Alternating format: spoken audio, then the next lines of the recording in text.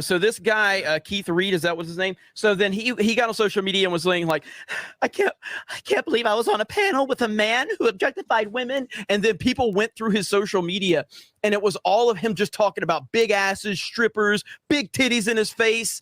And of course, you know, no one's heard from the guy again. So when I heard that guy on that panel, as a colleague, they're going, tell him, Frost, oh, it's weird. Dudes are jacking off to women. It's weird. I'm like, dudes are jacking off to fit women. That's so weird. It's the same thing as that goddamn Gillette commercial where that one guy's like, sees the girl walking by and he goes to hit on, and the other guy's like, bro. No fucking guy has ever done that in the history of dudes. No guy. You fucking hit that. Nobody has ever done that. Hit it. Like, come on. Ladies and gentlemen, we got him.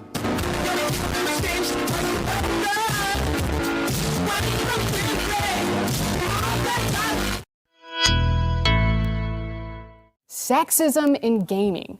In joining G4,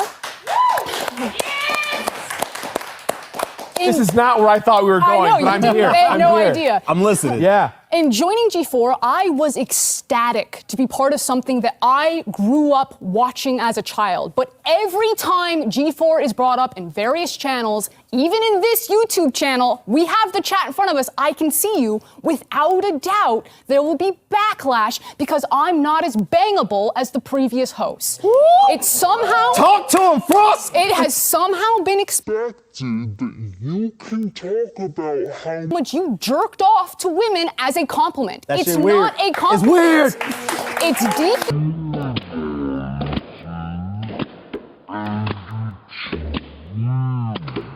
Women do not exist to be nice on the eyes for you. Morgan Webb, Olivia Munn did not exist to be nice on the eyes for you. Twitch added a hot tub streamer category. What'd you think about that? I mean, cool. It's separated like by category now, so it's easier to find. So you be watching that shit? No, I don't watch it. I be watching naked. Are we on the same website? Yeah, not. Well, what does the website have to do with me watching naked? Oh, you were watching naked. Yeah, I be watching naked with nothing but my Timbs on. Hey, she cooking, y'all. And that's just obvious sexism. If you're a child, put your hands over your ears. Ladies are probably not gonna like this. May God strike me down. Every woman that I've ever fucked told me they don't swallow. And every woman that sucked my dick swallowed. They be lying, bro. They be fucking lying. Because you know what? You tell them, be like, nah, I like my shit swallowed. And they do it. You'd be fucking surprised. He's not lying with some chicks be. And the thing is, I'm not calling those women liars. I think they didn't swallow the dudes that they was with before. But if you say it with like a very deep voice, nah, that's how I like it, she'll do it. You'd be fucking surprised. And then true story, I swear to God, and I'm gonna end the story because we're getting TMI. But I swear to God, this is, may God strike me down. After they do it, they always like, that wasn't that bad. Everyone says that shit. I thought it would be great. It wasn't that bad. I swear to God, you cannot make this shit up. These motherfuckers be lying, bro. They be lying. You said, laugh my ass off, facts. You just opened my eyes, and then you don't gotta ask no more. The key is stop asking and tell them. Tell them. And they say that, controlling and all this other shit, but it's literally in your biology to want to follow a man. The problem. And they say that, controlling and all this other shit, but it's literally in your biology to want to follow a man. The problem is a lot of you men nowadays, because you're raised by single mothers, you don't know your dad or you don't have no mentors. A lot of you are not very aggressive by nature. You have feminine traits.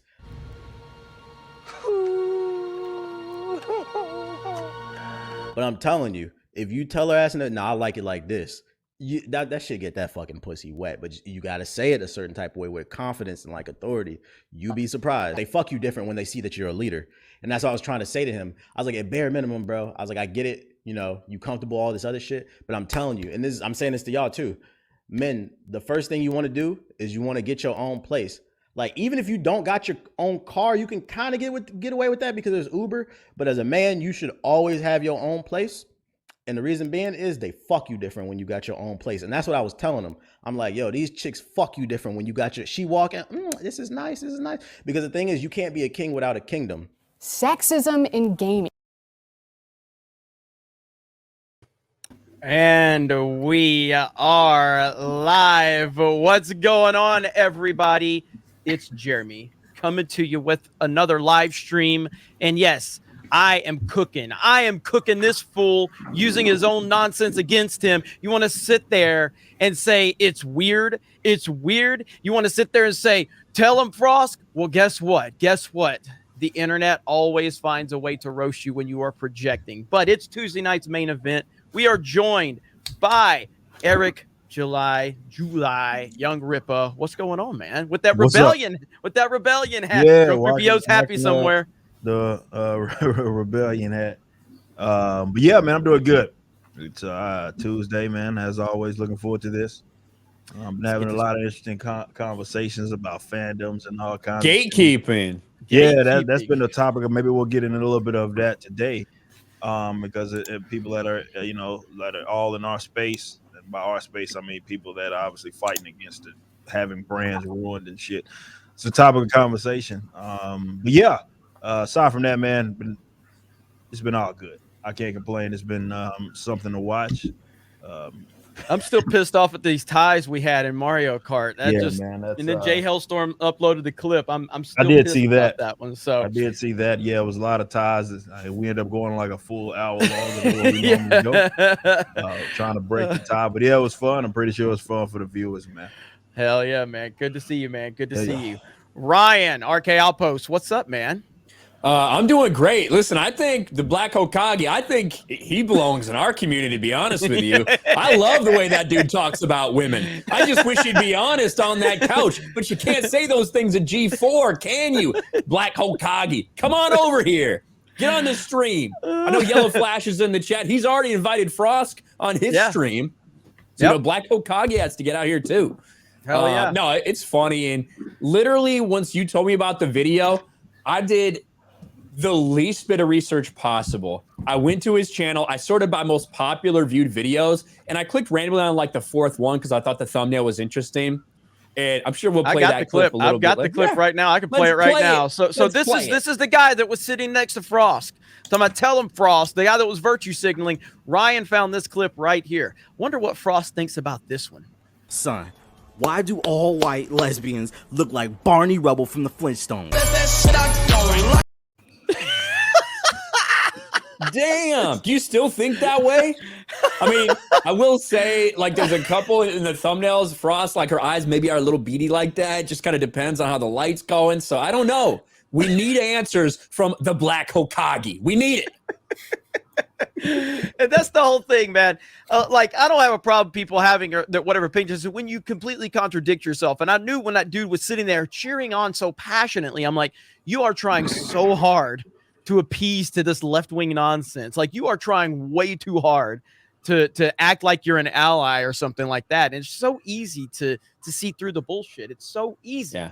It doesn't matter. Like I said it in my video, I don't care that he said that stuff. A lot of that stuff I think is funny. Like, I no fucks at all. The difference is when you're sitting there clapping on Frost as she's saying that because you find a woman hot, you're sexist, because of all this stuff, objectifying women, while he's doing all that stuff. One of those clips is like 8 years old. The others are just a few months old. This isn't ancient history. It's just the hypocrisy. These people always expose themselves. I have no problem with anything he said in terms of that. No. It's just point out the hypocrisy, and it's again, those that preach the loudest have the most to hide. No dude walks around worrying about like how other men, talk. Like you just associate, you kind of hang out with who you want to hang out with. You know what I mean? Like, oh, okay, that guy doesn't really, like I don't want to hang out with that guy, but he can do his thing. But when you get up there preaching about your moral superiority, it's an automatic red flag. And so, yeah, that guy completely has been exposed as a hypocrite. Epic Mike, how are you, buddy? God damn. Talk about showing your ass all over the internet. Literally, he was like, I watch it naked. I do. And the girl was like, cool. Why are we talking about this? And he's like, no, it's cool. Because, girls and stuff. Listen, if you're going to talk shit on the internet, you got to remember what you have said prior to the time you talk shit. You got to like remember your own receipts, because when you talk shit like that and then you try to, you know, pander to leftists and you try to pander and you try to, you know, virtue signal, you look like a fucking moron. Listen, if you can say whatever the hell you want on the internet, but if you say some stupid shit 4 months ago and then you come on and try to say the opposite later, nah, man, goddamn. And it's just gonna get worse. It's just gonna get worse. Like, it is. What the fuck, man? And now she's like, I guess she's now saying that she's willing to talk to anybody, all of the rage farming YouTubers, and everybody has responded. Me, Quartering, you know, Yellow Flash, right? Like, we're all willing to talk, but she responded to someone, and we'll talk about that here in a bit. What the hell is that? Ripa's dogs are killing each other. Nah, that ain't me. I'm muted. So that ain't me. That was Ivan. No, Ivan's got chihuahuas that are going crazy in there. They're ready for a Taco Bell story. All right, we'll get to Ivan in a minute. First, I know, Krista, you haven't been feeling well. So how are you feeling? I know you're a little under the weather. Everybody was worried about you. So how you doing? Well, I've been okay. Oh my god. I think I'm better now. God damn. That's silly, man. Go back to the other Fucking voice. silly. Go back to that other one. Hey, what up, Ripa? How's it going? I see you there, Ryan. I see you there. Sitting there. Can you say talk to him, Frosk? Talk to them, Frost. Oh god, the laugh is so bad. The chat is going insane right now. You're all so no, Crystal wasn't sick, but she has her voice changer. So I think you might have to use that throughout the night. Heck So yeah. that was she did it on Mario Kart last night for premium. And it was me, her, and Dan Vask playing with our premium members. And I had to tell her, stop using it. Like, it's freaking me out, because she was using a picture of Jay. And so she was trying to do the Jay laugh, do Jay's laugh in that voice. Right. Here's what she was trying to do. Ah! Wait, hang on. I gotta set the mood here. Hang on. Let me find a picture of him. This is weird. Ah! It's weird. Oh, good stuff. Hey, to all the people in the chat that were thinking about FAP, and good luck now. Sorry, You did Jay. this to yourself, man. I know we obviously have that audience, right? We have the audience that is, they're not bashful about saying who they jerk it to, okay? Unlike G4. We fully embrace all of you. You're welcome to jerk off to Ryan if you want. We have no problem with that I whatsoever. mean, we know they do. I saved that picture of him in that uniform. Solar Uranus. Sailor. We gotta. I'll show everybody a little Thanks for correcting me. when Ivan gets here. I'll show everybody what we got. Krista, you got that picture pulled up, right? Yeah, I do. Okay. So I wanted to kind of get into a topic that Ryan actually covered. We were talking about this right before we went live, and that's G4 and their Twitch channel. And it seems like they're botting. You did a video over there really well. You did really good on your channel. I think you kind of called them out because their views aren't that great tonight. I've been thinking about it for a while. I've been thinking about talking about it. And just to be clear, this is a theory, right? I don't have any like proof of anything. It's but just when a you put theory. all the pieces together, there's a lot of evidence to suggest that G4 is artificially boosting their Twitch views. There's a lot of ways to do that. You can illegally view bot, and you can kind of legally view bot in a way if you link it to certain websites. But with that being said, their numbers don't make any sense. A Twitch channel that has a little over 100,000 followers that is getting 30,000 views while playing Dungeons and Dragons, something didn't add up to me. I'm going to see if I can find, let's see if we can find where I go through it. We'll just play my video because I think that's really the best evidence. Yeah, I'm okay with that. Yeah, because I mean, again, it's just there's no interaction. Like when we go live, we might have like 150 people in our Twitch streams, and we have more interaction than their Twitch stream does. You know what I mean? It's crazy. Go ahead. Yeah, so this was a clip from my live stream. So I was really lucky it worked out this way. If it hadn't worked out this way, I probably wouldn't have posted because I would have looked like an idiot. But it happened to work out. So I thought it'd be interesting to do a little example. All right. This is what they had. They had 30,000 people watching, right?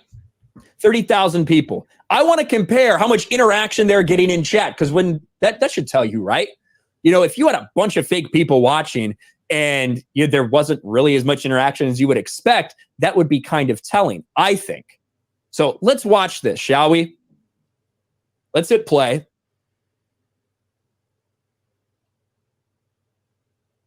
This And chat you just is see it. as you can see, maybe one comment every second. There hasn't been a comment in a while. Like, look at how slow this chat is moving right now. Look at how slow this chat is moving. Now, they are not on follower only. They're not on sub only mode. They're not even on verified users only mode. Anyone can come in here and chat. It's not like they did on YouTube. There's no restrictions. Look at this. No one is talking, but 30,000 people are supposedly there. For comparison, I haven't looked yet, all right? What do we have? Hundreds, 7. All right, Hassan is right here. 35,000 viewers for Hassan. I don't like Hassan. We're going to mute his stuff.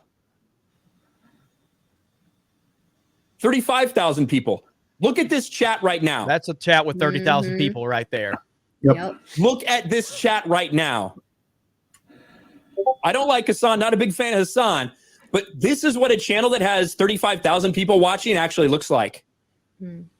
Yep. Okay?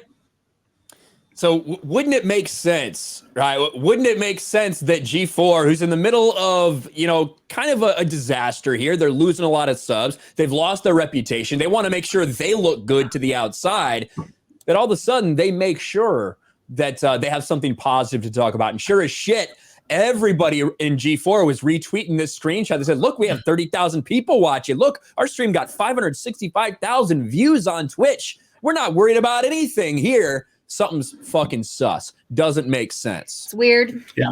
It's weird. It's weird. It's weird. And yeah, like that's just, at the end of the day, if you don't go after your fan base, like I think I would say generally everybody here was fairly excited when G4 returned. You know what I mean? I was like, hell yeah, that's cool. You know what I mean? I was like, they got a ton of, love on Twitter, ton of responses. And I think everybody here was kind of like, all right, cool. Because G4 was a big part of, when we were younger, everybody was happy that G4 was returning. But they've done this themselves by attacking their fan base, their entire fan base. When you do that, that's what happens. So you put yourself in this position. Speaking of people that are here for the fans, it is George, the Giant Slayer. What's up, George? How you doing, my friend? How you doing, my friends? Hey, George. How you Just doing? talking about these clowns over at G4, and talking about how their chat with 30,000 people was moving like a chat with 100 people in it. It was very, very suspicious. But good to have you here, man. So thank you for having me. How did are you y'all hear? doing? Did you hear Krista she's feeling under the weather? Did you hear about that? Yeah, I was listening to it. Dresses Okay. I almost wrecked listening to it. Hi, George. Nice seeing you here. That's so creepy, dude. It is. Man, Krista sounds like she just got cast in the new Batgirl movie, honestly. Oh man, that's good. That's fucking good. That's good. That's good. Oh my god, this is a way to start off a week. I'm telling you, this is the perfect way. It's like I've been fighting a cold all weekend, and I was like, this is it. So how are y'all all doing?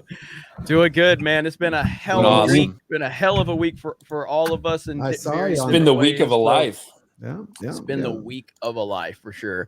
But yeah, so that whole Twitch thing with them, I mean, again, there's something up with that.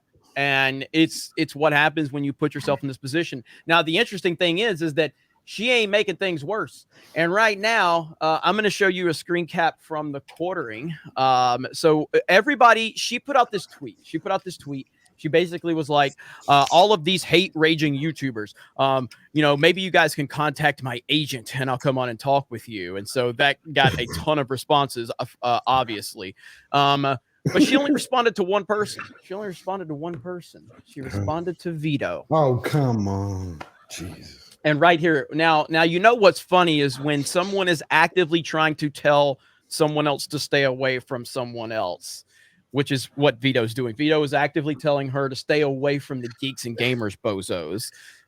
Like that just shows you how insecure these people are. You know what I mean? And I don't know what the hell is actually going to happen with this.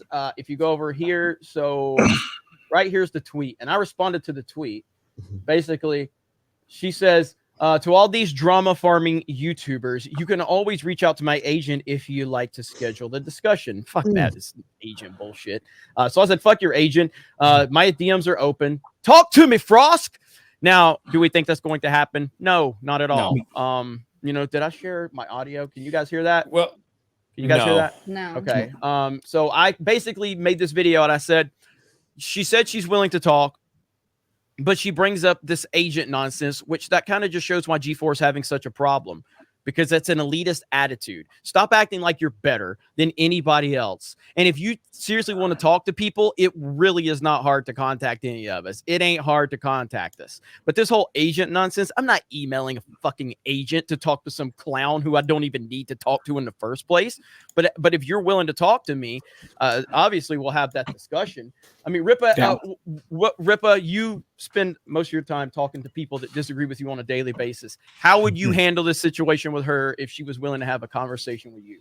Oh, I'd love to have her. I mean, we wouldn't even have to do it on the show. I mean, I've had plenty of instances where we've brought people on, and I just say, "Fuck it, let's fire the stream up, and let's just have a discussion, an honest one." So I'm always open to some shit like that. I get a kick out of that because often, like what happens with these types is that they really aren't even used to, nor are they actually ever accustomed to having discussions with people that are on the, let's say, opposite end of them on any given subject. Their idea of who they think someone is like it's a meme, and a bad one, because leftists can't meme anyway. So they have this weird vision of how they think you are. And so when they actually are forced to be direct and have to atone for the things that they've said, have to be responding on their toes, often these guys don't know what the fuck they are doing at all. So it's going to be very she's of course going to be very selective in who she's talking to. She ain't going to be talking to fuckers like me. That's for sure. So it's going to be interesting to see what comes from this, but I wouldn't put too much stake in her saying that. I don't think this is a situation where she's like, well, yeah, I'll talk to fucking that. I don't think that's what's going here. It's like, it's what we call it down. She's gonna talk to a couple of softballs, and then she's gonna try to use that to go, look, I talked to these people. And she'll talk to one of these bad actors and shit who say we're bad actors when we know who they're talking about when they use that sort of terminology, but they're not gonna talk to us. And often when they do, they make themselves look like dumbasses. So I mean, can you really blame them? To be completely honest, would they go and make a fool of themselves, having to actually have a discussion with the people that they feel are their enemies? Yep. Ryan, I know you had something. Or go ahead. That's what, whoever wants. I was just gonna say, I also noticed in one of her conversations with somebody, she was like, "Heck yeah, I'll even go on it. I'll even do it pro bono." Like, so even that part of it, she's like, "So I'll even go on there for free." Like, she's doing you guys a favor and not charging you. I'm like, who's gonna go? Yeah, I'll pay you money to come on my stream, talk to me. Like, man. That's the thing. I'll make money by talking about her without her coming on. That'd be pretty easy. That's the thing. It's part of it is definitely her trying to make a business opportunity out of it and go, cool, look at all the money I just made, because she already did it. Rippa called her out for it. A bunch of other people called her out for it. She's like, look at how popular I am on Twitter. Look at how many followers I've gained. I'm like, that's because they want to catch your stupid shit when you say it. Like, Twitter followers don't translate to you. Like, look at your fucking G4 channel. They're losing subscribers. Yeah, like I've said before, man, people need to retire. It works. I mean, I think everybody here that is a creator in our space has mastered the art of, like, using, be it bad press or someone says something about us that's false, and then we turn around and create content out of that. But I've never loved the term like all publicity is good publicity. As someone that's in the fucking music industry, that's fucking bullshit. Bad publicity can completely fucking ruin your brand, and it's not obviously working for G4 because we've seen that they're bleeding fucking subscribers, and people are less hyped than what they were before. And this is what the people that appeal in comic books are having the same problem, or they're having to wake up to the same issue, is that the folks that are generally like retweet your shit, because you said something maybe that they liked that goes against, I don't know, again, their ideological enemies. They're often not like viewers, like consistent viewers. They're not usually paying customers. Like those guys it's a very unreliable demographic, which is why it's kind of hilarious that a lot of these mega corporate entities have banked on that audience being who they want to appeal to when they're completely fucking unreliable. We've seen this. Like, just because you get likes and retweets and shit does not often mean, at least for your larger brand, sometimes you can turn it into a monetization. I do it all the time, but not, if you don't know how to finesse that, then yeah, that shit can completely ruin you. And it's just an unreliable demographic. That's different. Like when we do it, if Jeremy, makes a tweet and then someone says something about him and he makes a video about it or makes a live stream about it, that's monetizing your haters. Yeah. She's not making money off Twitter. Bragging about gaining 6,000 or 8,000 followers, all because people saw her in a video that went viral, and a couple people with pronouns in their bios who don't play video games, who have no idea what it's really talking about, give her a fucking follow. That means nothing. She's trying to make it seem like, oh, this is really well for me. I'm doing really good because of this, while the brand is suffering. There's a problem in there in and of itself. Yeah. But yeah, the people that want to pretend like all publicity is good publicity, I think they're fucking retarded, honestly, because same here. There's people, Rippa, you know this, that will say, why are you even talking about that Superman comic where he gets fucked in the ass? Why are you even bringing that up? That's just publicity for them. No, it's not. Me making a video that gets 35, 40,000 views, 99% like ratio, bashing on a company, exposing what a company is doing is not good for them. And what happened? You covered it. I covered it. What happened in December, according to the sales to that book that they did that fucking tanked. Absolutely tanked.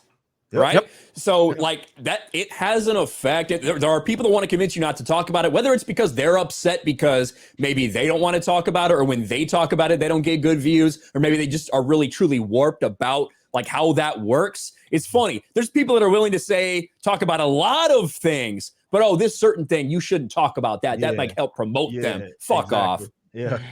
Yes. And yes, that is the real Chris Gore. Okay, everyone, that is the real Chris Gore. He's here. That is him. Go ahead. Is that his only comment? It is the real no. He's been in there. He's been in there. Go ahead, Ivan.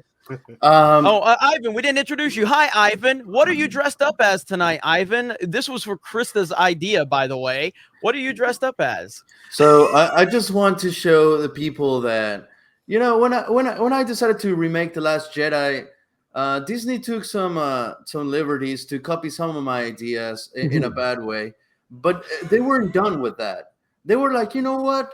Let's not only leech off of his intellect, but of his likeness. So they decided to make a character based on this sexiness, hotness burrito, and Krista, this is what happened. I was the 15th person that told you that you look like him. Apparently, according Let to me fucking tell you. Let me just tell you for a goddamn truth. Let me He tell even got you. the rat. Look how committed he is. Look at the Grab the rat fucking nose behind on that dude. But where's the donkey of truth? Hey. No, you see, they even got it right. Instead of a donkey, they Are you wearing brought a those? freaking rat. I do have them. I do have them. Put your feet on the Look how screen, like please. high one of the pant legs roll, like he's in a gang or something. He is. Just FYI, because he is. Ivan. No, but like, let me tell Patos you. locos. Freaking arthritis on my hands. No, but like, in the span of 2 weeks, people that haven't talked to me in years message me just to tell me that I look like the fucking Bruno. So in the spirit of today's night, I'm gonna say, Bruno, Bruno says no to G4 Elite being such a dumbass, because G4 Elite like drunk aunt at a quinceañera, you know? She's making a fool of herself, trying to get with the nieces and nephews, trying to still be cool. Guess what, auntie? You're uncool. You're not cool anymore.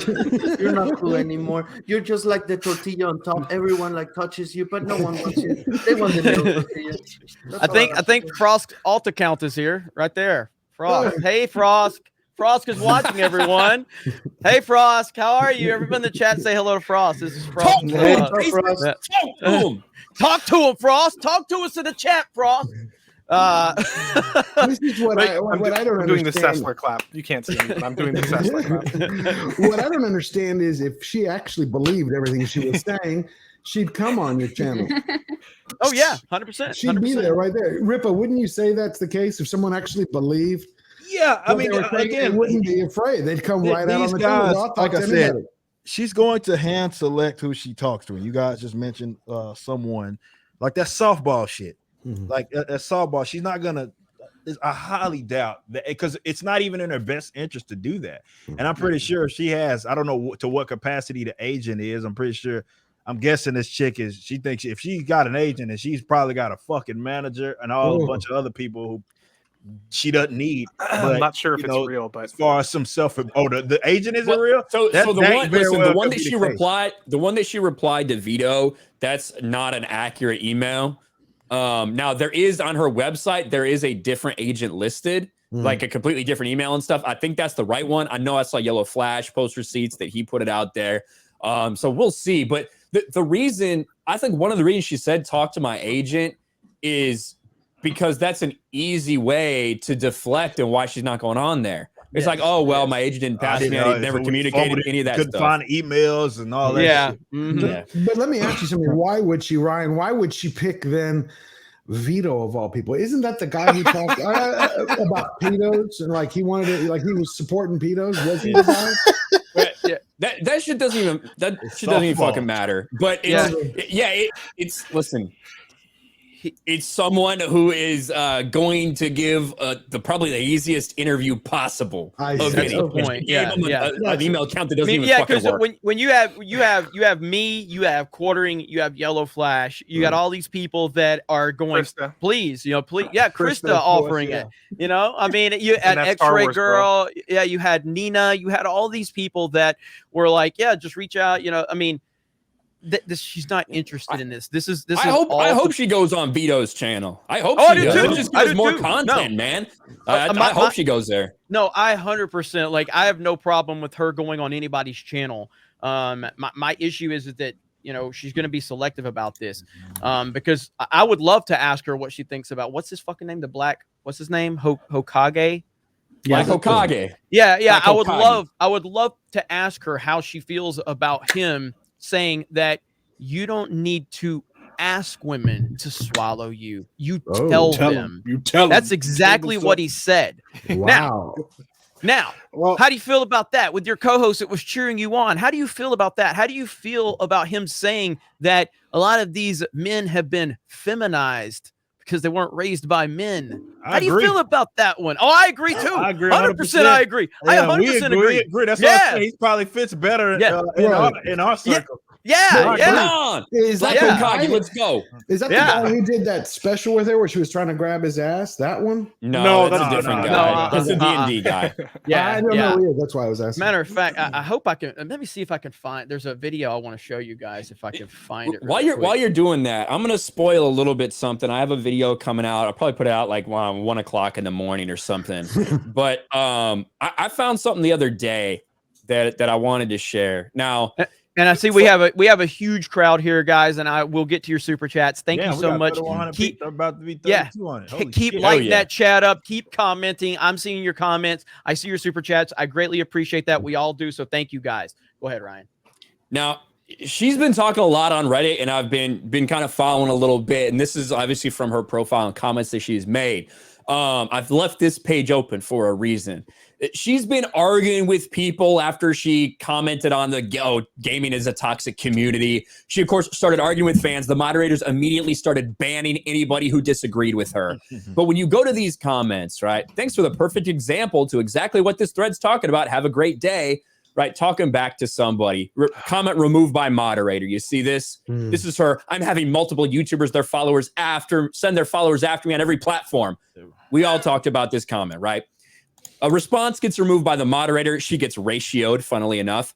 She says, thanks for the perfect example. Well, when I go back, I can still see this comment here from her.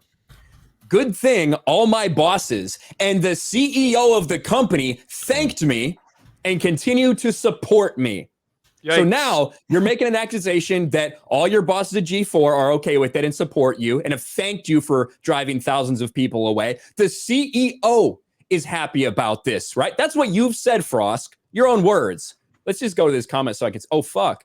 Comment deleted by the user. That's weird, Frosk. Did someone say something to you? Or what? Two things, right? Either you're a fucking liar, which I wouldn't doubt in any way, shape, or form, and you said that shit when they haven't actually thanked you, they haven't supported you, anything like that. Maybe they're mad at you, but you said it to look good. And maybe you realize you might get a little bit of blowback. Maybe if someone said, fucking delete that.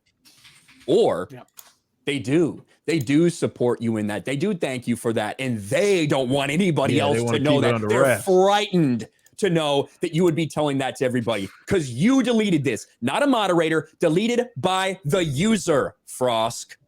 That's interesting, isn't it? Could it be that maybe she was just so insecure that she responded to defend herself in like the immediate moment and then felt awkward about her response because it does read poorly and then she just deleted it? She deleted it because she realized it's a really bad look to implicate all of her bosses at G4 and the CEO of the company that they're all okay with her attacking fans. That's why she deleted it. You know, I think G4 needs something. It's from the motherland. From the motherland, there's ways that we raise people, and we raise them to be good members of society that build walls all the time. This is what she needs. She needs the chancla. She needs the chancla. Like chancla. Yeah, I've heard. Is that sandal in Spanish? What is that? Yeah, it's sandal in Spanish. Although we call it just chancla. Like, you know how you fear the boogeyman? Right. You fear the chancla. Yeah, but you know the Greeks invented it, right? No. If you want to jerk off to me, that's fine. I don't care. I'm not gonna hate on you guys for objectifying the hosts, okay? Hey, I got one. Okay, so Black Hokage. It sounds like you fit over here on the Geeks and Gamers side. So right here, okay, right here. Here we go. Here we go. Want to be an artist and want to stay a star. Don't want to have to worry about the executive producer trying to be all in the videos, all on the record, dancing. Come to Death Row. Sexism in gaming.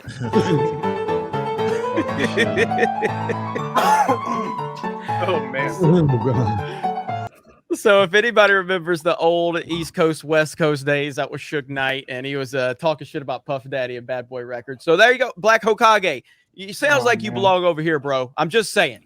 saying. But this on a serious note, like that can't be a comfortable thing, right? Because obviously it's not him. I think the more, I'm not going to call him authentic, but I think if there is to be an authentic version of him, that's the videos that we just watched. That's him unfiltered. That's just who he more than likely is. The G4 shit is a front, right? And it sucks to see so many people go down that sort of pipeline where they're like, yeah, they're willing to go to somewhere where they have to be putting on a fucking front in order for them to exist in that space. And that's gotta be uncomfortable. Not only on camera, but I'm sure they have to put that front on off camera. Absolutely. When they're interacting with everyone, which is even more awkward. Yeah. You know that's not who you are, but you put up with it because I guess he found G4 valuable for whatever reason. And that's like, dude, it's just not a way. And I encourage people all the time with this and individual content creation. The thing I love about what it is that I do, I get to say whatever the fuck I want. And honestly, I don't answer to fucking really anybody aside from, you know, my customers in any given capacity. But as far as Lady Ripley, yeah, obviously, that's the ultimate person. You know what I mean? That if I am to answer to someone, but like I say what the fuck I want, and it's liberating. It's liberating. That doesn't mean I'm gonna have the biggest following. That's not gonna mean that I'm not gonna say something that someone takes the wrong way or they are pissy about it. It rubs someone the wrong way. Like that's fine. But at least I get to be me. You know what I mean? And it's just it's very liberating to be able to have us, you know, some sort of economically, you know, you're sustainable in that sense. And you get to be yourself. Also, that's liberating. Why do people do this weird also, shit? when you do that, you get to have the freedom to disagree with your own side and have friendly debates about Absolutely. like, certain issues. Like you've said stuff that I slightly disagree with. Everybody here probably has disagreements on certain issues, you know, comics or whatever, or politics. 100%, we do. But on the on the G4 front, like they have to be lockstep, and it's got to be so awkward when you're faking your personality in front of your like colleagues 24/7. That's why, and I hate to get dark on this shit, but it's true. And I've covered this before, so people that watch my shit know this isn't anything new.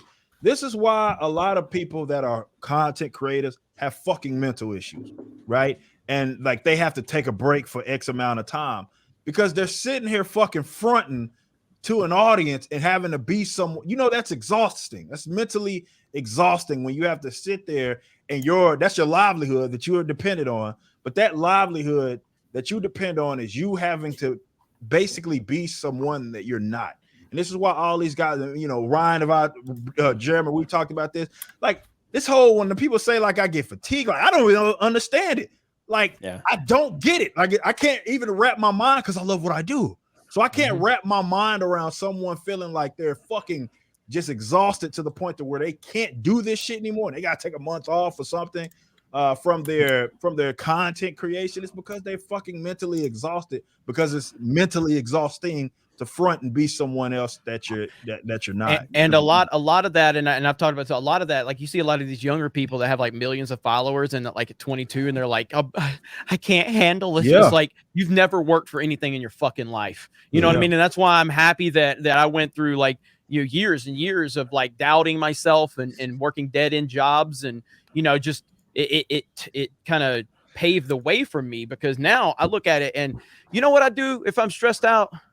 Play a fucking video game on a stream. And I'm still working because that's my job. You know what I mean? Cool, like, right?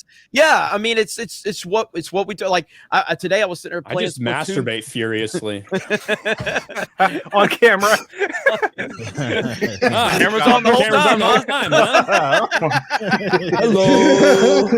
Let me tell you, that was the weirdest Fortnite Twitch stream I've ever done. Oh man. Well, something we talked about last week was the fact that, you know, there's like these almost like perceived, we were like almost, a lot of us were trained that there's these brass rings we all had to grab growing up, or like even when, you know, YouTube started becoming a big thing and these YouTubers were starting to be big, or Twitch streamers and stuff, they were all like, I think a lot of them were taught like, you know, going mainstream is like the brass ring you got to grab for legitimacy. And I think it's still something that people are learning, because, you know, you do have people that are extremely entitled that are doing streams and stuff like that. But a lot of times, you know, that all that pressure that they're experiencing is all external, because they no longer have agency over themselves. Like, you should be able to go into a position like working with G4 and be able to be yourself because they brought you on because you are yourself. Like, but the fact is, a lot of times their personalities, they're not real, they're faking it. And a lot of these fucking actors in Hollywood are faking it, and people will tell you right to your face, none of those people are real, and none of those people behind the scenes are real, you know. And it's why they all talk the same and sound the same, they all dress the fucking same, and they all go to the same events and act the same way at the events. It's unsustainable. And I was gonna say one of the I think of the best example, because he was at the top for so long and still is at the top, is watching somebody like PewDiePie do what he does on YouTube and watching all the shit that he's gotten. And whenever he stepped away, it's always because of a bunch of external pressure that he's gotten, because people are calling him a racist, or people are saying he's this or he's that. And those are the times that you see him disappear for a little while so you can take a break. But other than that, the dude's on fucking every single day doing this shit. Every day. He's been grinding every day for years. And you're going like, man, this guy's worth so much money, but he does it because he loves it. Like, it's not a job. He loves it. Yep. Because he literally has no monetary reason to do anything on YouTube. He hasn't for a long time. But here he is uploading random videos reacting to the reality television and shit just because he finds it funny. You know what I mean? It's because he loves what he does. When you love what you do, it's not stressful. It's just not, you know. Well, and also, there was another point I wanted to make before we got super far away from the topic, but we actually saw, like, on Twitter, a few weeks ago, or like, I don't even know if it's almost a month ago now, a content creator who is a leftist, who is on that side and involved in all this shit, handled themselves extremely well with the creator of The Witcher, Lauren Hisrich, who started a dialogue with fucking Quartering and got so much fucking heat for it. I mean, she got slammed. There were people telling her that their life was ruined and that they could never watch The Witcher ever again and stuff. But she was like, hey, I'm going to have a dialogue. And then my favorite part about it all was she still was like, I'm still a fucking leftist. I still believe the shit that I believe, but we need to have conversations. And then never threw the Quartering under the bus and was flat out like, you know what? Maybe I'm not going to have these conversations on fucking Twitter because you guys can't handle it. Yeah. But like, I'm going to still keep talking to him. I'm not going to stop talking to people that think differently than me just because you guys get so butthurt about it. I mean, obviously she was a lot nicer than that about it, but like the fact that you could say my life is ruined because you talk to somebody that I don't like on the internet. It's like, it's fucking insane. Or the fact that you can tell the fact that you can like tell a woman that her own life is ruined for time, and she's like, "What the fuck? Dude? Like, stop mansplaining. I can do what I want." They're gonna convince you. You know, you're gonna become a right winger. It's like she has agency. Let her use her own brain. It's just fucking nuts, man. But I personally think it was all part of Quartering's plan to tank Netflix stock so we could have more videos to make. That's what I think it was. Bold move, Jeremy. Bold move. I'm tired of making Netflix memes. Go ahead, George. I know you had a point to make. No, what I wanted to say is, as I've started to put together the Boba movie, there's been people I've been talking to, some who've been really, really helpful. But one thing I've discovered is that I'm finding, like, I was talking to a couple of actors and, they started telling me their politics, and I'm like, okay, so if I give you the job and I don't like your politics, what are you gonna do? One was like, really? Oh, what do you believe in? I mean, that was literally what I was like, what are you talking about? What I discovered is that Twitter, it's kind of changed my opinion a little bit. Like, I kept thinking a lot of these people are really into the message. And when some of them that I started talking to, when you get down to it, they really want the air. I mean, they want to be noticed and be seen and recognized more than anything else, probably air. That's about it. Air and then recognition. I mean, they will sell their mothers out for recognition. Yeah. And I think Sessler will tell his family to die. Yeah, what's the name? Republican. Dude, I just saw, y'all see my previous retweet of what's the name? Robert F. Kennedy's wife throwing his ass under the bus. Oh yeah, that's just fucking insane, man. I know. Wow. That's fucking weird. And she's obviously a Hollywood. She's a Hollywood type. But think about it. That's what I'm saying. Is Twitter and social media feeding their beliefs, or is it they're just constantly going for whatever is going to get them the most attention? That's what I started noticing, that a lot of them, again, from only a couple of weeks, a lot of them are just throwing gas on a fire just to get recognized. Anyone think about that? No, I mean, I think it's a combination of both, but I do believe that a lot of people have positions that are socially convenient. Those are the positions that people often take publicly. This is why I'm always emphasizing like culture and how people that are not these leftists should, be engaging in this shit in order to try to change the tide on that sort of stuff, because a lot of these people only hold the position because it's socially acceptable and it's socially expedient. I've seen this in the fucking music industry, being involved in like the metalcore scene. Like, I've seen all that shit. Like, it's just people have, the minute like let's just say in our lifetimes that the pendulum culturally, or at least in subcultures that we're involved in, starts to swing the fucking opposite way, you're going to see a lot of the same people that you think of as deranged leftists fucking act like they're on the other hell, act like they've been there the whole time. Yep. They're going to do that because at that point it then becomes socially acceptable for them to do it. Right now, it's not socially acceptable for them to basically be anything other than a fucking raging leftist. If they're raging leftists, you're not going to see really any sort of punishment. This is why, of all the fucking most hilarious things that I've seen, like guys say, I don't remember y'all will know better than I do, the black dude in the Star Wars universe. John Boyega. Yeah, when he's like, I'm like acting like he was putting his fucking neck on the line or some shit by going out there and marching with his fist in the air saying Black Lives Matter. I'm like, come on, bro. Like, that's the most socially acceptable position. Your job is never going to become under threat by saying Black Lives fucking matter or anything like that. But that it's just socially expedient. That's where it a lot absolutely of people is. are. It's weakness, and Ripa's not gonna say it, but I'll say it for him. Ripa's like one of the most ballsy dudes out there, because guess what? He'll tell leftists to go fuck themselves, and he'll tell MAGA to go fuck themselves. You know, he's like, y'all can both go fuck yourself.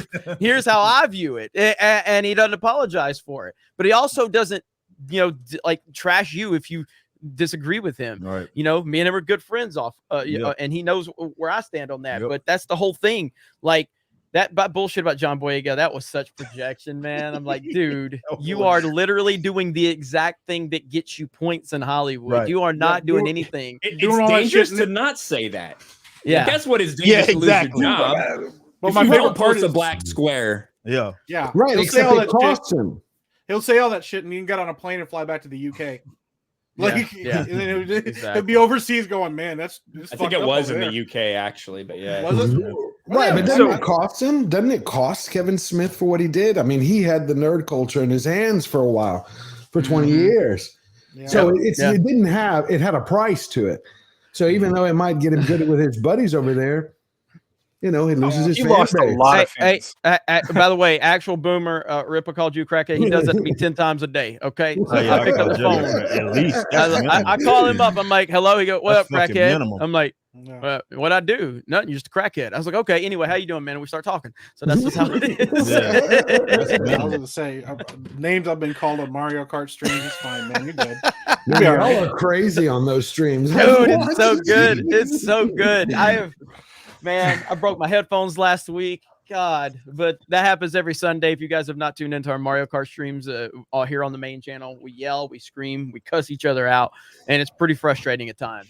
But yeah, this is we're over 3,500 people. That's awesome. It's a number. That's the second biggest crowd we've ever had on this show. So, so thank you for that. The biggest crowd we had was like the Kyle Rittenhouse, post Kyle Rittenhouse. We had Robert Barnes and Ricada. Yeah. So, but yeah, this show just continues to grow every single week. And, you know, we will, like, people keep asking, like, who's a guest? Like, we're just trying to build the panel up. And I think we've got our consistent panel. We'll get into, like, if you go back to Friday Night Tights and how, you know, that kind of developed over the years, it's like it slowly kind of moved into the guest thing. And I was doing the guest stuff, but it was forced. You know, I want this to kind of come together with the panel. Let us kind of get our chemistry and our flow down, and then we'll start working on guests. I mean, I could bring somebody on every week, but the bottom line is to entertain all of you. And again, I see your super chats. You guys are lighting it up. I will get to those. Ryan will start reading those here in just a few. But thank you guys for the support. Thank you for liking the video, sharing it out. Let people know we're in here. The more you comment in this live stream, the more it bumps it in the algorithm, makes it more visible. So you're helping. Krista will keep, putting the poll in the chat, and you guys can, vote on whatever she puts out there. Krista, you didn't say hi to Lofty. You've been feeling really sick. Do you want to say hi to Lofty really quick? And the chats. Hi, Krista. Hi, Lofty. Oh, God. I hope you're doing good. My voice. You don't recognize me? Oh, man, that's good. Talk to the chat, like a horror Krista. movie villain. Hi, chat. I see everybody in chat. Hope you're all doing good. You guys want to hear a beep? Beep. We just need a knife now and a mask. is so bad. That laugh is so creepy. Oh boy, that's Gosh, it good. sounds like Ursula. Actually, Chris has been using a voice changer this whole time. This is her actual voice. No, no, I've heard Krista. Oh, that's good stuff. All right, Ryan, you want to run through some of these super chats? Yeah, you call Do you them have it pulled simper up? chats. I like that. Simper chat. Yeah, either way. I do have some pulled up. I think we might have missed one in the very beginning, which I'll get back to. But Spider I can Limited get for to that 5. one. I can get to that one right now. It's from Brown Gaijin says, to all the Geeks and Gamers haters, your boss means nothing. I've seen what makes you cheer. Every breath I take without your permission raises my self-esteem. So that's to the Geeks and Gamers haters from Brown Gaijin. Appreciate that. Damn. Hell yeah. Hell yeah. That's awesome. Spider Limited for 5. Has anyone attempted to make a music video of Ryan in The Village People singing "In the Navy"? Thanks for the idea. The Paranormal Soldier for 5. The director of the Gillette commercial was directed by a feminist. I got one thing to say about that, Ryan. This is not okay. It's just not. I am never going to stop using that. I'm never going to stop using that. So pathetic loser. Gerald Armstrong for 10 says, ready for the monkey variant, boys? Yes. Yeah, I don't know if you guys saw that, but in Pennsylvania, there was a crash with 100 monkeys that were evidently, I think they were actually being used for some sort of lab shit. And some of the monkeys escaped, from what I understand. Smokes. Really? I live here. Yeah, it's like an hour from where I live. Basically, they escaped. They escaped. Some woman stopped to help them, and now she's not feeling well. And the CDC just put out. Stuck her hand in one of the cages. Yeah, so the CDC just put out a warning saying if you came into contact with any of them, seek immediate attention. That's a quote from the CDC. Seek immediate. Just gotta put what it did down. they say? So what are they taking a Dustin Hoffman movie, Outbreak, and they're just like taking the script from it? No, it's fucking Planet of the Apes, bro. 28 days later started off with monkeys. This is gonna be like all of a sudden we're gonna get a broadcast. Caesar is home. Well, you guys saw 28 days later, right? That was a monkey. Yeah. That was a monkey infection or ape infection. I can't remember. It was a monkey, I thought. Yeah, That's monkey. crazy. That's like that one that happened like in 2020. Some guy, a fucking monkey walked in a lab and grabbed a vial of shit and ran out the door with it. Yeah, I remember that. The only positive thing from these monkeys that the ones that got away is they won't be tortured by Fauci. That's the only positive that came out of it. Valkyria Winter for Aussie, $20. Sorry, but Frosk is more bangable than Jeremy. But hail to you and hail from I think from down under. Enjoy your night as I game out with 3. For I am not done and the show must go on. Get ready for a raise for Friday Night Tights. Thank you, Valkyria Winter. And Frosk is more bangable than Jeremy confirmed. I have one response. Disgusting. Disgusting. There you go. She has those 2 buck teeth that are bent backwards. You gotta put a bag over her head. I'd fuck Frost before I fuck Jeremy. Of course, I'm talking about Frost. She's not. I got one thing. Yes, Ryan, that was a good comment right there, Ryan. That was a really good comment right there. If Jeremy shaved, I'd think about it though. Navy, man, it's that Navy. I'm telling you. Yeah. 200 sailors go down, 100 couples come up. Gerald Armstrong for 5. You hear that Alex Jones testified in the January 6th committee. He pled the 5th over 100 times. I did hear about that. I wouldn't talk to those fuckers either. Fuck them. Yeah. Don't give them whips. Don't give them anything. Right. Yeah, everyone on Twitter saying that he's it's evidence that he's guilty because he pleaded the 5th Amendment. No, that's not how the fucking 5th Amendment works. There's video of him telling people to not do anything. Yeah. It's out there. He's telling people to behave, and they're going to use this against you. Don't do it. Right. It's whatever, man. It's Twitter. So It's your right. It's your right. That's the purpose of the 5th. yeah. So I mean, it's just look. People are going to hate him no matter what. He's. I think he'll be okay. He's a big boy. He can deal with it. And we all know the people that are talking shit about it will be the first people to piss their pants and narc on everyone. They'd narc on their own moms if they were standing before a committee. Yeah, definitely. Oh my gosh, I just got an interesting. I just got that DM of the China in China where all the black basketball players are showing up. Oh China's man, a very. those boys was dropping bombs, huh? I know They was Yeah. dropping fucking bombs over there, man. Like, god damn. Yeah. 25. I said that I think they were just the reason LeBron James didn't acknowledge is because they were actually saying Uyghur. That's why LeBron hasn't said anything. He doesn't want to talk about the Uyghurs. All right. Mike Hill for 10 says Tessa Thompson said the one thing that will be focused on in the new Thor movie is her character's LGBTQ relationship. I know Jeremy, you had wanted to talk about that earlier today. I didn't right? see that, but that's content for tomorrow. Oh yeah. Y'all need to send me that link. It's Bounding's got it up. All right, pulled I'll up. check it in the morning. Yeah, That's easy content. That's the show. Show topic number one. And that whole film is going to be a disaster. And I say that like Christian Bale's my favorite actor. I think he's crazy as fuck, but I think he's going to be completely ruined. Like it's going to be so bad. This film is going to be trash on so many levels. And yeah, it's something we'll probably get into a little bit later. But I know Bounding has an article on it. So just absolute trash. By the way, I forgot to put this on, but I want to give a shout out to someone. Jeremy, someone don't that's put him- awesome. Here we go. I got this today. Sent to me by Sydney Watson. Woo! Look at chicken. There you go. Yeah. If I can hold it up. That's awesome. There we go. Heartfelt. So mods, if you can go over to Sydney's Twitter account, I'm sure she's got links to that. Feel free to drop the links. The heartfelt though. We love Sydney Watson. She's great. Man, the one person who loves Frost and will probably bang the fuck out of Frost or let himself get banged by her in the ass is Jack Murphy. Like, I mean, come on. That feels painful when you say it. It's bad. Ryan. This is not okay. It's just not. Do you guys chat? You guys want to have the full? Do you guys want to have the full context of that? Let me know because I'm sure a lot of you have no idea what that is. You're gonna corrupt that video file if you play it every time I say something inappropriate. It's so good. It never gets old. Rippa knows you got constantly new people coming in and yeah, you always got to repeat in. You gotta learn that in radio, shit. man. Yep. But yeah, so basically that's a clip from when was it Jacob Blake when Jacob Blake got shot, and then on ESPN was it Jacob Blake? I think it was. It was one of the career criminals that got shot for doing something wrong.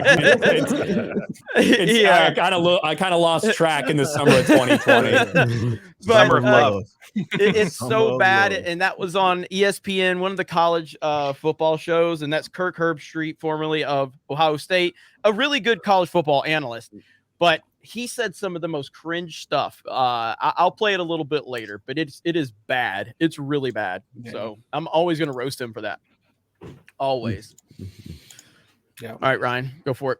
Or no, hold on. We'll get a couple more, and then we'll talk. Yeah, get a couple more if you got it pulled up, and then we'll move on. So Pie Guy for $5 says Black Hokage, or now this was his YouTube name before. This is a YouTube name.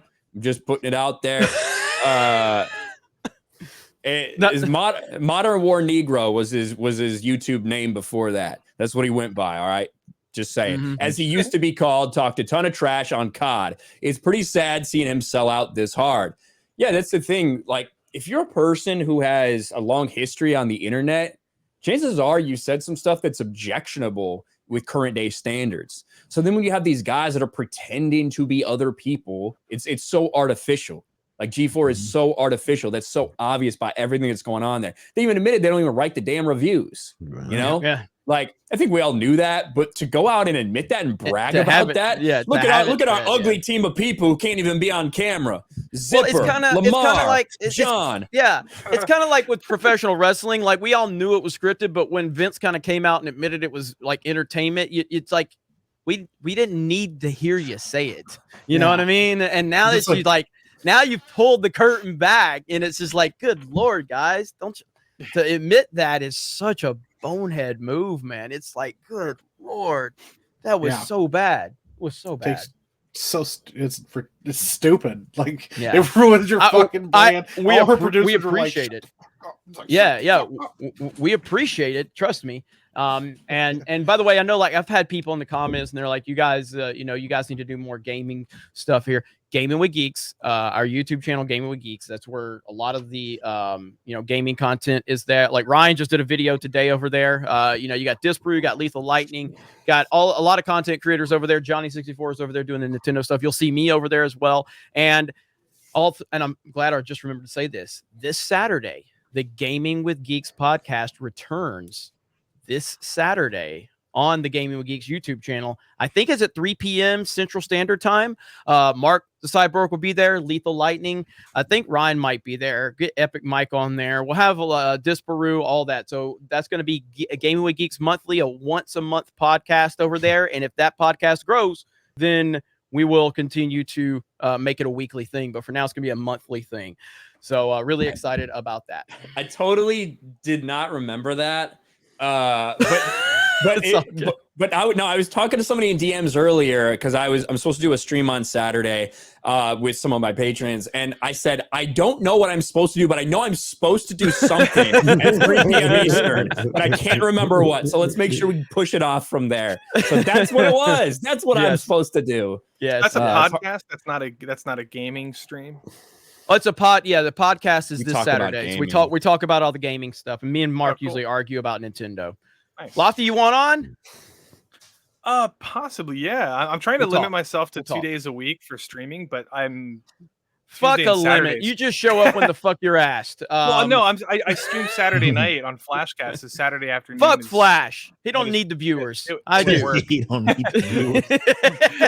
I'll beat the brakes off It's of a Flash. I different don't give time a of day. fuck. I'm good. So- I'm good. I think I can probably make it. Yeah. No, it's all good. I'll hit you up. But if you do want to play on some of our gaming streams, I'll talk to you about that. So we got one Thursday for premium members. We're playing Splatoon 2. And I can't wait to see Ryan play that. No, he's not playing. But I'm not fucking playing that. Jesus fucking Christ. That is Oh, you not gotta. happening. Do it in your man voice. Cute. This is exactly how we talk to you. You think that makes Sounds me like want to it's play all- that? You think that makes me have any interest in playing that game? I don't know. It's so bad. It's so Sorry, bad. All right, I'll Krista. stop. No, go. Talk to the chat. I'm giving you full screen in the deep voice. Go for it. Hi, everybody. How's it going? I don't know what else to say. So bad. No, it's not drugs. It's not drugs. Don't forget that, okay? How many people just screenshotted this stream? They're like, We just lost 1,000 viewers. All right, Chef Easy does it for 20. It's weird that Frost thinks you need to contact her agent to have a conversation. Her agent should be contacting all of you so she can apologize for all the comments she's made to that community fan base. Listen, literally all of our DMs are open. Like she could reach out to anybody, and we'd all love to have her on the show. Again, and I'm just gonna. I'll play this clip right here. This is exactly what I said, and I 100% stand by this. I don't believe she has any interest in talking to me. Okay, I don't. No. I don't believe she has not. I don't believe she has any interest. But for the record, this is exactly what I said.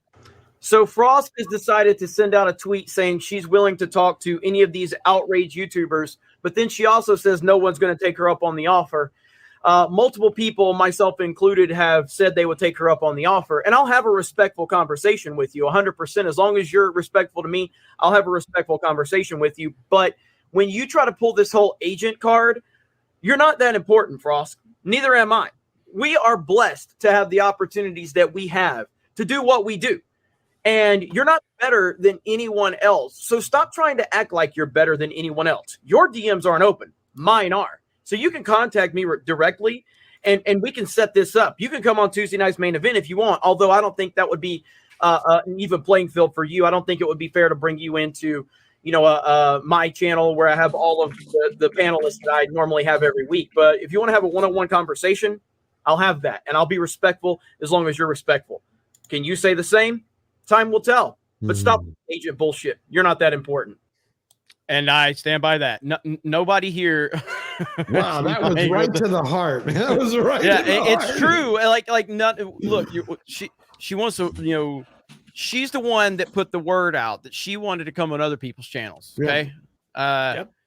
Don't act like you're above getting a fucking message or something. You know, it's just the most ridiculous, elitist bullshit I've ever heard from somebody who I've got like 140 less thousand followers than her, and I get just as much interaction as her on Twitter. You know what I mean? And so you're not that important. So stop acting like you are. I'm going to get the same amount of views. I'm going to get the same amount of super chats, the same amount of attention, whether you're here or you're not. And so it really doesn't matter to me. But I have talked shit about you. I have challenged a lot of the stuff you said. So it's only fair that I would at least extend that opportunity to you if you say you're willing to do it. And at the end of the day, I won't ask again because I don't think you're interested in it. But I have to respond as everybody else has made videos should respond in kind and say, I'll have a respectful conversation if you're interested in that. Go ahead, Lofty. No, I agree with you. And I know that Flash was getting some pushback for, and some other people for reaching out and entertaining the idea of conversation. I would just say that, you know, if she was like Zoe Quinn or Jason Schreier, I think that would probably be a lost cause. But I don't think we quite know exactly where I'm guessing we're all assuming she's just bullshitting. She's not going to talk to anybody. But if that's not the case, then yeah, I think it's a good idea. And I think that a conversation would be appropriate. Like you don't see Anita Sarkeesian or Zoe Quinn or any of these other people going out and having these conversations. So I think it's valuable to the industry and the community to have the conversation. So yeah, I think it's bad to just from our side, like if we want to be consistent, don't shut that down if there's like an opportunity. But if they want to shut it down, that's fine. I totally agree. I think everyone should call her bluff because I don't think she's going to go on with, you know, people who are actually have been very critical of her. Right. I just don't think that's going to happen. But if there's anybody that gets her on the channel, I think that's good. At one, I think we get to hear Frost talking more about what she feels like happened. You know, when she got a bunch of stuff wrong, of stuff wrong, and then decided to use that to call her entire audience sexist. I would love for that to happen on anyone's platform, regardless. So we've all reached out. We're all going to continue to ask, but we know, I think we all know in our heart, she's not coming on here. No, not at all. And her assumption. Oh, go ahead. No, go ahead. I was going to say her assumption, like even just some of the things I saw her when she did respond to people that she selectively responded to, the attitude is that, you know, oh, these people aren't going to, you know, say to my face what they've said to me behind my back. Well, no, that's how you and the people you roll with act. You'll talk shit on camera, or you talk shit on a live stream about people, and then once you're in somebody's face, you won't say anything, or you'll act nice, you know. But the thing is, like, everybody in this panel, most of the people we all interact with, the channels we interact with and stuff, are authentic fucking people. And yeah, we talk shit about you because you talk shit, but like we can actually like dial it back and have like actual civil conversations. Because the thing is, like, it's all we're not in a bubble. We're not just only here to only hear thoughts that justify our positions. And that's sometimes I think the way that they act is they assume that people will be too scared to actually call them out on their bullshit, or they're going to be like, oh, they're just going to rip on me and treat me like garbage the whole time. And that's not how it is. Yeah, we talk shit, but it's in response to like one thing at a time. Like when she months or years ago, I don't know how long ago it was, when she brought up the diversity in esports. LEC, yeah. That was in 2000. You know, everybody roasted her. Yeah. But people left her alone until like, you know, 2 weeks ago or whatever that G4 meltdown was, you know, like, it's not like we're harassing her for, you know, every 2 weeks or something. Like, you know, if you say something and, you know, I brought that up because I don't think she's ever addressed that. And she's completely wrong about the diversity in esports. I mean, just look at the fighting game community and not just the participants in the FGC, but the broadcasters, which what she was saying are she said white as far as the eye can see. Yeah, just maybe watch one Evo tournament in your life. you know, and like those are the kinds of things that she should probably like. You know, if she wants to like have a conversation, let's talk about this. You know, that, and then like let's hash it out. Let's have a debate. If you were wrong, maybe you can admit that. Yeah, But well, that's I don't know. I just don't think it's going to happen. They want to throw hands and then put their hand like they want to throw a punch and then put their hands behind their back and go, "Why are you attacking me?" And that's right, not like exactly. yeah. And any of us are willing. Any of us are willing to. If we're going to say something, we're going to back up our positions. But we also, you know, I mean, our goal is not to just start fights and not finish them. Our goal is actually start on its conversations, and we just happen to be willing to say shit that they're not willing to say because their handlers won't let them. You know, so. Yeah. Bid for 5 says this weekend will you talk about real games or just Nintendo? Real games are Nintendo, and I'm offended. No, I'm kidding. So yes, we will talk about everything. We'll talk about PlayStation, Microsoft, I guess Activision. I'm sure Mark the Cyborg will talk all about PC games, but me and Johnny will be there to talk about Nintendo, the real video games. We could just bring Frost into a Mario Kart stream, but she talks about sexism and all that. She'll find plenty of things to claim we're sexist if she comes into that firestorm right there. Almost worse than Modern Warfare lobbies. At the end of the day, it is what it is. So we move on. If she goes on Vito's channel, then congrats to him. It really doesn't matter to me. I'll be interested to see what she says because it'll just be content for me. But I do not think she will be coming on my channel or anybody else's channel like the Quartering or Yellow Flash or anything like that. But time will tell. We will see. She put the signal boost out there to talk. We'll see if she takes people up on the offer. Other than that, that's it. You know. Yeah, like I said an hour ago, I hope she goes on Vito's channel because I don't think we'll get any of the answers we necessarily want from that, but it will give us more content. So bring it on. Yes. All right, Ryan, let's talk about this Peter Dinklage deal because I don't even know much about it. Well, it's but kind of a short story. It's a short story. Here we go. Lofty, I got to show this clip that you put up. Where's this? Oh, the dopey meme. I haven't even watched all of it, so let me go. Lofty. Let's see here. So go ahead, Ryan. Give us the gist of what's going on with this. Real quick, I just I think we have a big Streamlabs donation. At least, yeah, here we go. From Jay Schwalbach for 5150. Says, thank you so much, guys. I tried to explain this show to a friend.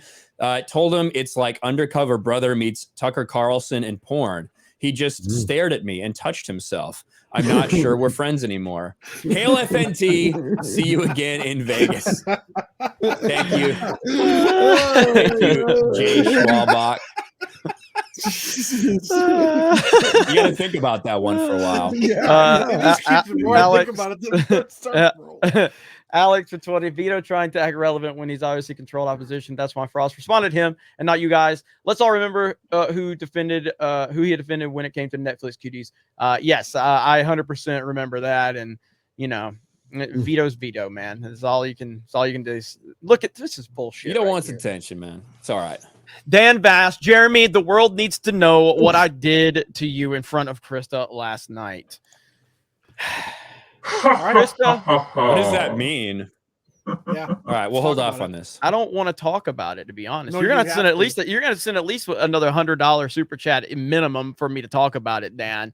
So until you send another $100, this is Jeremy with the goalposts. Like, why can't you make a fucking field goal? Krista, tell them. Basically, you got destroyed.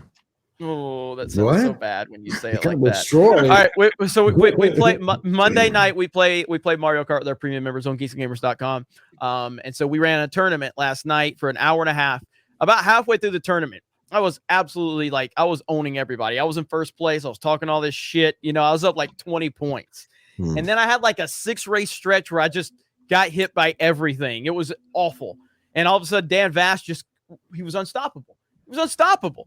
And eventually Dan Vass got to the point where there was like 3 races to go. And I couldn't even mathematically beat him if he dropped out. Like, that's how far ahead of me he was. It's bullshit.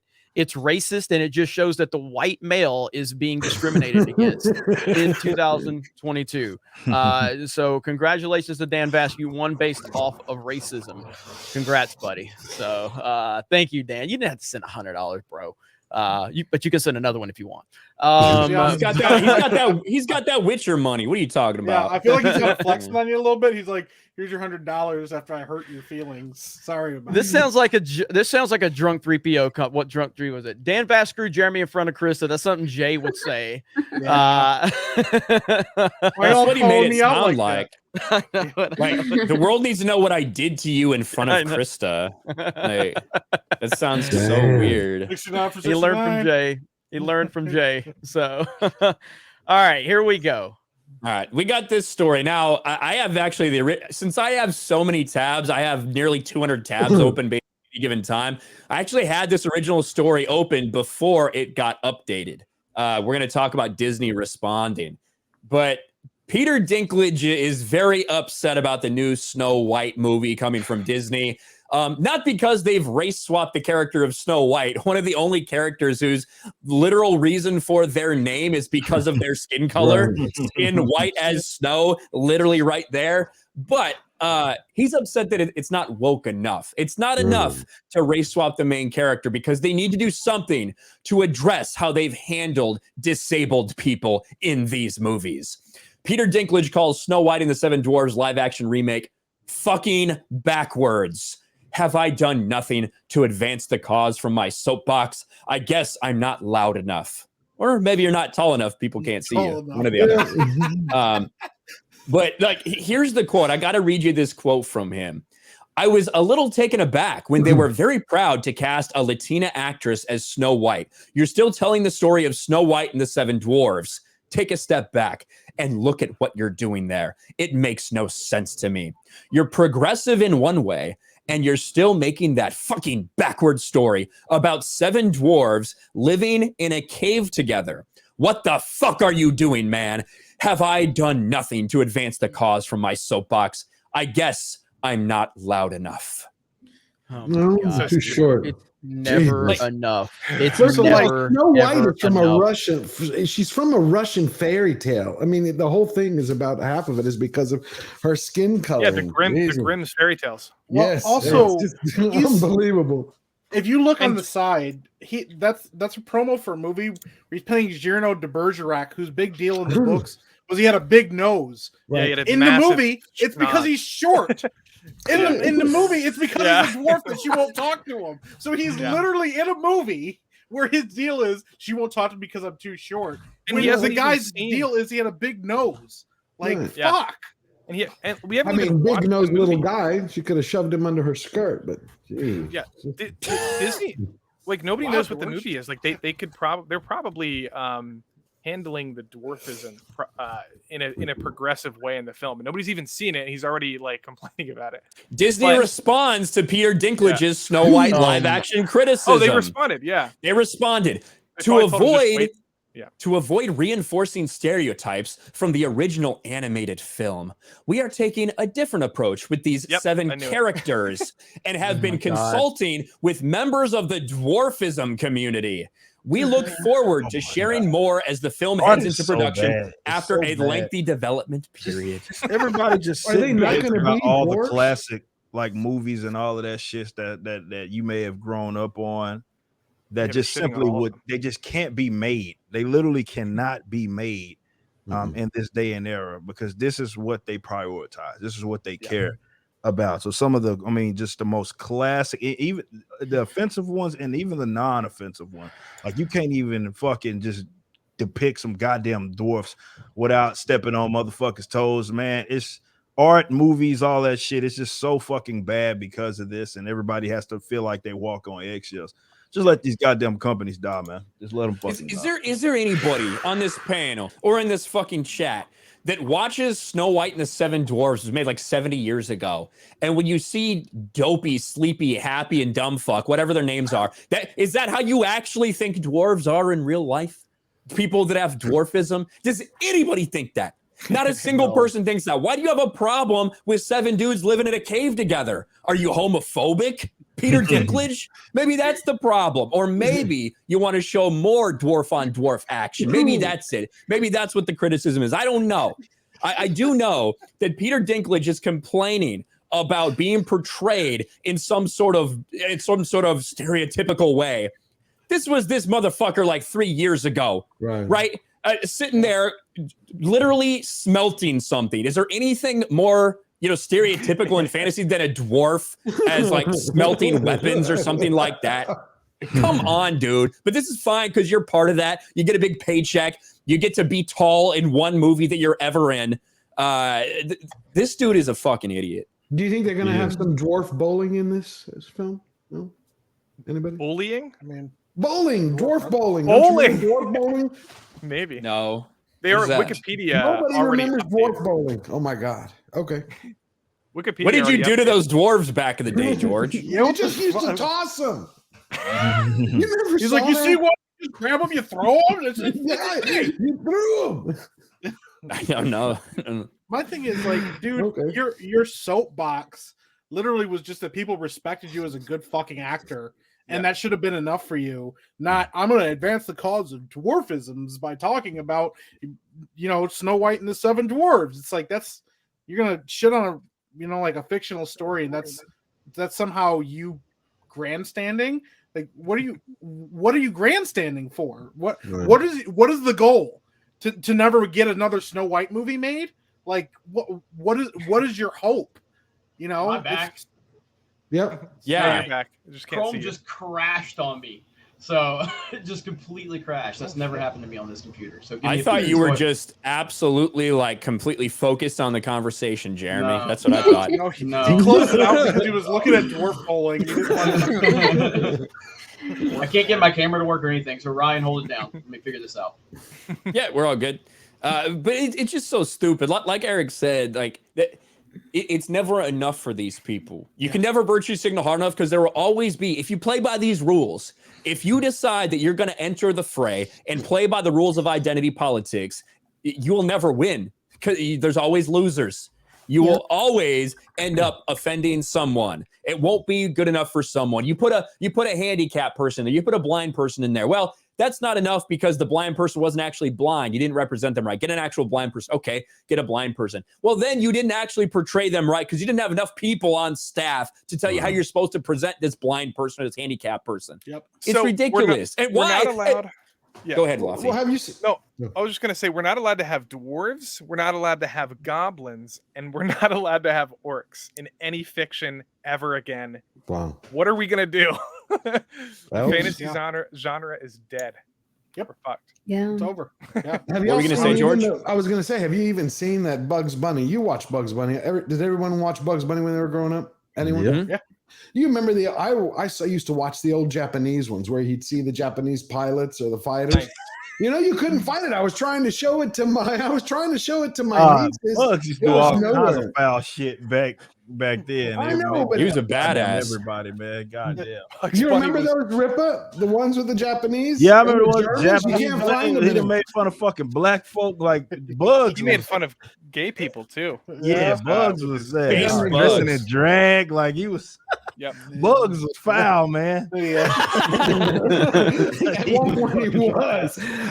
I mean, it was. You can't find them though, and they want to do that. The same thing they did with Dr. Seuss. The same thing they want to do. But what are they going to have? Snow White and the seven tall guys. I mean, Well, it can't be Well, white. here's the thing. There's Look. speculated that they're just going to be some sort of magical creatures. That's what people are now No, saying. gotcha. And the thing is, you're doing Snow White and the Seven Dwarves.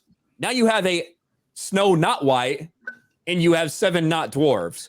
So why the fuck are you using this property? We know because they realize they might get some people to show up because they recognize the name Snow White. They recognize that brand. These people just want to tell whatever story they want and use the brands as the launching pad. Point for a So it's a bait and decade. switch. Yes. So it's a bait and Making his switch. point for a decade, man. Yeah, that's It what ain't- like it ain't a bait and switch. You're telling you. They're bragging about Yeah, it. no, Hey, look, they Snow White ain't white. normies. about it, man. For the normies, I'm saying it's a bait and switch. Most people they don't know that. They're going to Oh, say yeah. Snow They don't- White, they and don't- they're I going to got go in and go, "What the hell is this?" Yeah. Well, Absolutely. it's the exact opposite mentality of what somebody like Rippa's wanting to do. Rippa, how much easier would it be to build a Rippaverse if you had Batman and Superman as your cornerstones man, versus that's- creating all new characters? It's going to be work. You've got to work for that shit, and it Exactly. probably I think, I don't know what your expectation on is. I'm sure you're looking at going, I'm probably not going to be successful for years and years and years down the road. I'm ready to grind away. It's a grind, man. Everything is like with that type of shit is a grind, and that's what you have to expect. But this is often why a lot of guys that you see like isolated, like, or more so the people that you see that are connected to this shit, if they isolate from the big brand, and some of them, actually a lot of them have a reference point. You can just look at it and they have a reference point of like trying to do something. Maybe it's a comic book, maybe it's something creatively that isn't attached to some massive brand.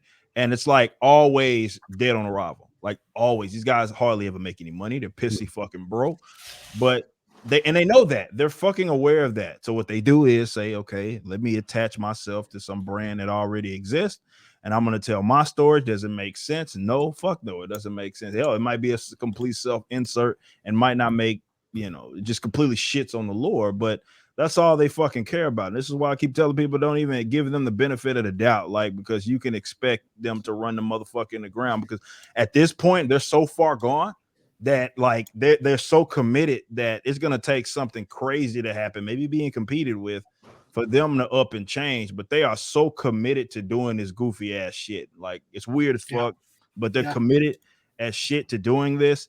And they have nothing else. They have nothing else. This is all they're banking on. Because if they lose it, it's gonna be hilarious, because none of these guys are actually creative enough or even personable enough to create on their own to get some people enthusiastic about some like completely original shit, because they're fucking talentless hacks. They're terrible. I have a question, Rip. Are you gonna have any dwarves in the Rippaverse? Potentially, I might do it. I might just do it just to do it now. And I'm not consulting with any fucking dwarf about it either. I'm just gonna fucking do it. All right.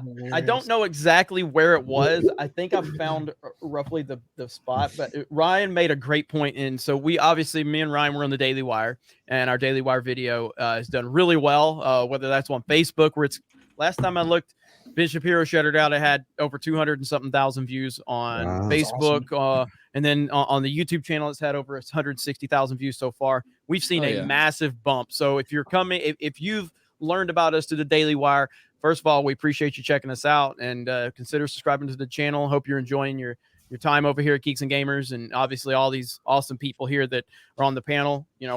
We've had a huge bump. But there was one point Ryan made in this video about, I think it was during the Call of Duty section, Ryan, where you basically like, they don't want to, do you want to do a DLC every time there's an update, or a gender or something like that? Hang on just a minute. I think this is it. Do not like this, and I can't put my finger on it. Slowly and inevitably, that's a crawl to disaster. And it's never enough. Jeremy brought up Call of Duty Black Ops Cold War, when they allowed you to basically have a non-binary player. The way that they did that was you could choose male, female, or classified, unknown. Well, that wasn't enough for the activist. It wasn't enough that you gave them that option. Oh, it needs to say exclusively non-binary. I don't know how many genders we're up to now, but I'm pretty sure it's evolving day to day. I don't think the company wants to have to do a DLC every time somebody on TikTok decides they're a different gender. So good, dude. That's such a good point. Sometimes I come up with them quick. Yeah. So if you guys have not, please go check out that channel, share it out. We've had a great response to that, and I'm sure you'll be seeing more of us in the near future. And the right people were upset about it, and it's been really cool. But that's the whole point about it. It's never enough. It's never enough. It will never be enough. So you should never, ever, ever, like, there's this mentality with normal people. It's like normal people. Okay. So if me and Ripa, let's say me and Ripa are working on a project. Okay. And Ripa has a completely different vision, and I have a completely different vision. As normal people, we go, okay, let's sit down and find a compromise here. Okay. What's going to work where we can get you can get a little bit of because if we both got 50% of our money in or some shit, let's compromise. Okay. That's how normal people operate. You can never compromise with a social justice activist, because it will never end. They're not looking for compromise. They're not looking for, a middle ground. They're looking for you to apologize for everything that they are offended over, period. And if you don't do that, it will never be enough. And then if you do it, then they're going to find something else to be offended over, and Yep. you're going to have to go apologizing for that. Yep. So you just don't do anything with them except for laugh at them, Make fun monetize of them, or ignore them. That's it. That's all you could do. Right. Because there is no middle ground to be had. None. That's why I like Trump. He never apologized. They kept, why aren't you going to apologize about this? Because it would never end. Yep. Well, Yep. it's it's one of the things. Go ahead.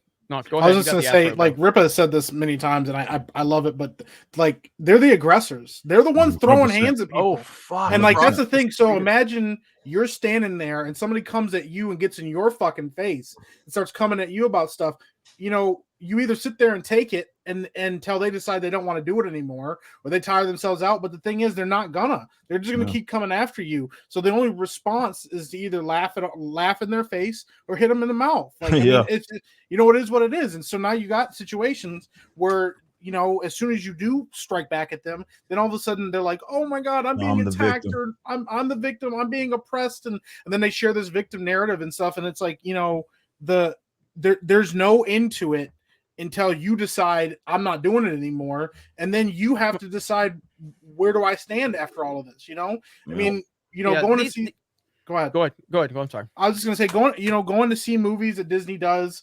Go every time, you know, people go and see these movies, or every time anybody goes and watches these shows where they do all this shit, even, you know, just out of curiosity or whatever, what you're doing is telling them, cool, there's enough interest even in the outrage to keep doing it. Instead of just saying, fuck it, I ain't watching this bullshit.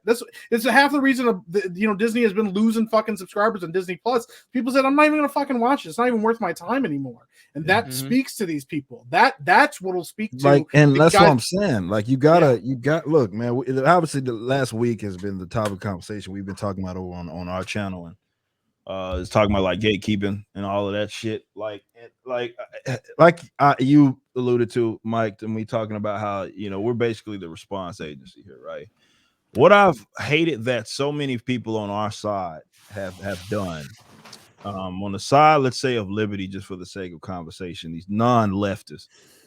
What I despise is that they try to place their set of like traits and attributes, expectations, morals, ethics onto their enemy, and basically assume this moronic idea that you have to get your ass whooped and you have to be berated, you have to be attacked out of basically some utter hypocrisy, where they think that you're being a hypocrite because, oh, well, you're becoming like what you hate, because you want to either push these motherfuckers out, reject them, and you have to remember who you're dealing with. You're not dealing with folks that want to reciprocate. And it is a losing battle to sit up there and try to project your own individual ethics and set of standards onto your fucking enemy that has made it abundantly clear that they don't like you, they fucking hate you, and more importantly, if they can get a hold of what you got that has any sort of momentum, they want to make it about them. And this is why I think people should be definitely, everybody that's coming up and trying to be an alternative in this world, I think it's so important that you try to preserve the sanctity of that by telling these guys to go fuck themselves. And all this hypocrite, ain't nobody fucking being a hypocrite, because we talking about bad actors, and you are under no fucking requirement to have to deal with people's shit that you know have bad intentions, that you know have every, you know, they're not even really being incentivized. That's just who it is that they are. If we want to get political with it, we can go and, you know, talk about the history of like Marxism, and that's the idea of being basically subverting. That's what it is that they do.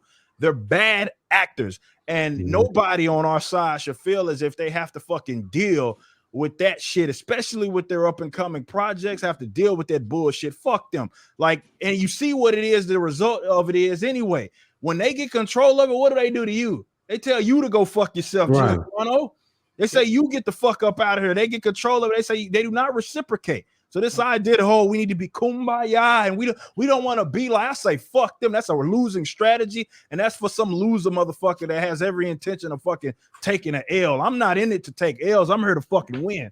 And if we're gonna win, we gotta approach it like that and understand that the enemy is that's how they are. That's how they're wired, and they don't reciprocate our set of morals and ethics. They never have, and they never will. Nope. I don't give a 100%. fuck. I was not expecting to arrive to that dick slapping truth. Oh my god, that was that was a titty gunner, like for real, my guy. I mean, I first come in and I'm like, okay, they're getting kinky with the bald guys, and you have to be denigrated, and they have to tell. But then it morphed into a moral lesson that just taught me the value of family. Thank you, Ripper. No problem. Well, No what you're problem. saying is don't play their game of chess. You know, you take it to them. No, they don't dump on the fucking chest. They don't play by the same set of rules. Right, no, they they don't don't. acknowledge them. They don't Of ever course acknowledge them. They're the pigeon taking a dump on a fucking chessboard. They don't give a fuck about this game, man. No, but the thing is, they act like eagles. That's why they're much easier to. I think much easier to take down. Most of them are not. I don't think most of them are birds of prey. Are there any predators? I think they're hiding behind a lot of projection. Look at it. Every time something comes up, what's the first thing they do? It's like you could turn around, you could say, "Hey, I don't like enchiladas." They're going to say, "You're a racist." Because I don't like they're manipulative. They're not racist. They're just retarded. Who doesn't like enchiladas? What the fuck? They're very manipulative. I love burritos. Everybody in here has probably heard them try to utilize your own set of, even though they don't ever follow it, even though they don't ever reciprocate. We see they do that to like conservatives all the time. Well, that's not very Christian of you. Man, these guys piss on Jesus, religion, all time, and all of that any day of the week. But when they want to try to get you off their backs because you striking while the iron's hot, they're like, well, that's not very Christian. Shut up. Shut up. You don't even care about that stuff. You don't get to get held to those standards. We deal with that with like libertarianism because they think like libertarianism stands for, I don't know, sitting back and allowing people to attack you and not ever having a position. And they say you criticize something that like a business does. Well, you're supposed to be a libertarian, and that's not what the free market. Like, what? First of all, you're incorrect.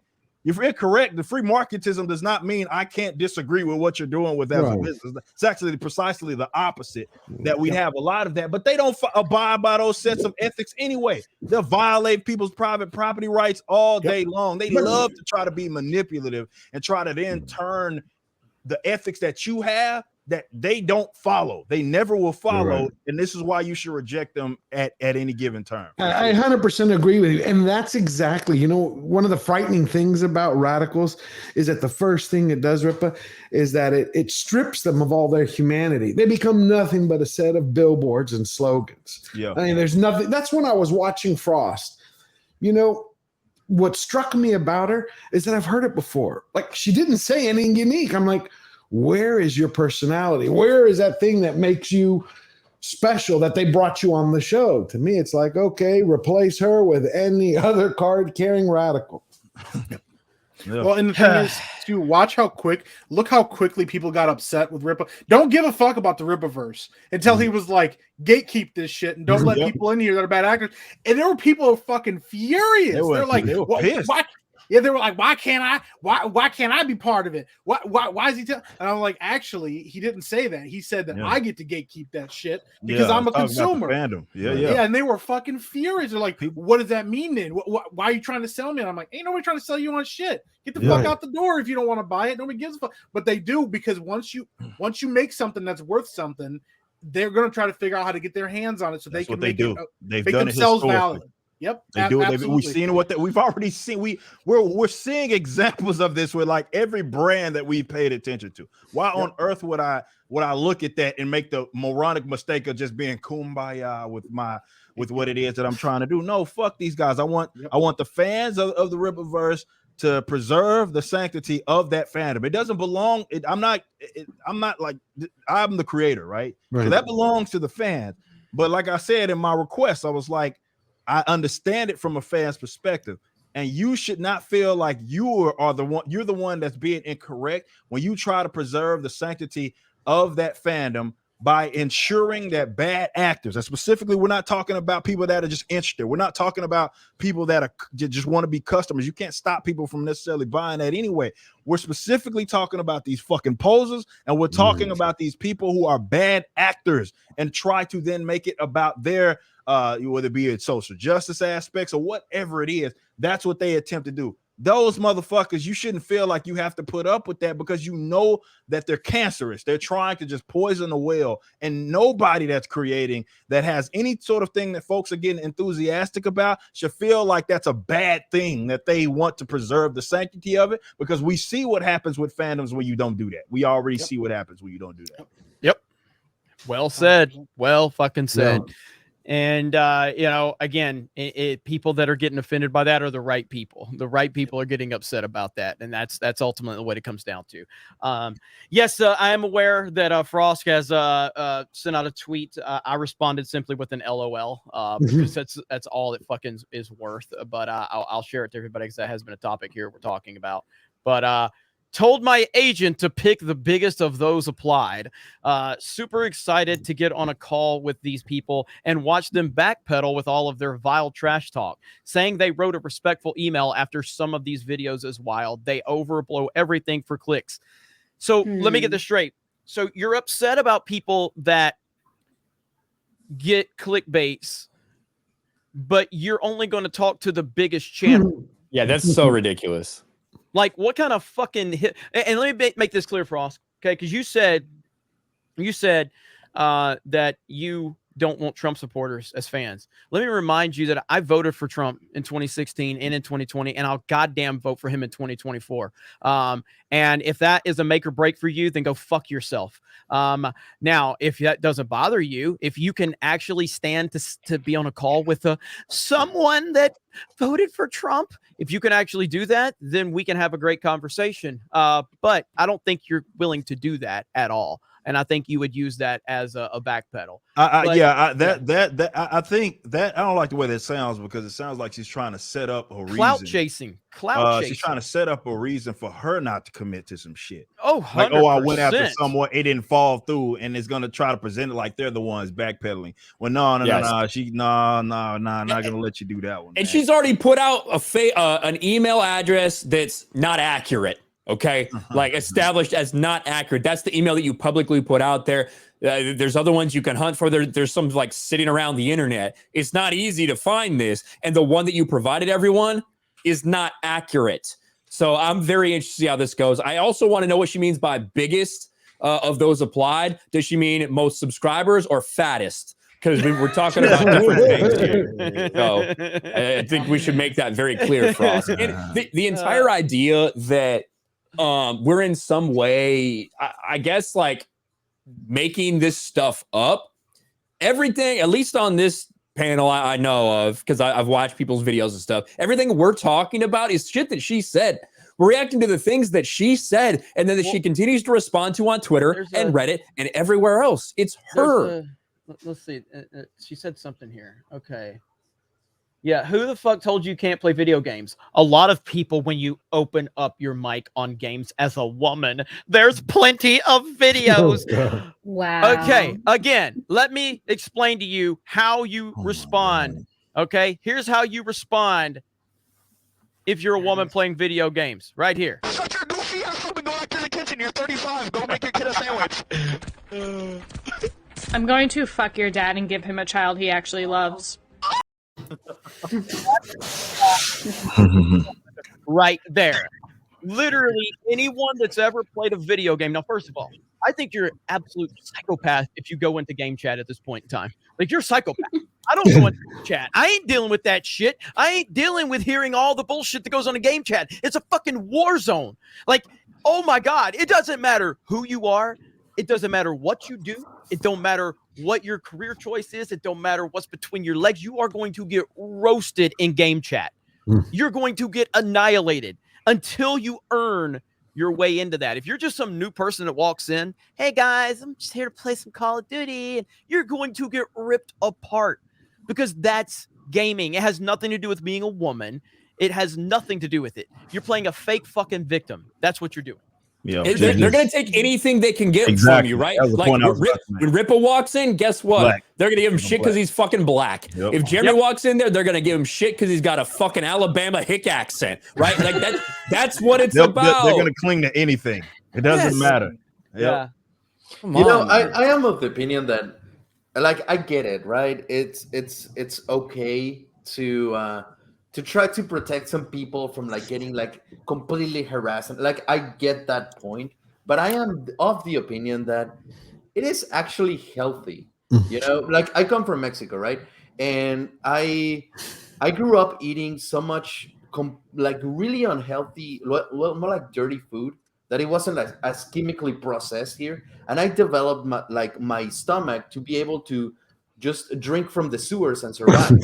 So now, like, if you apply that to this, like, it's good to get harassed. It's good to get your like share of like little slaps in your dick hole. Well, so that's you why a can lot of grow, people like, are a good- bitches. They didn't grow up in Like- fucking Modern Warfare 2 lobbies because that's why they bitches. That's why they Mm. soft as fuck.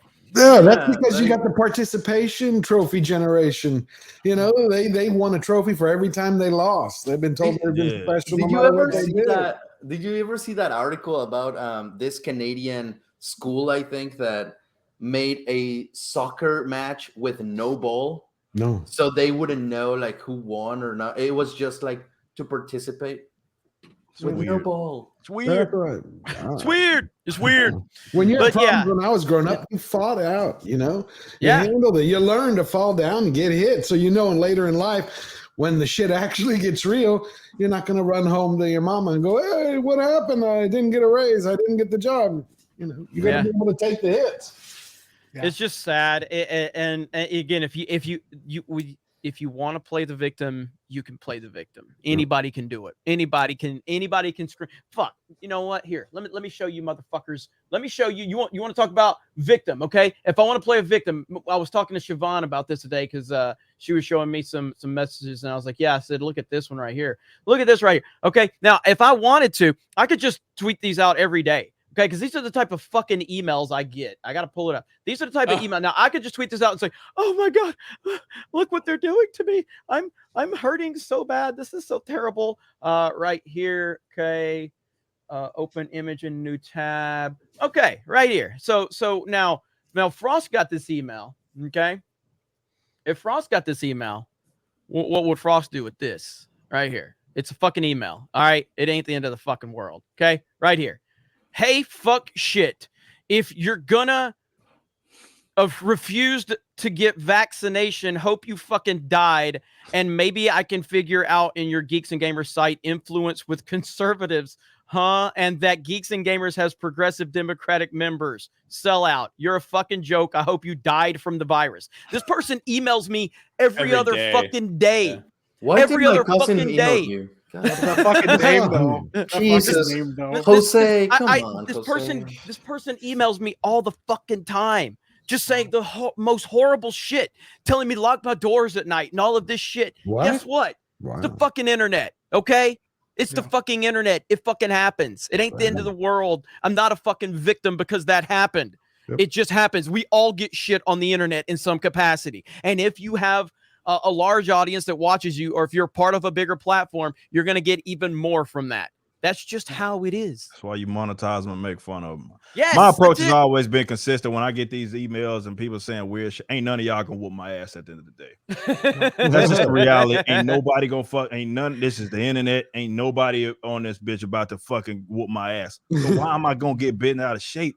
You know what I mean? Or let that have me so emotionally distraught to where I can't function, or then I have to go send some sort of signal and play like this ultimate victim. I'd rather just make fun of you, make some money off of your stupid ass, and go about my business. I mean, that's just a way to approach it. But yeah, what these guys have been unfortunately wired because their entire existence exists to they have to be legitimized by like everybody that's like not even around them, because they don't care about that. It's more of the people that are on the internet, which is again. So why you want to sit up there and chasing that type of cloud is your business, whatever.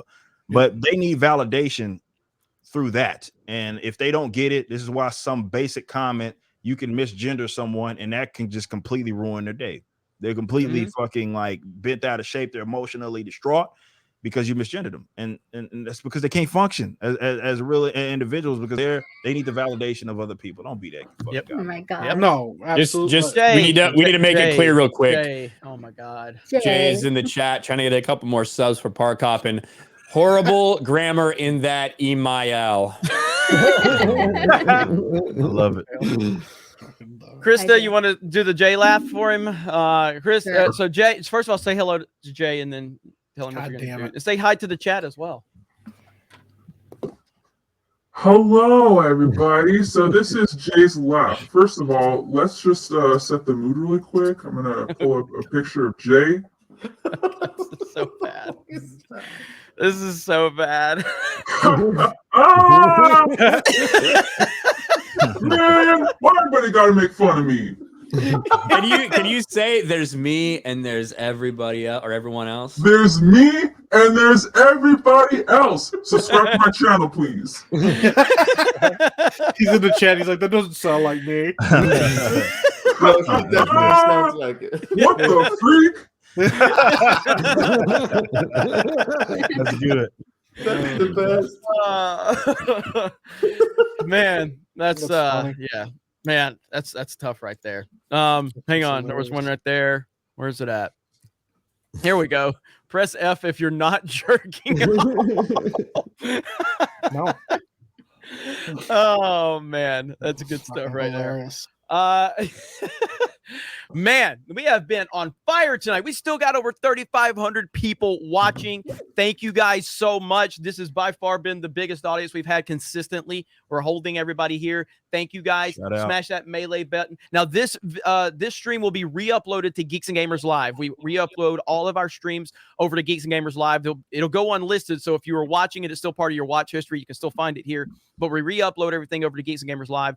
All of our live streams go over there, except for the Mario Kart stream. We're keeping that on the main channel, just because I think it needs to stay over here because it's something that we don't do a lot of on this channel. We do it on other channels, the gaming streams, but people need to see we do have the gaming streams here. So thank you guys so much. Incredible turnout tonight. It's fucking awesome. Yes, it is, and the show just keeps growing every week. Every single thing we're doing is growing. Every single stream, we've gained over 11,000 subs in the past week. It seems like, and the Daily Wire thing was huge, and we got a lot more going on, and I just greatly appreciate all of you. Thank you to the whole panel for being here as well. I do want to talk about this Thor Love and Thunder nonsense, and this is something Rip is going to cover on his channel. What's going on? Y'all be ready for the show. Here we go. Right here. Here we go. Thor Love and Thunder actress Tessa Thompson says film will explore LGBT relationship. Describes it as exciting. Oh my god! I mean, every time I've we watched, haven't seen before. Yeah, boring, man. Okay. Yeah, during a Fucking recent boring. interview, Not interested. Yeah, not interested. During a recent interview, Thor Love and Thunder actress Tessa Thompson teased that the Marvel Cinematic Universe will feature many LGBT relationships in the years to come. No, you gotta play. You gotta play. You got the Trudeau's fucking. Oh yeah. Absolutely. Absolutely. Just so we know, everyone, I'm we so are excited. we firmly stand with. Never apologize for standing up for an LGBTQ2+ kids' right. That's like when I was trying to say sexist the other day. Yeah. I hate him. Oh my gosh, dude. God. So good. It's so good, dude. It's the best thing ever. He's such a fucking fraud. man, He's a fraud. Oh, it's Good so Lord. good. It's so good. I mean, let's just remember that she could have said anything, right? Hey, Thor Love and Thunder is gonna have a fantastic storyline. It's gonna have a fantastic character development. Like your nipples are gonna fall because this story will just like tremble you. But no, let's talk about like just who do you want to sleep with tonight? Yep. Well, we know how to be presented. It's the same fucking way with all this shit. It's like, as a person of color, being able to represent the LGBTQ+ community in this first time ever historic event where a peg-legged man has walked down the stairs and butt-fucked a sombrero. Like, it's all this crazy shit. Like, that's the only way they present it. Not... You know what? It's an honor to play this character who's so beloved by so many people. I can't wait to bring to life what we saw in the comic books for all the fans out there. That's what these people should be saying when this stuff gets announced. Well, it must be nice also when you're fucking the director, and so you can put in whatever you want into the movie, you know, with your character, because she got in trouble for that shit too, and ain't gonna talk about that. So, yeah. She's also a black as guardian, so yeah, black ass guardian. You know, it's a joke, dude. No. It Saving really lives. I'm not interested. I'm just not interested, man. Like the whole, this whole, and then of course they're going with Jane Foster's fucking Thor. Not fucking interested. This movie is DOA, bros. It is, and this is the problem with, and so I've talked about this before, but this is the problem. You can never be truly satisfied with anything Hollywood's giving you because, like I said, I'm very much enjoyed Cobra Kai, and I've been worried about Cobra Kai every step of the way. Luckily, they have not gone down that road, but there has been minor elements, like in season 3, you know, which they fixed it though. They fixed it in season 4, my minor issues. But the point is even as much as I love that series, I have to just worry about where it's going to go because the Marvel Cinematic Universe is the most successful thing we have ever seen in, you know, movie history. It is, you know, whether you think it, I'm not saying it's the best. Because I don't really love financially it's successful. Financially, it is an and what Kevin Feige did, you cannot shit on that. Like it's incredible what he did. These were like second and third tier characters that this universe was built off of in the beginning, and through great casting. Yeah, through great casting, you know, through good storytelling, through good continuity, they were able to build this up and build a massive fan base. But what have they done now that they have that thing at that peak level? They're just pushing bullshit into it, and it's going to happen with anything. The more successful something comes, the more dangerous the more it rotten becomes. it gets. That's what the they more come dangerous for, it though. becomes. That's how. And again, it goes to what we were talking about with the gatekeeping thing earlier. That's how they operate. This is how these types operate. Something is wild. Is this going to be? And they infiltrate. Is this going to be another example of the press tour marketing blowing out of proportion, like some I think minor it could. relationship? Because this happened in Eternals when they came out and said, "This movie is life changing. If I saw this as a kid, I would have been, you know, I would have been." So here's the difference, though. The guy who said that was just like the husband in one scene of the movie. You know what I mean? Yeah. Like, it got cut out in how many countries they released it in. The difference is this film will be successful. It will, because it's Thor, it's Chris Hemsworth, you know, Christian Bale's in it. Do you think so? It's going to be successful. Now, I'm not saying it's not going to be Spider-Man successful, but this film, this is one of those films that's going to make a lot of money, and then they're going to talk about how, see, representation is important. Fans want that. No, it's got a built-in momentum because of the well-known characters. I'm not saying it's going to make $1 billion or anything like that, but it's going to make money. But the series, the Lady Thor series, crapped itself. I mean, it died. That's right. Well, yeah. Do you think that's going to translate? Really? You know how many times? No. It's not going to be marketed as the Lady Thor series. It's marketed as fucking jacked to fuck Chris Hemsworth. Okay. Like that. That's how it's going to be pushed. And then they're going to introduce Lady Thor in it. Yeah, exactly. So you think it's gonna so you're saying people are gonna go into it to watch Thor, then they're gonna discover the whole Lady Thor bit. Yeah. Well, it's not that they're gonna discuss. Like this movie is going to be about Thor, but it's a backdoor for Lady Thor, right? To phase Thor out and have Jane Foster be the new one. So it's not like it's not that they're necessarily they're going to be open about kind of what they're doing, but the reason they're going to market it and the reason people are going to go is because of Chris Hemsworth, no doubt. I just have the feeling that it's not going to have the legs that once a lot of people see it. When does it come out? When does it come out? I'm not sure what the release date on it is. November, I think. July. Thor Ragnarok made somewhere around $900 million, if my memory serves right. A lot of that was in China. So I don't think Thor's as big. He's been made big by Infinity War and Endgame and all this stuff, but I don't know if him by himself is that huge as maybe we think it is. Yeah, the marketing for Thor Ragnarok was really good. Like it was huge. He's also had the biggest flop shit movie. It went. I didn't hate it, but it did have like they went the whole Guardians of the Galaxy thing. But they fucked up the comic book. That's for sure. World War Hulk, Planet Hulk. They did. I mean, it was like 1%. Movie. You want to talk about what's taking the dump on the books? Or just watch my channel. I fucking break it down. It releases July 8th, right on my birthday. Oh, okay. I have a question for all of you. I just thought about it. If you say Would anything you- about a goddamn donkey, I swear. No, this is a question. The I want donkey the of tortilla truth of lies. is not here. Donkey of This is a question. So my question is, would you guys feel better about the movie if the marketing was like, hey, we want Thor to step down and we want to introduce female Thor from the get-go, like they're not shy about it. That's what it is. Would you feel better about the movie like that? Or if well, they I were mean, like, they no, kind of this already is a told Thor us with movie. her barely being able to I would lift feel that worse. fucking plastic little hammer fake building Yeah. that they had. So we know where it's coming. I just think that the direction is so. For those that don't understand what era of comic books that we're entering, there was a thing called All New, All Different. It was a Marvel like era where they tried to really implement these new, and I use that term loosely, characters which are largely based on characters that already existed. And from about 2014 to up until, again, maybe 2019, between that is when you got the introduction of a lot of these kids. That's the era that we're entering in. So it's funny if you go look at my old videos when I said prepare yourselves for characters that nobody asked for. And I literally to the I should find that and I should post it on Twitter, named every single one that will pop up. And lo and behold, it's not like I had any insider information. I could just see the writing on the wall. Riri Williams getting her own show. Nobody fucking asked for that.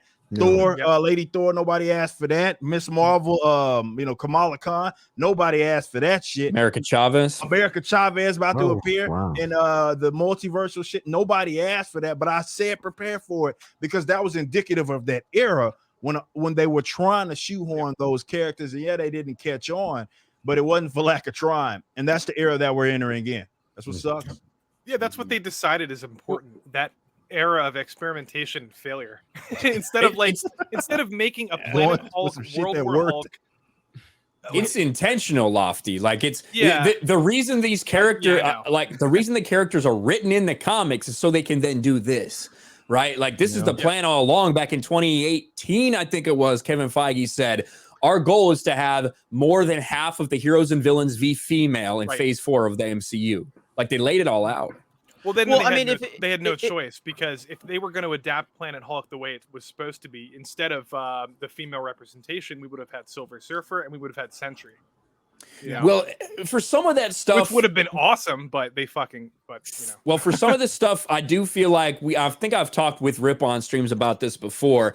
I think a lot of us excuse some of the early things and early differences between the comics and what we saw in the movies for Marvel and the MCU, specifically because they only had half their characters. They didn't have rights to Silver Surfer when they made Thor Ragnarok, So if this character gets replaced by these, it's like, okay, I guess that makes sense. But all of a sudden, you start running out of excuses when you have Adam Warlock and you don't use him for the Infinity Saga, right? When you have these characters that should be playing these roles, but you don't, you choose to replace them with someone else that you do have access to. That's when you start to wonder where this shit's coming from. Like you saw Aisha before you ever saw Adam Warlock, and then they allude to it into his existence in 2 movies. So it's like they said, and I've talked about this before. I feel like that was the original intention that they were going to do. Otherwise, what reason would you allude to fucking Adam Warlock's existence? Twice? Yeah, exactly. I think that was the initial anticipation, but I don't know what happened. I don't know if it's somebody from the top that said we're fucking pivoting on that. We're not even going to address that it even happened. We're going to pivot on that, and then you got kind of this weird shoehorn of Captain Marvel, which that is the most oddly placed movie that kind of came out of it didn't even have a bearing really on the outcome of that whole saga anyway. Her introduction, it was a complete just shoehorn. Somebody I feel like at the top said no, we need to, and maybe it was just some people allude to the success of Wonder Woman, and because they didn't have access to, like, at the time with the X, think about it, and I've talked about this before on my channel. Did a whole video kind of saga talking about this, where if you think about it, historically speaking, Marvel's female characters have for the most part all been tied to some, like the popular ones for the most part have been tied to a team, right? So it's been like X-Men. It's not like with Wonder Woman is she's in Justice League, but Wonder Woman stands on her own. Right. And the same with, you can say, for some of the villains that DC had. So some people think, and I think that's a credible theory, that it was the success of Wonder Woman that a lot of them were like, okay, over at Marvel, like we can have our version of that per se. And this is the time. Pivot. Maybe this one. That's not saying that they weren't planning to introduce Captain Marvel. It's the placement made no fucking sense, and it was out of nowhere. And then you have the continuity issues, like with the Adam Warlock introduction, that completely got derailed. And not only that, they just ignored it like it didn't happen. Like, we're supposed to fucking forget that shit happened. Like, oh well, it happened, but fuck it, we're not even going to touch on it again. You know, they're going to introduce him in Phase 5 or something. Yeah, when it's like 4. I think he's in Guardians 3 or something. But James Gunn swore up and down that he had no intention in the beginning of ever putting Adam Warlock in the Guardians movies. So that tells you that they probably had plans for something else. And now all of a sudden he's like, oh yeah, he was always going to be in it. Like, of course, even though there's multiple interviews where he's like, he was supposed to be in Infinity War. I mean, in the comic iteration. In the comics, yeah. But no, that's what we're saying. Right. That's what me and Ryan are saying. Like, that obviously with them, that was a perfect setup. Yeah, it was perfect. It was perfect setup. It made sense. It would have pleased both normies, and it would have pleased guys like myself. Like, who better than to come in like that person where you had, remember Captain Marvel coming in, swooping in at the end. Imagine if that had been like fucking Adam Warlock or somebody coming in. Oh hell yeah. Being the like introduction, and then you could have introduced another phase into this, like with the Infinity War Adam shit. Warlock saving Tony Stark in the beginning. That could have been so sick, man. Yeah. I think there's a chance. I think there's a really good chance. Sorry, Jeremy. I think there's a good chance that Captain Marvel was much more utilized initially in Endgame. Like, we heard a lot about this, and the way that they bring her in, and then if she immediately leaves for the entire fucking movie, and then randomly comes back, it would not surprise me at all if she was supposed to be way more involved in the plot of it. And but that's after they realized the backlash, people didn't like her, all this stuff. So maybe that is why. Maybe they did specifically replace her in there to be that Adam Warlock type of character that was so integral to everything. Right. And they realized that that's a mistake. That's what I'm saying. Like, Jeremy. I think it's a credible assumption that she was I mean, I did a video, a long form. That was back when I used to actually spend time giving a fuck about this shit. And I did that long form, like 40-minute video talking about the unique shoehorn of Captain Marvel. I talk about exactly that, how look, it doesn't make sense. Like, it literally, unless someone told these fucking guys that like maybe one of the higher ups said we need to do this, from even just the MCU's continuity, it makes no fucking sense with her addition, and they didn't even try. Like, when you talked about her, basically she shows up at the beginning of Endgame and or whatever that was, in the end of it, and that was it. And like, her explanation for her being gone for this period of time is like, oh well, y'all had heroes, so I just was hanging out in fucking space. Like, what? Like, yeah. And you know, when I think it was Rhodey that asked her, like, "What the fuck you been?" And she was like, "Yeah, I just been out hanging out, you know, in space. Y'all had heroes there." So it's like, wait a minute, that's not an answer. And he just took it like, "Oh, well, okay," and they just kept going about that. Like, I know they didn't even try. They didn't even try. This is what makes me feel like that was something that was just shoehorned in there, and that was the best that they could do. And they said, "Fuck it." You know, I think that was an excuse. She was supposed to be a bigger part of it. And I think they did that to excuse why she wasn't in this fucking movie. Yeah. I could see that, because we did get an Easter egg, wasn't it, in Guardians 2 of Adam Warlock in the end? Yeah, that's what I'm saying. That's what we're talking about. Yeah. We got one. We got a cocoon, an actual like cocoon that looked like a moth or some shit in the first Guardians movie with the collector, when the collector's place gets trashed.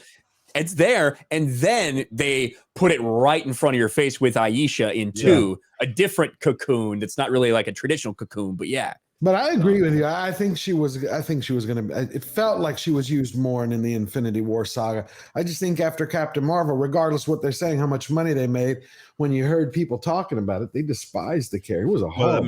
That placement was why the shit made money though. Like that, right? That was I credit them all the time for that. I mean, as much as I ragged on that motherfucking movie, that was genius of them. They said we're gonna bring this character nobody fucking asked for. We're gonna shoehorn her right into in the middle of this big cliffhanger.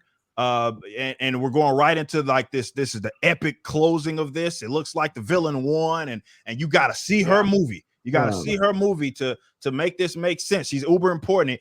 Kevin Feige is shilling like a motherfucker. Like unlike anything, he didn't even do this for any of these other characters. Like, yeah, she's one of the most powerful heroes in the comics.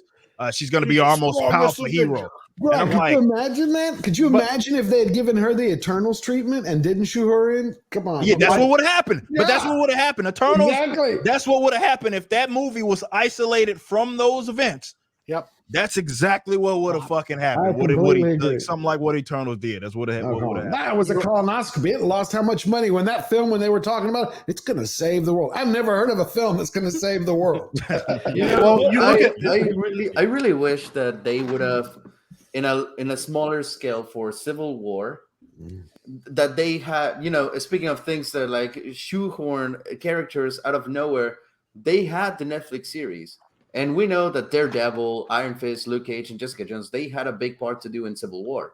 And they could have definitely used them. Yeah. But why didn't them? And it's not like they could never do it, because clearly they're showing, we're bringing Wilson Fisk and Daredevil now probably. And obviously they talk specifically about the events like with Thanos in that Netflix universe. So it's like it doesn't exist. The little bit that I've read and known about it is that apparently the people that were in like the TV shows, every time they tried to do anything, they were told, well, the movies are the money makers, so like fucking stay in your lane. And then the TV people went, fuck you guys, we're doing what we want to do. Which is why, like, if you watch Agents of S.H.I.E.L.D., they used to follow the stories, and then all of a sudden Agents of S.H.I.E.L.D. went, fuck it, we're doing our own thing. And they were like, what? Well, that's the way it was from the beginning, though. Yeah. Go ahead, Ryan. That's the way it was from the beginning with Agents of S.H.I.E.L.D. They were actually like very clear about that, even though a lot of the fans didn't want to hear it. But they were very clear that the movies are the movies. And things that happen in the movies are going to affect the storyline for Agents of S.H.I.E.L.D., but nothing that happens in that will ever affect anything to do with the movies. They just kind of used it as a way to help promote the show. But I don't remember what they did with the Netflix shows in general, because that came, I think Daredevil was after Agents of S.H.I.E.L.D., but they definitely referenced all the stuff that happened. But I don't think... During production of that, I think it was probably the same in terms of canon level, that nothing that happened in those would affect the MCU. Yeah. But now all that's up for grabs with what they're going to do with Murdoch and all those guys. Daredevil was post the first Avengers, right? The New York City attack. Yes, it was right after. Yes. That's where. Well, the thing is, too, like, you look at how much money Thor lost in Thor: The Dark World. Oh. And then look how much money Captain Marvel made. And what character has had 2 movies since then? What character has had 1 movie and then their sequel to this super successful fucking movie that made over $1 billion? She's not even the main character in it. There's like 5 other characters in it now. Like, that should tell you that if you gave a shit about if Thor was a moneymaker, draw, but they don't. They know that Captain Marvel is not a popular character. Well, you know that from Oh, go ahead, Mike. Well, you know that they don't believe in her. Like, you saw how fucking hard they turned the ship to write that shit, because Brie Larson is a black hole of charisma, and so they were like, fuck, but if you look at Thor: The Dark World lost a shit ton of fucking money, but they knew that Chris Hemsworth was a star, they knew he was going to draw, and then they changed it up with Ragnarok and made money, and they're like, look at that, see Thor, and now he's getting another movie well before Captain Marvel ever even gets to appear on screen again. I'm gonna challenge you, Mike. I don't think Thor: Dark World lost money. It didn't lose. I think that movie made like $650 million or something. Did it make that much? I thought I it think was. it actually. Well, I know it's like right now one of the worst, one of the lowest. So hang on, because I have used that one as an argument. I'm pretty sure Thor did make the decent amount of money. Because I think I've used that in arguments with DCEU fans, and I was basically like, Thor: The Dark World almost made as much as Man of Steel. Now I sound like fucking Frost. I apologize. I don't know shit about movies. $650 million is what it made. Now this is the lowest grossing. It was one of the lowest grossing and like one of the lowest rated Marvel movies. Well, not one of the lowest grossing, because you had like Thor made like 350 or 400. You had Captain America, but those were it was building, right? So Thor: The Dark World came after Yeah, the second point he's movie making is after- the momentum for that film was nowhere to be found, and it does feel like that movie was because I hate dog that shit. fucking movie. I think it's terrible. Now I haven't seen a lot of these more recent Marvel movies. Like I haven't seen Captain Marvel. Shout out to Mahler. If you really want to see a better version of it, go watch Marvel's or go watch Mahler's Rage, Unbridled Rage. I think, or is it an Unbridled Meh? I can't remember. What did he have on that one? He didn't rage on it. I don't think it was a Rage. I can't remember. Anyway, shout out to Mahler. Go subscribe to Mahler. If you want to know what happens in Captain Marvel, just watch his review. That'll break it down for you. But of the Marvel films I've seen, that one was by far my least favorite, I think. Yeah. And so, so I think Mike just probably got confused on the fact that there was no momentum for the film. Nobody wanted more of that continuity. But it doesn't matter. This is why you don't bring diversity hires on. Because they just screw shit up. Like, don't fucking attack me. If you don't like it, then don't. Yeah, but You gotta throw the peace sign, Mike. You gotta say peace. But that movie only Fuck you. grows. I know everything. You don't know nothing. Obviously, you don't know anything about movies. I know everything about movies. Don't attack me because I'm black and you're racist if you do. Racism in gaming. Yeah, exactly. We all get shit when we get stuff wrong, but when it happens to Mike, it's because of racists. That's right. That's right. But now you officially are a part of Geeks and Gamers now. If you're making mistakes, you fitting right in with us, brother. Fucked up, and now everybody's gonna. You truly are the Uche replacement. Except I won't ever 1v1 Rippa and Halo. I know better. But to bring it back to the original point of the whole marketing aspect of it, like when anyone involved with any project starts bringing any identity politics into it, you have shown the audience that you don't actually care about the story or the characters. Because let's look at something like, and I'll keep bringing Cobra Kai up because it's the best example we have. Cobra Kai has a lesbian relationship in it. Yep. Did we ever hear from the creators or the actors, like, guys, this season, calm down, okay? Because we are going to experience a lesbian relationship and it's going to challenge the character. No, we never heard shit about it.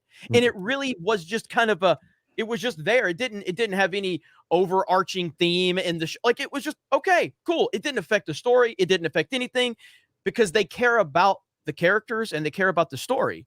So it had no effect on it. When you have these actors coming out and saying, hey guys, we are going to experience LGBT representation in a Thor movie, you already understand they don't give a fuck about the story, the characters, the fans, anything. Right. They're just there to push their bullshit.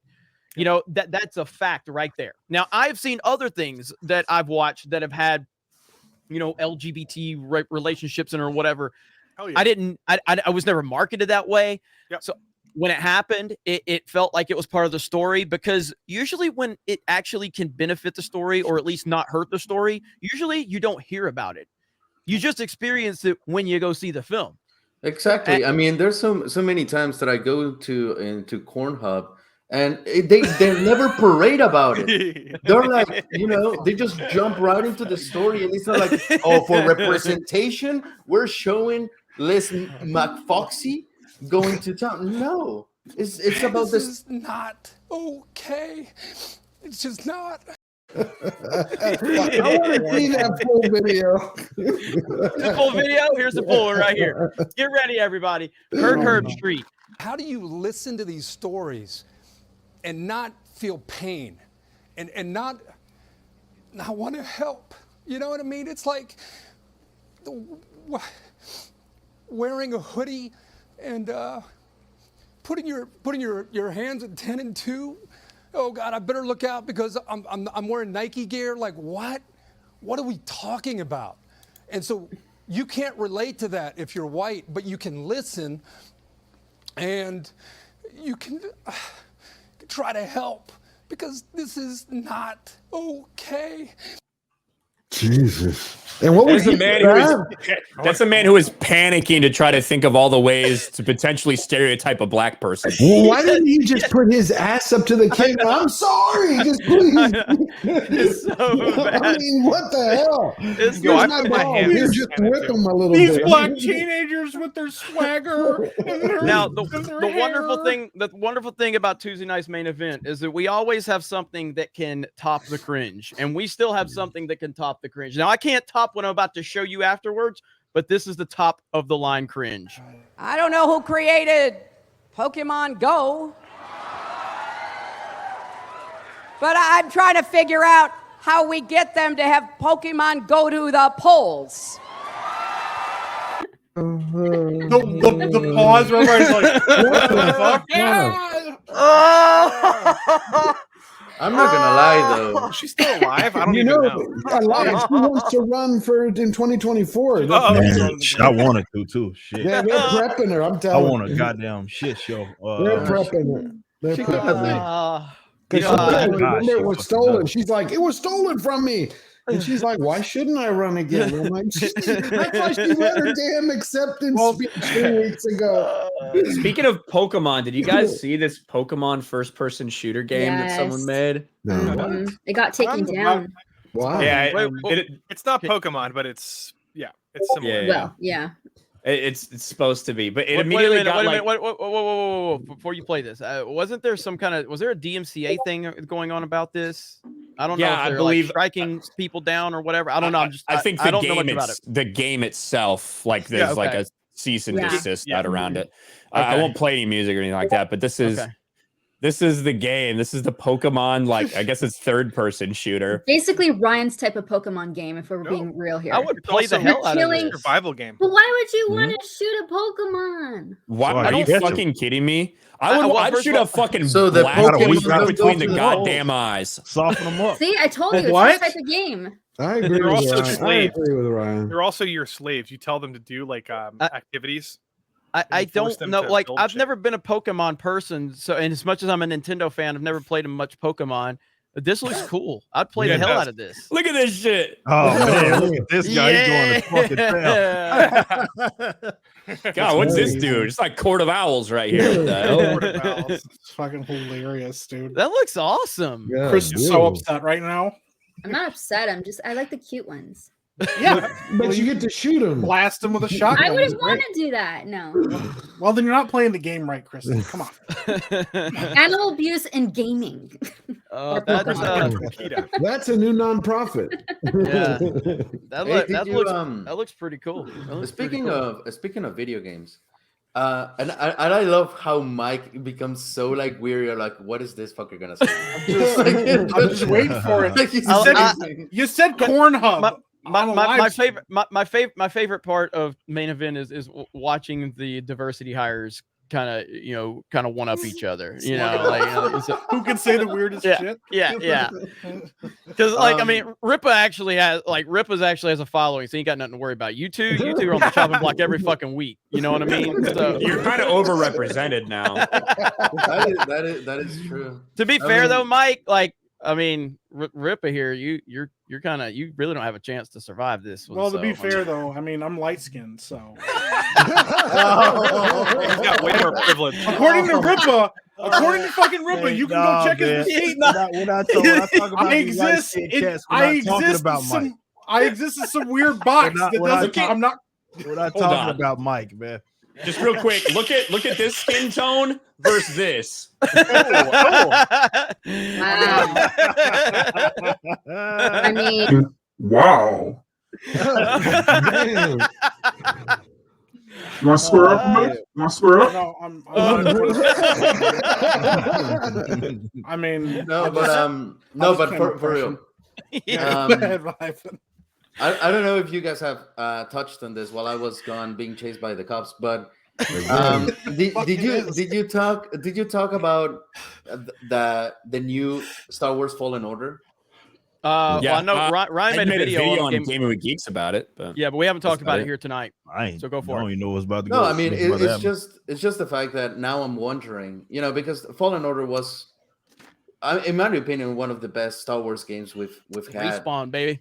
Mhm. Right, it's the best of the past 10 years. Yeah, for sure. So it's the tallest Peter Dinklage. I'm not even a Star Wars guy, and it got me into it. So, Do you think they're going to follow that kind of legacy to where they're going to do like a Red Dead Redemption type of thing, or they're going to just like drive it into the ground?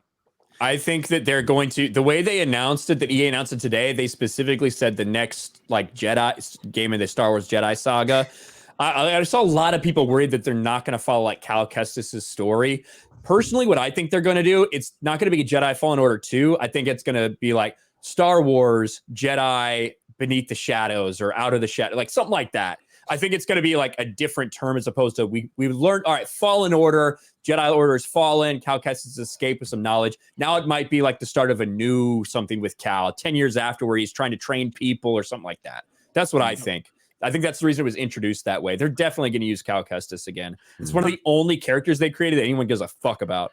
Yeah. And I mean, with Respawn, I mean, as much as there's such a weird fucking company after what they did at Titanfall 2. Titanfall 2, Titanfall 1 and 2, two of the greatest games ever made, in my opinion. I know that there's this Titanfall mod out there, and good lord, I watched the trailer for it.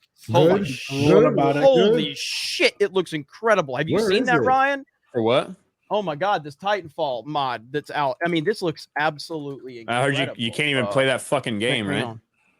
You can with this. Well, Rippo finally got a damn profile picture on this thing. Oh, it's on a different browser. That's it. so it's Titanfall North Star, and oh my god, man, I want to play it now.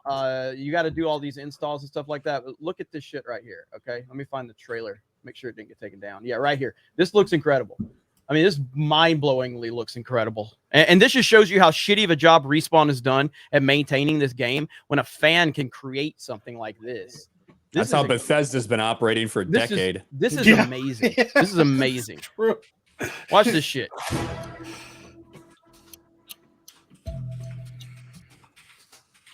A pilot stands before you.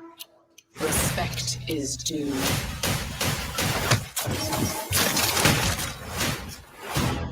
This is the moment of a lifetime. And we're gonna get hit on that. Yeah, let's pause. Yeah, there you go. You got to have a fucking rap song in every goddamn like fast-paced video game. Yeah. Look at this shit though. Like this is, and it's got custom servers, so they're not going to get DDoS or anything like that. I talked to Mark about it, so we're gonna work on trying to get something set up for Geeks and Gamers and have us a lobby. But this shit looks incredible. Yeah. Oof. I'm not gonna play the audio. No, you can't. But look, oh god, I love this fucking game so much. But it's got new modes and everything like that. And they're adding even more to it. That's awesome. Oh, that's cool. Fucking awesome, your Titan dude. can like just chuck you. Yeah, that's from the campaign. That happened in the campaign. Yeah. Well, yeah, it's the end. Like the end, he throws you up there, but still, like you couldn't do that normally. Yeah. But I mean, look at this infection. There's this all types of modes, dude. Look how fucking good this looks. Yeah, like I just look at that. That's insane. Yeah. I mean, how the fuck did Respawn fuck this up? I mean, not the game itself. The game was amazing, but they just let it die. EA didn't market it properly. Well, EA is stupid. I don't care what anybody says. Okay. Titanfall 2 is one of the single greatest games ever created. It just is. And even the campaign is phenomenal, but the multiplayer is next level. And I love it, man. So look at that shit. Grapple. Boom. Oh, wow. So good. Yeah. Jeremy I hope it doesn't work just so touching Jeremy himself. gets unhappy. I don't like him when he's happy. Is that the mod you were talking Completely about? broken. Yeah, like some guy, there's somebody that came in and created, obviously took the template and everything. I don't know exactly how he's done it, but there's videos on it. I've done a lot of research on it, and apparently they're going to continue to work on it. But yeah, absolutely incredible. And but the point was with Respawn, I mean, they've done phenomenal work with the games that they're involved in, and now, Vince I can't remember Zampella. He is now in charge of this project. He's in charge of all the Star Wars projects, right? With EA right now. Is that kind of how? I think he's overseeing it. So the guy who is, I forget his name right now. But I'm really interested in the guy who's overseeing the first person shooter, because he is someone who used to work at LucasArts back in the day, like back in the mid 2000s, all the way through the end. So someone who was there for Battlefront 1 and 2, the real ones, not the dumbass ones, there for Force Unleashed, like through all this era at LucasArts. So I'm interested to see what they're going to do with an FPS.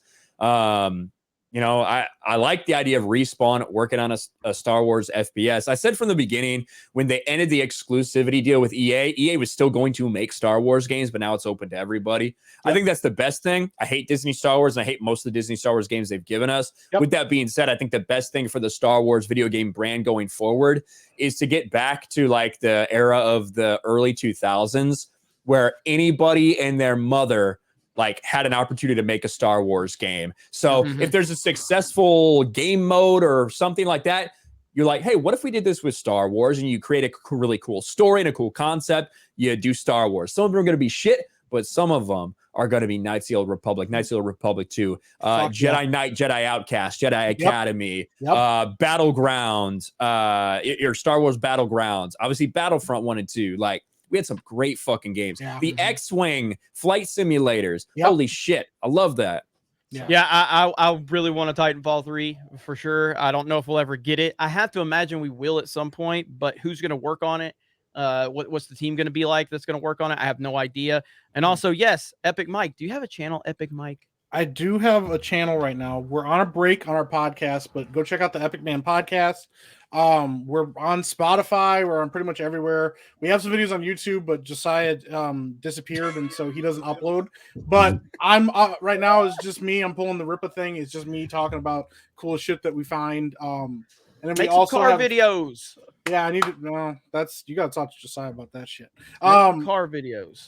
But I also we have the Epic Man channel that you can check out. We did a bunch of food shit and eating weird ass food and stuff, and getting judged by Jay and everybody else about it. So, and then at the end of the month, I will be starting my Twitch channel up. It'll be the_epic_Mike, and that'll be a chaotic mess too. So. As usual. George, you got to get out of here. So, George, tell anybody what you got going on. Plug your channel, brother. You can find me at George the Giant Slayer. I have the Boba video coming out tomorrow. I have actually a G4 video, which is going to like sum everything up and see where it's going. And then I have a surprise coming out. But I think that's good. And then I'll start mentioning the updates for the film. And I'll call you later and tell y'all all about it. George, because we decided to move it from Tatooine. Ryan gave me an idea, and so I was like, "Yeah, we're moving it from Tatooine." Ryan's the person to listen to. Yep. Ryan's the person to listen to. So. I think that we talked about it a little bit, and I think that perfect. Yeah, restricting us to what's happening in The Mandalorian. I don't like that. So plus, we did have good news if you want to know, just in case, because we're working together. Yeah, we have the studio that we're working with. We're actually nailing it down. We have we're getting that. Stagecraft technology. So once that was kind of confirmed, it changed it. We don't have to shoot. Say that one more time. So you broke up there a little bit. The Stagecraft technology that they use, the volume stuff. Yeah. I think that's really good because that's the fact. Because when you look at it, like when you see Mandalorian season 1, right in the first episode, when he's walking out of that ice patch into the bar, right? Well, nothing is real except for that dock. Right. Everything else is the Stagecraft technology. So it does it, but it does it amazingly well. So being able to have access to that changes. We don't have to shoot it in Tatooine. Are you using Unreal technology, or do you have? Yeah, we're using Unreal. Yep, they're giving us the Mr. Beast used that for his Squid Game episode. I don't know if you saw the behind the scenes of that. It was pretty incredible. No, I didn't. Unreal 5 is like what everyone's doing right now, right? Yeah. When it comes to that. The engine's fucking insane. Amazing. Plus we got access to a prop guy who actually worked on 2 of the originals. So he's going to be. Wow. That's so awesome. Yeah, people are coming out. And I got to talk to Ivan this week because he wants to edit. Yes. I will offer my services like a cheap Waffle House whore. Use me. I just want the donkey of truth. It's coming. Here comes the donkey of truth. The donkey of truth is hopping right now to dump a steamy, runny piece of truth right in your mouth. No. Yummy. I'm not that kind of Greek. He took it too far. He took it too Nothing- far. Nothing is too far. Like once you travel across the border, like nothing is. Yes. really too far. I drove all the way through Mexico. All right, George. Hey, George. appreciate you, Thank bud. you, We'll George. talk to you later. Yeah, All yeah, right. man. Good night. Bye. All right, Ryan, let's run through some of these super chats. Real quick, I just want to say this. I said it on Twitter. KOTOR 2, the expanded edition, is the best Star Wars game of all time, hands down. It's not even a question. Knights of the Republic 2. So that game basically got made in like 8 months. And it, because of the success of KOTOR 1, it was rushed. They weren't able to do everything they wanted. So there is a mod out there on Steam that basically has everything that they were originally supposed to put in the game with all the bugs and glitches fixed. It's phenomenal. It's fucking phenomenal. Oh my I think God. that I think that KOTOR, the first one, is a better story. And a more solid story with Revan and everything. However, I think KOTOR 2 is a better game. Yeah, So, and also some of the shit with Darth Traya. She's probably one of the best Star Wars. very interesting character. You need to stream these games on your Twitch channel, buddy. That probably will be a thing because I've actually every single year have had a playthrough of Knights of the Republic 1 and 2. I just go through and replay the games again like every year for like the last 15 years. So wow, yeah. That's awesome. Yep. Yeah. Good stuff. I do agree. Jedi Outcast is fucking amazing. That's So, great. I like the old Kyle Republic. Katarn. To be honest, I mean, Alcatar's fucking amazing though. Going from Dark Forces to then Dark Forces 2 to like him becoming a fucking Jedi and shit. Yeah. Mhm. Yeah. Jedi Knight, Jedi Outcast. Yeah. Does anybody else need? Ivan, I know you need to get. You can get on out here now if you need to, man. And does anybody else need to bounce? So we're gonna start reading super chats. And what do you got, Ivan? No, nothing. You good? I mean, yeah, absolutely. Okay. Well, when do you need to leave? When do you need to leave? Oh, like in 15 minutes, like at 12 or something. Okay, cool. And then Krista, are you streaming tonight? Yeah, I'm gonna be streaming tonight. Wow. What are you streaming? Do you know? I'm maybe gonna stream on YouTube for the first time in forever. Oh, look at wow! For the first time in. Oh, please don't. I'm gonna have nightmares with that. You knew enough of that. Lofty will sing with me. Yeah. I want to be free. that was the vaccine guy, right? That was the vaccine dude. Oh, remember he did. parodied? Oh did. no! Some guy parodied that song and then stuck a vaccine in his arm. Dude, I actually like the I don't like, but I think it's catchy as fuck where they do like the vaccine to Jolene. Yeah. That one. Oh my gosh, dude. Yeah, it's funny. So you Chat, do you want Krista to stream on her YouTube channel or Twitch? Let her know. Put a poll up in the chat, Krista. Okay. Yep. I mean, because I got a box of these baby Yoda cookies and it came icing, so I think I'm gonna just do that, just chill. So Ryan, if you would like to join me, you're more than welcome to. He's so what fucking fucking excited. baby Yoda shit or what? Yeah. What was We're that? having a good time. Sorry, I'm getting chips right now. It scared the fuck out of me. I was like, what the fuck? Come out to the coast. We'll have a few laughs. No, I have no fucking desire to have anything to do with baby Yoda. Well, dang. All right. There goes my dreams. Sorry. I don't know what to say. Where am I? Chef Easy does it for 20. It's weird that I fucking already read that. God damn it. Let's see. Eric K for 2. FNT is 10 times faster than any other chat. It's pretty quick. Eric K for another 2 says George right after he left, of course. Sorry, Eric. Uber Driver the Apocalypse for 2. There is no Krista, only Zool. There is no Dana, only Zool. Jay Hailstorm's gonna have to remake that with the Krista in it. Yeah. Oh God. Binoc 9 for 10. It's like I comma D, not apostrophe. Frost urine should ride the idiot bus if she thinks if everyone to read feminist lit, I don't read stupidly. What? Well, can't write that. I just had said an aneurysm right now. Yeah, I said it the way it's written. I believe. Okay, we we do have a Streamlabs to get to. Let's see. Servas says that for 10 says, how do you say it? Black Hokage? Yes. Is that it? Is also one of those people who plays the I'm scared to be on the same street as a white dude card. Love all the content, especially Rippas. Keep up the great work. Does he really pull that? Like, I would love if somebody could find a video of him pulling that one. So that's actually pretty funny. And shout out to our Odyssey audience. We are streaming on Odyssey as well. I don't know how the whole Rumble thing works, but we should have a Rumble channel set up by next Tuesday night's main event. So we'll be multi-streaming potentially on 3 different channels on 3 different platforms, possibly. I'm not sure yet. Nice, but I'll keep you guys updated on that. Yeah. Go ahead. There you go. And I see Sid Alpha in the chat. What's up, Sid Alpha? Good to see you here. He's talking about KOTOR in the chat. Yeah. CJ for 5. Can I be your agent, Jeremy? Chris is already the agent. That was her retweet of Frost. She says, "I'm the Geeks and Gamers agent." So basically, what that means is nothing. I guess she's the secretary, but not an agent. But it was Krista being sarcastic, which is we need more of that in the world. Yeah. I'd love to hear more women speak. Apple's Angels for $30. I got my copy of The Punisher 2004 4K Steelbook in the mail today. It's not revenge, it's punishment. What's your favorite pre-MCU comic book movie? So Spider-Man 2. Yeah. If we're talking Marvel. What was the question? I would say Batman Begins. What was the question? What's your favorite pre-MCU comic book movie? It's Unless we're Spider-Man talking 2. So It's Spider-Man if 2. it's- well, if we're talking everything, then it's going to be 2008.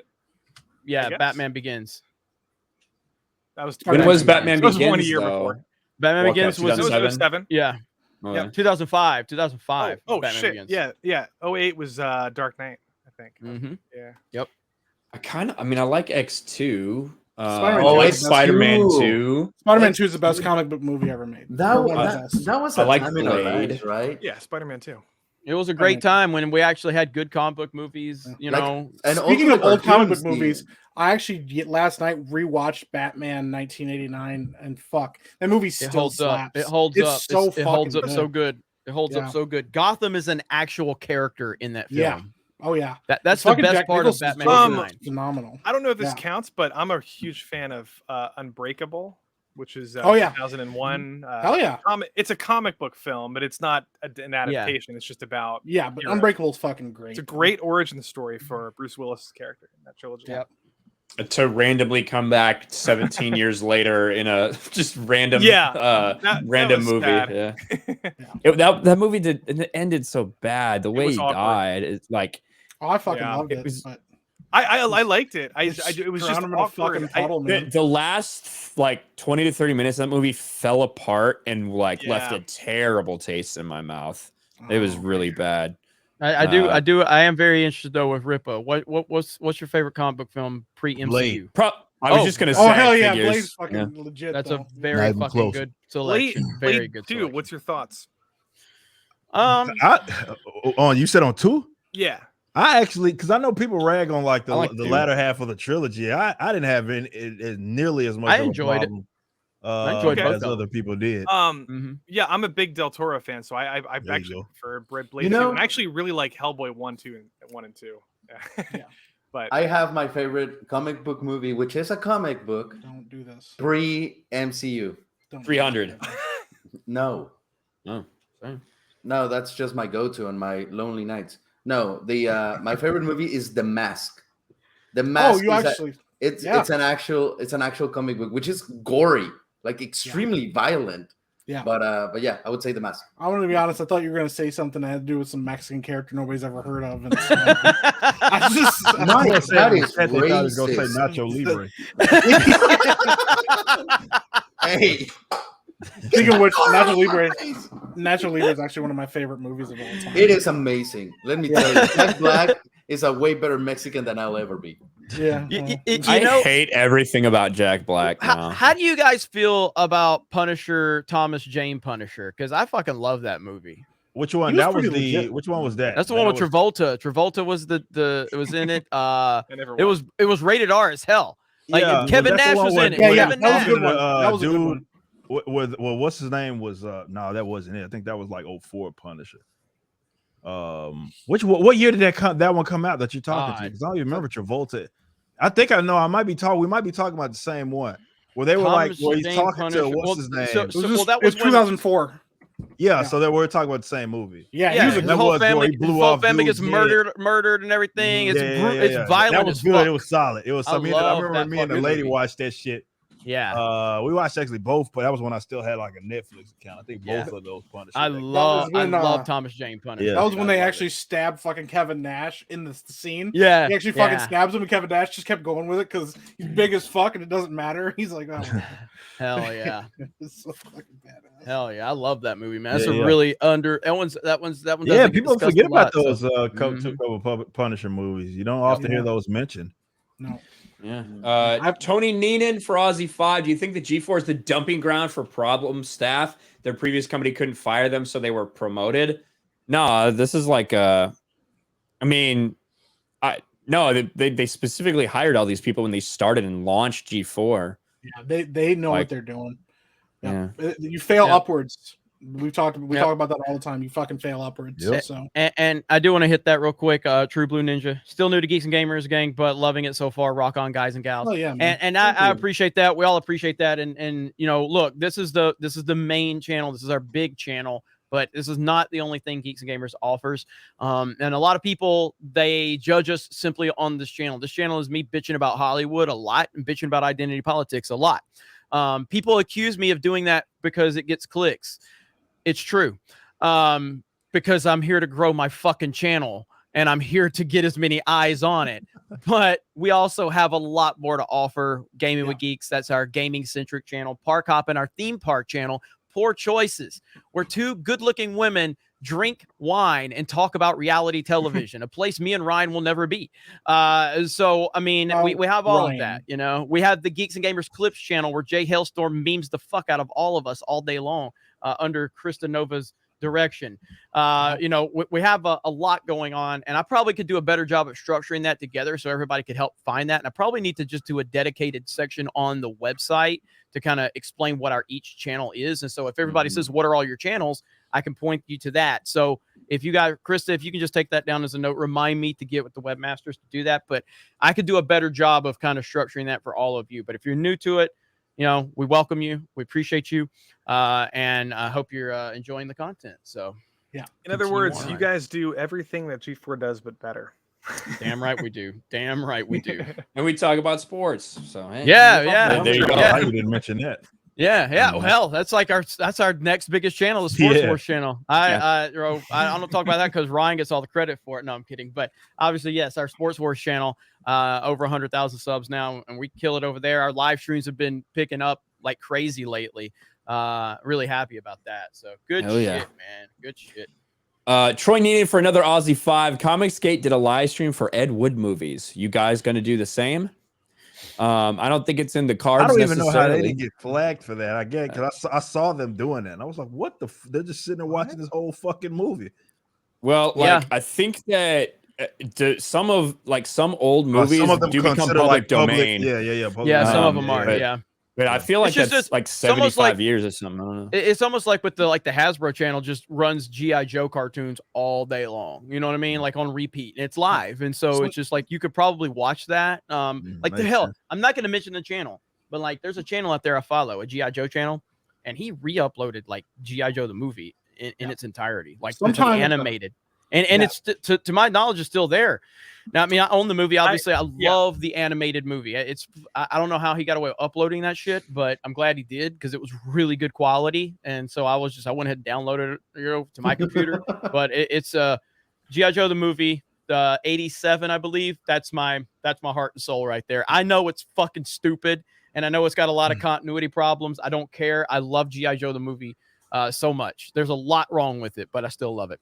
But some of those places, they're just not. Once they start being profitable, they just kind of fall out. Like, you know, maybe nobody even owns those, or they're in somebody's fucking archive. So it's like you can do whatever the fuck you want with it. Because what guy's gonna dig up all that shit and then get a legal team together, start suing everybody for it or DMCAing it? So yeah, I used to have a channel on YouTube, and I would put old films fully.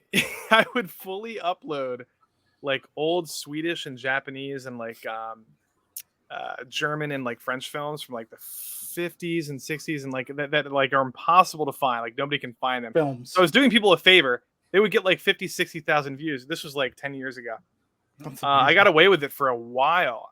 It was a big channel, and then somehow I got flagged and the copyright strike, and then it got terminated. But yeah, that was fun. Hell yeah. Logan, I'll get this real quick. Hey, Geeks and Gamers, love your content. I may not agree with everything you say, but you are always up front with the BS in the industry. What's your favorite survival horror game? Silent Hill 2 is amazing. Well, considering Resident Evil is a straight up horror game, No, I would no, but you can mention the first couple for sure. Yeah, fucking with you. But, God damn it. that was the first ever like Tuesday night's main event where me and Yeah, Rip what were we just talked about. fighting. That was like the first. you guys one, argued. Oh God! Yeah, we argued just random Resident Evil shit for like an hour and a half. If I'm judging, like, so my favorite, God, like it's so hard for me to determine what's my favorite Resident Evil out of 1 and 4, and I think the nostalgia of 1 carries it for me a lot. But God damn, it was such a game changer when it came out, man. Like the dog jumping through the window in that hallway, and then you come back and there's a fucking spider in there. You know what I mean? The snake. Fuck that shit. That was the thing I hated about.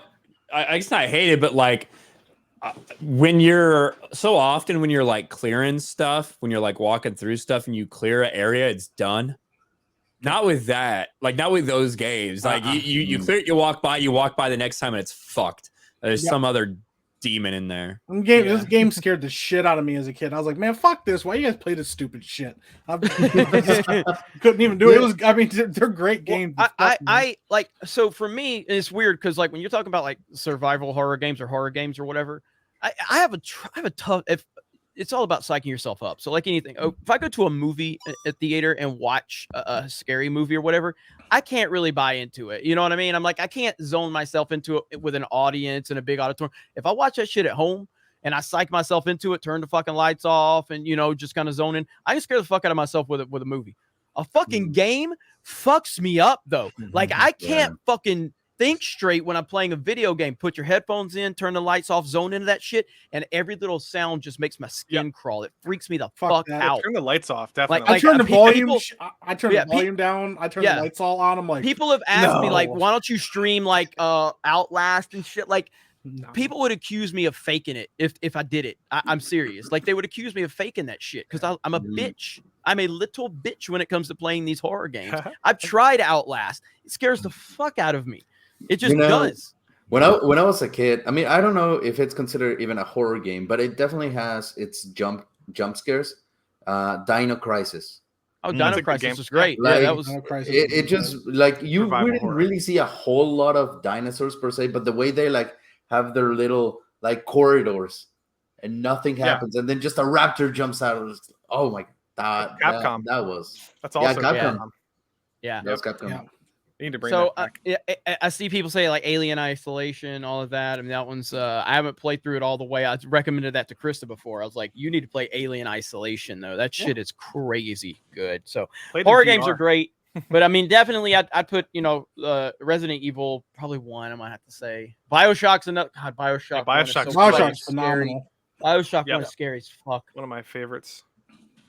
I'm not playing Outlast on stream for you guys. That would ruin my reputation. You got to do that for premium. That'd be great for premium. Ruin my reputation. I'll shit my pants and cry. I'll straight up. But like obviously, Resident Evil, I said many times, was my favorite gaming franchise. Of all time.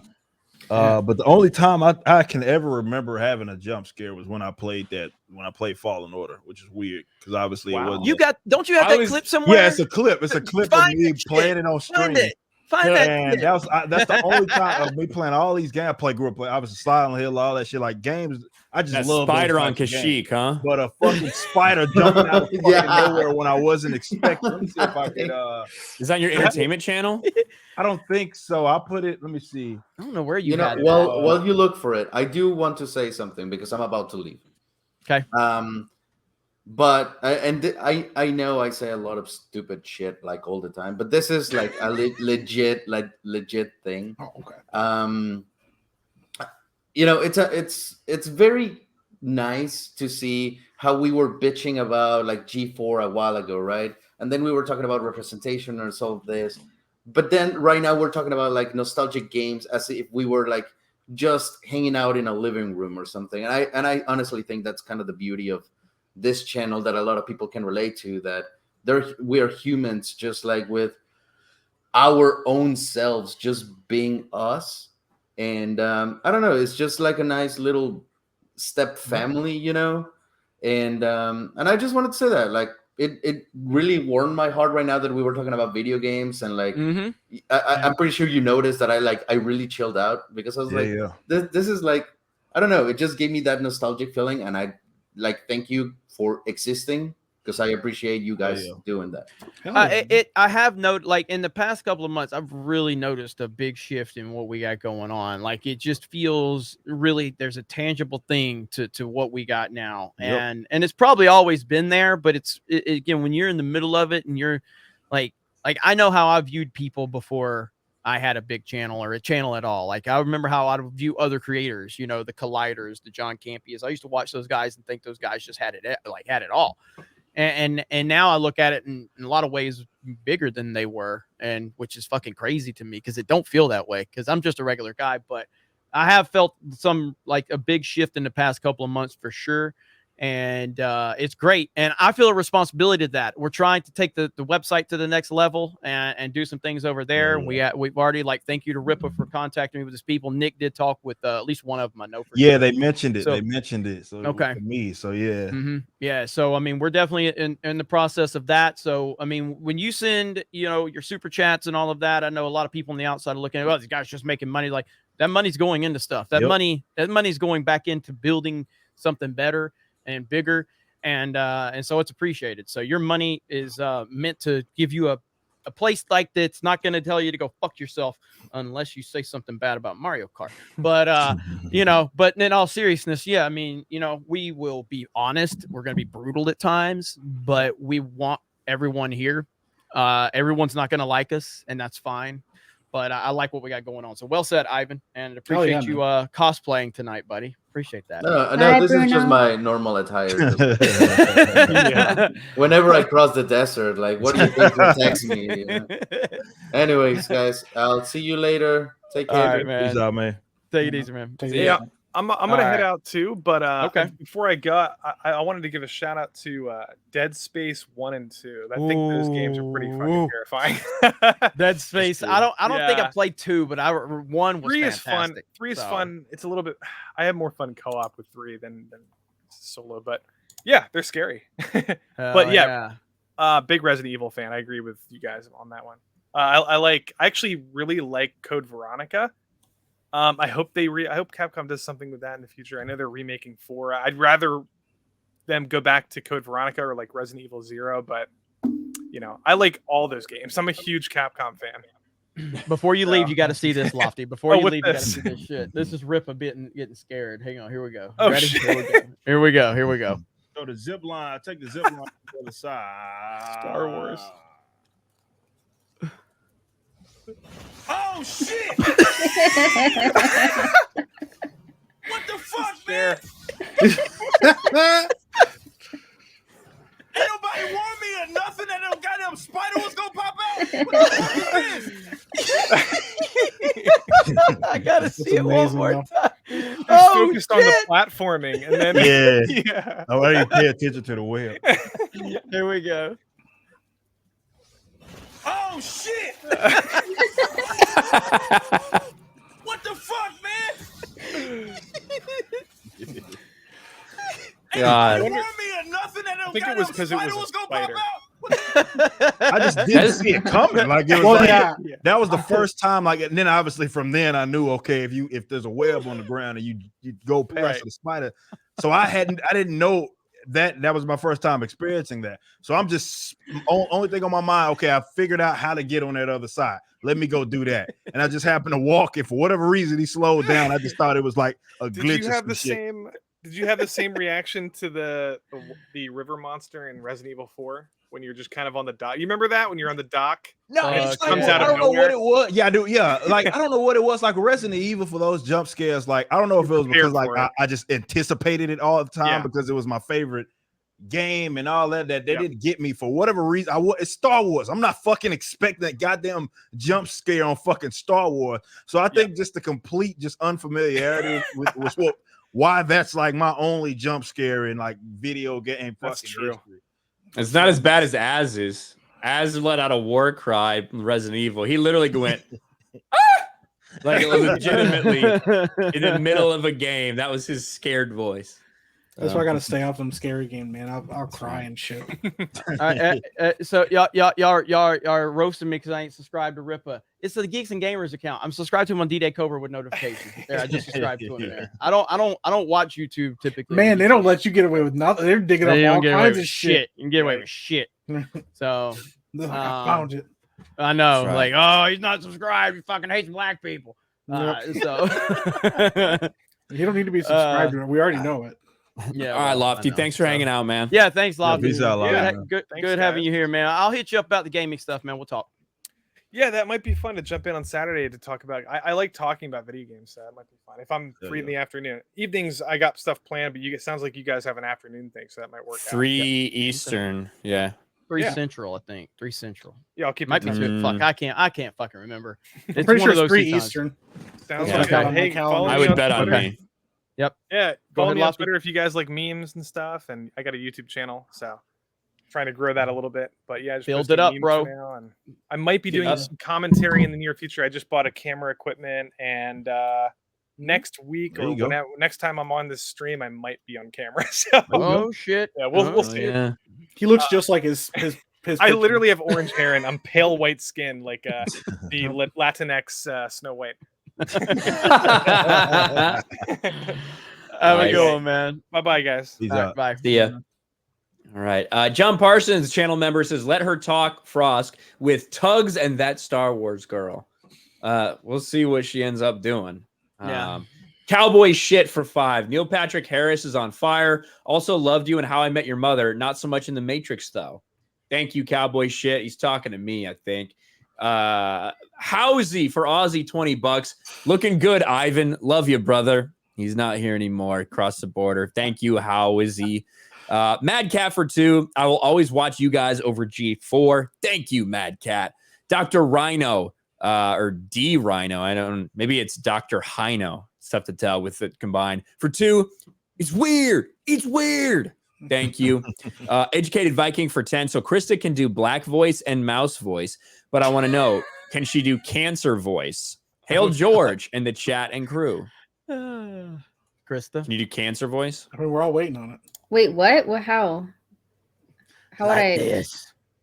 I don't know. What? That's pretty good. What? That's pretty good. Well, is that like, I mean, if you mean like cancer to the point where like one of those people that's thinking those holes are like, I can't face the shower, or else I'll drown. You can do that. still smoke after my surgery. Yeah. I just like when she had her voice and she go, "What's up, young Ripper? What's up, young Ripper? What's going on, y'all? What's up, young It Ripper? sounds weird What's because her up, voice Happy is still Monday? high.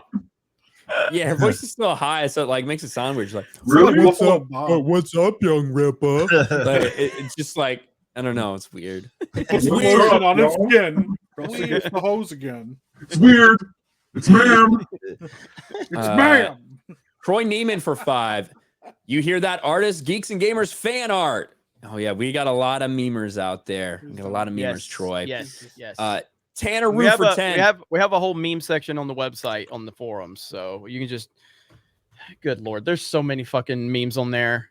There's thousands. Apollo put like 1,000 in there, to the point where I think our servers were getting bogged down. Yeah, it was a lot. That dude's fucking insane. I see Camelot in the chat. What's up, Camelot? Good to see you, man. What's up, man? Tanner Roo for 10. G4 is a husk of its former self. Fake corporate owner, hosts, and garbage politics. Angry Joe is the People's Game reviewer. Sad he hasn't given his 2 cents on this shit show. Keep up the good work, G&G. Angry Joe. Look at Ripa. You have your shit, but I'm not gonna go on that fucking rant because I don't know. He'll cry about it. Well, I think, listen, I think that Angry Joe, the reason he got so successful because he was doing stuff a lot of people liked. I think he let his political shit he got way too invested in that. He went a big like Trump hate spree. Man, not a good look. Bad too. That was bad. It was really bad. Bad, So, but I mean, I like a lot of what Angry Joe does. I don't watch a lot of his stuff, but I mean, I have in the past. my buddy, like, I watch long videos. I don't mind long form videos. My buddy was like, go watch this. And he reviewed some fucking game that was like 8 hours long. The video was like 2 hours or some shit. It was way too some long. funny shit. Like I liked his Last of Us 2 review. His Last of Us 2 review was pretty fucking funny. Of course, we were all fucking making fun of that. He also he takes a real long amount of time to get to the fucking point. And Ryan, I just went and looked, and CNN memes we're still the #1 search on Google for CNN memes for geeksandgamers.com. Nice. You gotta be known. Try for to go. yes. You need to open an incognito tab and see if it's the same. Look. Trump used Russian dressing during campaign. Let's see. Trump meets with Ivan the Terrible. Widespread outrage over controversial czar. Like, it's just so much shit in here. It's fucking hilarious. That's fucking good.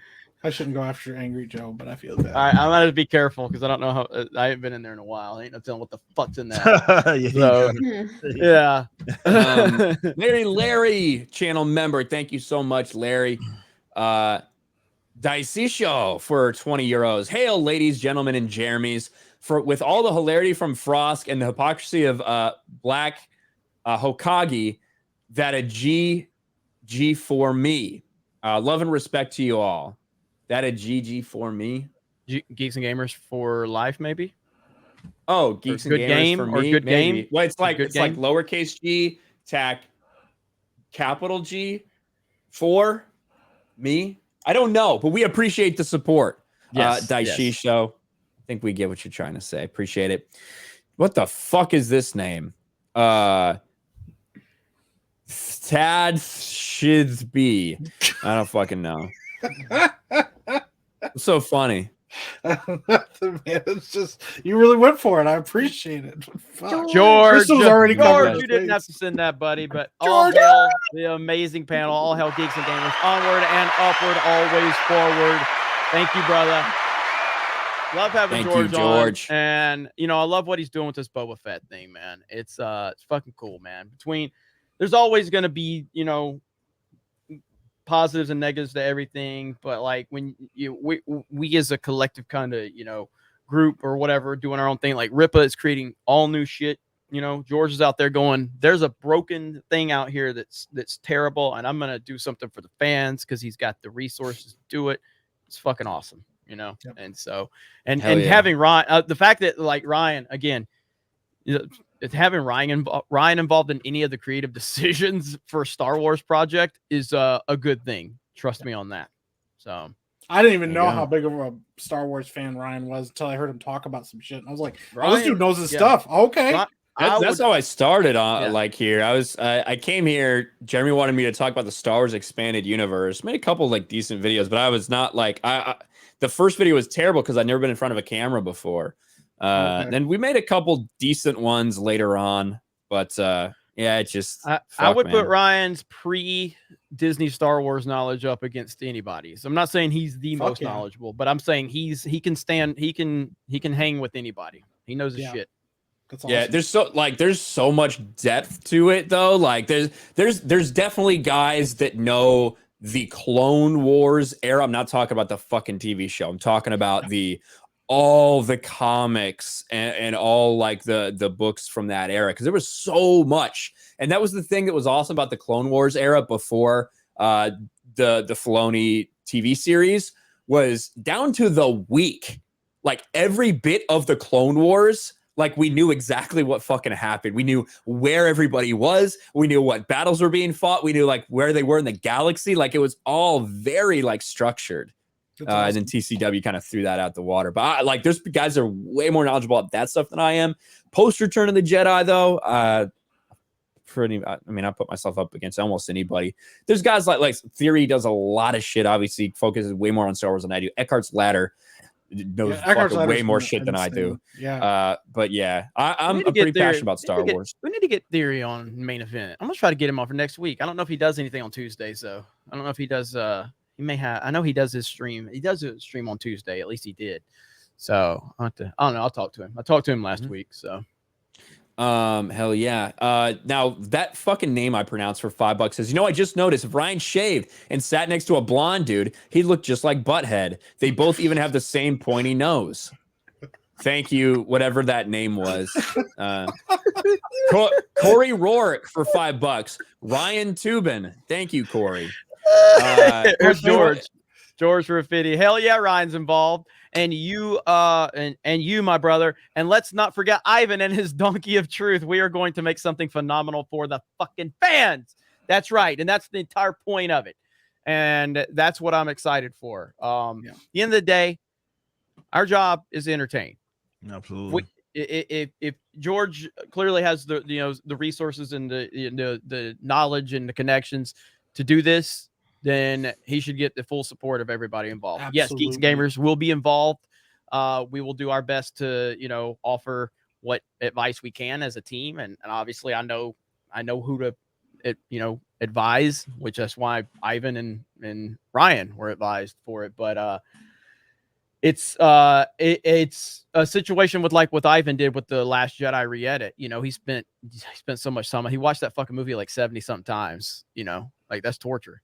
But he did it because people found something to be happy about, something to look forward to. Being a fan is about a couple of things. Number one, it's about enjoying something, but there's also like having something to look forward to. There is nothing like the anticipation of something as a fan. There's nothing 100%. like it.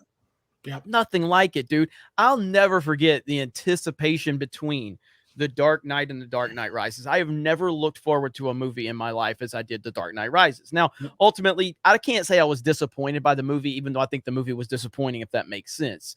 But that journey from the speculation of after The Dark Knight, when The Dark Knight ended, and Batman taking all the credit for Harvey Dent's crimes and knowing that the city was after him and they're going to chase him because he can take it. And that amazing speech by Gordon, that massive buildup of speculating what's going to happen. Now, I think the Ledger death had something to Ledger's death affected what that movie ultimately became. And that's a very sad element of a very sad story. But I'll never forget the anticipation of it. I'll never forget the lead up to The Force Awakens. I'll never forget the lead up to the fucking Last Jedi. I might have hated it, but the lead up was fun because that's what being a fan's all about. Going back and just going, like when I go into a Walmart right now, just seeing G.I. Joes on the shelf blows my fucking mind. Okay. Because as a kid, dude, like every time we'd go to Kmart or Walmart, the anticipation of what G.I. Joe figures on the shelf. Oh my God. Oh my God. Oh my God. Oh my God. Yeah. And that just brings memories back. I pinch myself every time I go into a Walmart right now and see G.I. Joe on the shelf because it blows my mind to see it because there's so much nostalgia with that packaging and everything. But, if George can create something that gives some people some excitement, then he's done his job. And that's what it's all about. Absolutely. Hell yeah. Let's see. Let's see. I'll be right back. Boraquadamas for $5. When is Ryan going to cosplay as Balder? When is Rippa going to cosplay as James Harden? Oh, you assholes. I'm not gonna do it. I get told fucking every goddamn day that I look like him. So I mean, what? That's enough. I'm cosplaying them every day, apparently. You even kind of in the one thumbnail where you go like this.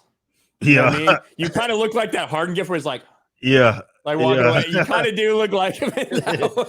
Yep. Every fucking where I go, man. The thing is, James Harden's far more likely to wear a Blue Lives Matter neckerchief than Rippa is. That's true. That's the funniest part. That is very true. He is. We can confirm that. Yeah. Oh man. Balder. I mean, even Balder, like the way he's portrayed in the like God of War game, the most recent one. Do I look like him? Maybe a little bit. I don't know. I'd have to look. So tomorrow, I guess. Sun Wuku for $5. I'll flick my girlfriend's bean to Ryan. There you go. That's what I like to hear. What came back at the right fucking time, apparently. Jesus Christ, man. Oh my God. Troy Neenan for $5. Where do you think the Tumblr people will go after Twitter shuts down? TikTok. Yeah. Yep. Because they ain't gonna start their own shit. That's the thing. Yeah. God damn it! It skipped on me. It skipped like 100 super chats. I'm gonna fucking die. I found it quick, here. though. I got this one. There's a super chat I wanted to read real quick. I got to be honest with you, Jeremy. I don't fully trust you because there's times that I think you're a hypocrite. However, there's a small part of me that wants you and others to win this craziness and keep doing what you do. Well, I appreciate that. I would like to know specific examples because, first of all humans have some type of hypocritical nature in the eyes of other people. There's just no doubt about that. But That's I what would a like hypocrite would specifics. say. So yeah, well, I'd like some specifics though, like what your issues are. I'll be happy to give you clarification on anything that you think I'm hypocritical on. But I appreciate the super chat and the support. There you go. By the way, real quick, Jeremy, I just wanted to point this out. There's a guy, I'm not going to mention his name because fuck him, but he shared your Last Jedi video where you go, I love The Last Jedi. I love that movie. And he goes, I fucking caught him. And he was talking all this shit. And somebody in the comments was like, that's a joke video. And he's like, yeah, sure it is. And I was like, I was talking to Josiah when he was editing the fucking video. I know it's a joke for sure. And the guy was fucking, but yeah, he's like, see, Jeremy just says he hates things and stuff because he knows he's going to get views. Yeah, dude. How many videos have you even made about that? You've made like 2 or 3 videos on this channel about I broke down. I showed the receipts. I showed the messages. I showed the comments. I showed every piece of communication that went down with that. Like I showed it all. Yeah. And people still just believe it. And I'm like, guys, I was talking about The Force Awakens and The Last Jedi. I meant to say I loved The Last Jedi. I said, goddamn, I meant to say I loved The Force Awakens, and I said I loved The Last Jedi. The video never went public. I was in Houston, Texas when I made the video. I sent it to Josiah. Josiah said, I said, hey, can you clip that out? I misspoke right there. Yeah, no problem. He goes, hey, dude, after you make it public, can I make a Facebook post in our group and say that I caught you? I'm like, Jeremy of course you can. Of course you can. We went through this whole thing. I've broke down all of it, and people still don't believe me. Still to this day, they're still, yeah. He's like, he deleted the video. He just doesn't want people to know his real history. That's the whole thing about the deleted video. So yes, I deleted my Last Jedi video. The only reason people know about that is because I'm the one that said it. I deleted it when the channel had 800 subscribers. It wasn't this guy with this big channel that I would never have done that. I didn't have a following. Nobody knew what the fuck who I was. So when I watched that movie, initially, I had a favorable opinion. After I realized, I was like, I don't really like that shit. I'm taking that shit down. The video had like 100 views on it. No one knew who I was. So the reason that people know that I deleted it is because I was on a live stream after we had about 20 or 30,000 subscribers. And I told people, I did it. I was like, yeah, just want you guys to know this about me because, I didn't at the time, the channel. I was not a YouTuber. I was a fucking part-time retail worker on 2 different jobs to make ends meet when I made my Last Jedi review because I wasn't making a living at this. So yeah, at the end of the day, it's fine. But if you think I'm a hypocrite, I would love specifics, and I think I can at least explain. And if you don't like me after that, then there's nothing I can do about it. I personally think that liking The Force Awakens is just as embarrassing as liking The Last Jedi. That's just me. But Gualberto Chavez for 5. Frosk, I would smash if it wasn't for the front 2 yellowish teeth. There you go. Educated Viking for 5. Do you think Frosk talks down to her parents? And how many mothers do you think she grew up with? At least 2. If I had to guess. Cowboy shit for 2. Changing my name to Krista's Adam's apple. Nice. I mean, God, so bad. It's so bad. For the Emperor for 5 says D-Day Cobra. How do you like tying in Mario Kart? How I like what? Tying. Oh, fuck that. You see, there's a video on Geese Gamers Clips right now. You'll see my whole breakdown of that. But in retrospect, I probably should have accepted the tie, and then I wouldn't have to lose to Johnny. But at least I cost Rippa because I took Rippa out because he was in contention. And I'm like, all right, if I'm out of the contention, but I'm going to take Rippa out too. The only satisfying tie that we had was when me and Rippa shared the cup when we beat Jeremy's ass. That was pretty satisfying. Dermy Wormy for 2. It's nice that Mike dressed up for the thumbnail. What's the thumbnail look like? I don't fucking know. It's got what's his name? TBH. That's what Frost calls him. So it's TBH is on there, and it's got the clown. Yeah. I get it now. I'm like, what? I thought it was just Mike. Roberto Diaz for 5. Greetings from Tampa. Looking forward to a future Orlando meetup. LGB. Yeah, man. Sometime in October, hopefully we can get some more. We need to talk about that tomorrow and get some more clarification on some of that stuff. Yes. Thank you. It's Glenn for 2. Great stream, everyone. Cheers from Connecticut. Well, hope you're staying warm up there in Connecticut. It's Glenn. Jeff Hill for 10. I'm sorry I don't send too many super chats. I try to support as much as I can, but I just want to tell you that I appreciate channels like Geeks and Gamers. Great entertainment. We appreciate it all, man. From a $1 super chat to 100, from a simple like, a share, being in the comments, letting us know how you guys are feeling. It all matters to us. So we appreciate it, man. Bird Up for 10. Does anyone remember a horror movie called Chud? Homeless people who live underground are turned into monsters with bulging eyes by toxic waste in the sewer. It's the origin story of Lori Lightfoot. I found this meme that I shared the other day. What was it? I think it was what was it under? It's a Lori Lightfoot meme. It's so fucking good, dude. It's amazing how far her eyes move apart sometimes. Good. I think actually Lori Lightfoot is how, like, if people lived in Chicago for 75 years, like, that's how people would evolve to survive. So you literally, like a fucking chameleon, you could be checking your corners and everything. Your eyes can go different ways and make sure you don't get fucking mugged and robbed. So Lori Lightfoot is the result of decades and decades of evolution of the people of Chicago to not die. That's what I think. Borgporg for 5. I heard Mr. Young sing about Rogan. I heard old Neil put Joe down. Well, I hope Neil Young best remember Spotify don't need him around anyhow. Yeah, that's an embarrassing. He actually deleted his letter, like threatening to leave Spotify. I don't know if you saw that, Ripa. But... There we go. Look at that. Look at that. Look at that. Lori Lightfoot, feeling fine. I thought that was a fucking dude. I'm gonna be real. I thought that was Photoshop when I first saw that picture. I was like, oh no. Listen, between like her LeBron James hairline and like those googly ass eyes, the fact, God, she might as well just take the HGH to get it over with. Hairline's already fucked up. Lori Lightfoot's face are the reason that people are trying to keep mask mandates going. All right, just being real. She's like, I'm all right. I'm okay. I'm good. Oh man, that was rough right there. That was rough. Yeah, but anyway, yeah, that Neil Young stuff is funny. I don't know if you talked about that today, Ripa. The Neil Young, Joe Rogan stuff. I did. That was the segment that we released today. Yeah, but yeah, Neil Young actually deleted his open letter to Spotify. Did he? So, Did he? Yeah. Because he probably what a cock, dude. Spotify probably called him and was like, "You can leave. It's fine." I have always said, and I'll say this, and I'll continue to say this: no one has a problem with anything we're saying. They don't.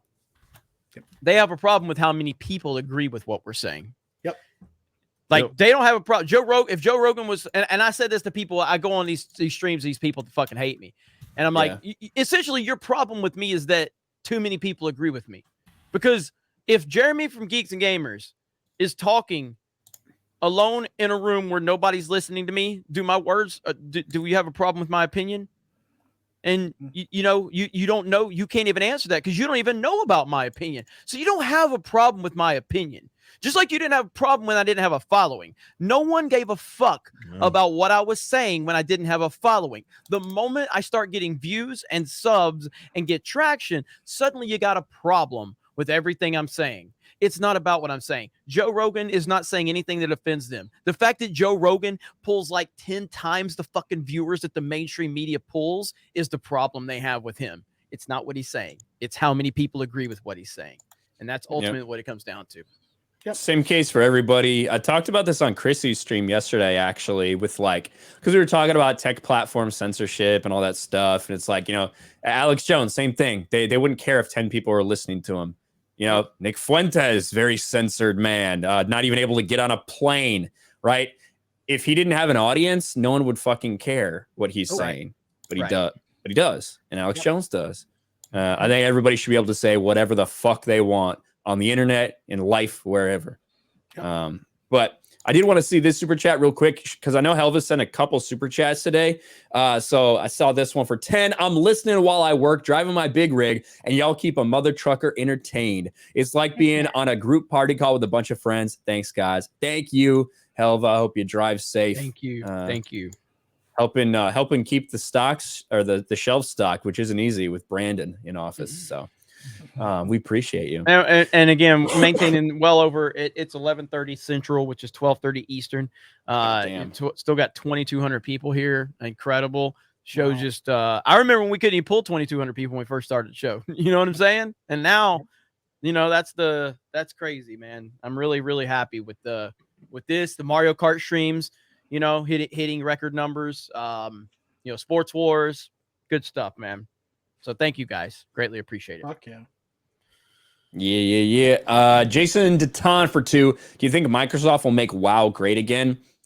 Too early to tell. There's been a lot. That is a game that is very old, so it's going to be interesting to see what they can do with WoW. Yeah. Sensei Sharkbait for 2. Happy birthday, Az. Hail, Geeks and Gamers. Yeah, it was Az's birthday yesterday. Yes. So happy birthday to him. Chaos Hoy. Super chat. Chaos Hoy for 2. Jeremy, check out Ninja Scrolls. The anime? I'm assuming it's what I've seen. I saw Ninja Scroll a long time ago. I need to rewatch it again. I remember enjoying it, but this was a long, long time ago. So, yeah. Kai, MFS for 3. Spoilers. Jeremy's always right about Nintendo. No. Nope. It's true. Nope. Nintendo is the GOAT. Well, I mean, that part's right, but Jeremy Wormy for 2. I can't wait to play Splatoon 2. I can't wait to play Thursday with our premium members. Splatoon is a great game, although the matchmaking sucks. I can't wait for an entire hour and a half of you complaining that the fucking the lag, this doesn't make any sense. We're getting error codes. Yeah, I can't wait. Great, Nintendo's the GOAT. Nintendo's so goated that you need to buy an adapter to fucking plug the bitch into the internet. I mean, That's look, how goated it is. Look. If we didn't live in a world where literally the Call of Duty and Halo games right now have problems as well, like online is just a problem, period. These companies can't get it figured out. Nintendo's works better than Halo or fucking Call of Duty right now. The problem is those aren't necessarily just inherent problems with the way the systems are built. That's what Nintendo's is. It uses peer-to-peer. Like that's how it operates. Yeah. But still, and again, I just said this. It's built so that you literally have to buy an extra piece to plug the Ethernet cable in to even get your peer-to-peer dog shit internet to halfway work. So it's like, what the fuck? It still works good enough to entertain the masses on Sunday night, and that's all that matters. You could be playing dumbass Hot Wheels or Sega Racing or some shit. It'd be just it's not funny. As entertaining. No, it's not as entertaining. It's not even close. Mario Kart's a different level. Get the fuck out. Jeremy Wormy for 2. You're just mad because you got ratioed by some Nintendo fans went full frost on them. I didn't get ratioed. It was like 70%. But yeah, a bunch of fucking idiots. A bunch of fucking idiots who literally, like, the Nintendo video itself got ratioed by Nintendo fans. And I made a video saying Nintendo fans hate the fact that the 35th what is it? What are those the fucking characters called? Fire Emblem. Like the 35th Fire Emblem character gets added to Smash when literally people wanted anything but another Fire Emblem character. And because there is some people that will just fucking literally just take Nintendo, whatever Nintendo shits out, whatever it diarrheas out into a bowl and literally get a straw and slurp that shit up. Yeah, they got very mad that I talked about the facts about what happened. It wasn't that bad. The announcement wasn't that bad. Nintendo fans are just fucking passionate as hell, and they go into these directs with this massive expectation, and when they don't get what they want, they freak out in the comments. Oh shit. But then you came in and really went after Nintendo, and they went after you. It's one of those situations where it's like, hey, no, This retard's my brother. I can call him retarded. You can't call him retarded. I love him. That's what it was. Exactly I'm what it here was. for you, Nintendo fans. I'm not here. I ain't saying it's weird. I ain't saying talk to him, Weird. Ryan. I'm like, fuck you, Ryan. I'm here for the Nintendo fandom. Oh, fuck. Well, I've had to suffer through a lot of fucking standing in line with Nintendo fans where I wish I brought a clothespin for my goddamn nose. Anyway. Anyway, I mean, I have a Switch. I literally never turn it on. Like every other week when Jeremy makes me play Mario Kart. That's about it. Dermy Wormy for oh shit. Dermy Wormy for 2. You let Lofty on so we can berate him for his Final Fantasy VII take. Yeah, I remember he did get blasted for talking about the remake versus the remaster and everything. Did you like it or something? I think so. Him and Nick were having an argument. I think Flash as well about, you know, how they turned. This is like you pull up your own comment. Congratulations, highlighting I'm your own letting the comment in Nintendo chat. fans know that I stand with them against your toxicity. You just put it in the chat. Isn't that letting them know? Is this like LeBron where you got to try to remind everybody? You know what? or Fuck something you. like that? Fuck you. Fuck you. Hang on. Let's find a There clip. you go. There. All right. Fucking, I'll put that one up. Okay. There you Bring go. the pitchforks. Fuck this motherfucker.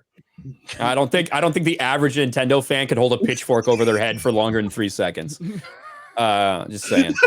But anyway, Lofty, like I think he was like a fan of what they did with the Final Fantasy VII remake, and they're like, no, you should have just done a remaster. But so they had that argument. But yeah, exactly, David. Yes, exactly. Bird up for 2. Deep tone Krista sounds like RuPaul's real voice. That's pretty good. Hey. No. East Coast Toasty Boy, Krista, please say, oh yeah, in the deep voice. Oh yeah. Oh man. God damn it. bad.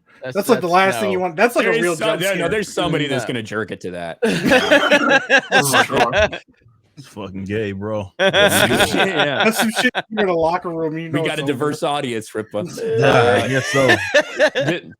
Defendo for 5. Frost handlers don't want to have open conversations. I agree. No, they Cowboy definitely don't. shit for 5. I don't think Ricada has really talked about her. Get her with him. Oh man, yeah, I would love to see her on with Nick. That would Holy be a shit, that'd be It'd great. be a disaster for her. Mike Hill for 5. Krista saw your response to Gina Carano's green M&M tweet and wondered, what do you mean that looks like a snack? Exactly what it means. It looks like a snack. They're trying to find She out. likes Krista likes M&Ms. No. But They're yeah. trying to get you to come out, Krista. Come on now.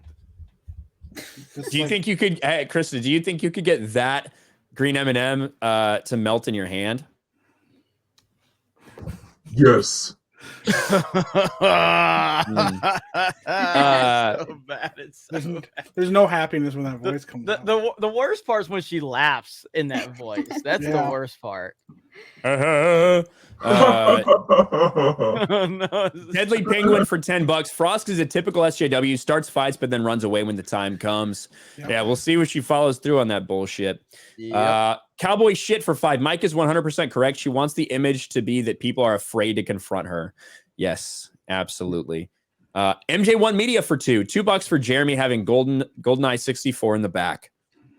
Sorry about the other one. This TV has completely shit the bed. It does not work. I will get that changed out because I like playing different games behind me on that one. But yeah, GoldenEye, man, the memories of that game. Holy shit, the multiplayer on that. Oh my gosh, man, that was next Fucking level. donkey head or Donkey Kong heads and paintball.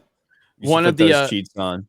And I was gonna put Shadows of the Empire. Playing, fuck. Oh yeah. So yeah, but Dash Rendar. I may have that one for tomorrow. Bird up for 2. Snow Brown and the 7 6 foot tall not dwarves. Basically. Magician Sapphire for 10. Why even do movies if you're so constantly tired of offending? This is getting stupid. That story is so dumb. Like so fucking dumb. Snow Tan and the 7 spectrums. Hell of a for $5 is Peter Dinklage is trying very hard to be offended. I think so too. I think he's upset. He said a couple things about fans in Game of Thrones in the past couple weeks too. So Dark Galaxies Gaming. What's up, Dark Galaxies Gaming? Man? For $20. Jesus, will this garbage never end? These 7 characters. We know he'd have been pissed if they'd announced it already. They were replacing dwarves with tall people. There's no winning in wokeism. Exactly. Because then him and his brethren wouldn't be able to get jobs. So I don't know. Doesn't make any sense. I'm just gonna. I don't want to. Again, I don't want to give people's names unless they want it out there. But I'll just say JM just became an annual subscriber a couple hours ago on geeksandgamers.com. Thank you for that. Appreciate that. We've had a lot of subscribers recently in the past week to the website. And so I really do appreciate you guys. If you are a new premium subscriber, make sure when we send you that confirmation email, you can send reply if you have a Discord, we can get you in the premium Discord, but we'll actually I'll have them send something on an invite to you as well. But we do a lot of communication over there in the premium Discord. And for Splatoon, we're gonna try to do something for Thursday for Splatoon. And no, Ryan will not be there. That's damn sure. Valkyria Winter for Aussie 10. This is why Hollywood and comics and soon, sadly, gaming are going down the shithole. They go the woke way and wonder why they're failing and losing money. Maybe one day they will wake up. Maybe. It's up to everybody to continue to press back against everything. It's not about waking up. It's about creating alternatives, because the people involved in it, they're not gonna none of these fucking people that are involved, they're not just gonna be like, hey, you know what? We tried the push some identity pub, but it's really not working. So I think we need to kind of step back and honor the characters, and that's not gonna fucking happen. It's just not gonna happen. Like you either gotta create alternatives, or you got to hope that these motherfuckers lose enough money to where they fire all the fucking activists and they hire qualified people. Yep. I really don't think that part's going to happen. So creating alternatives is the more believable scenario. Yep. I agree. Where the fuck can you read a couple of the Streamlabs and all that stuff, Jeremy? I lost my place. The chief has spoken for 5, says Fear 2 was good for jump scares. I've never played that one. I've heard a lot of good things about it, but I never played that one. The John Beck for 10, thanks to every one of you. Thank you so much. John Connors also says the haters hardwired.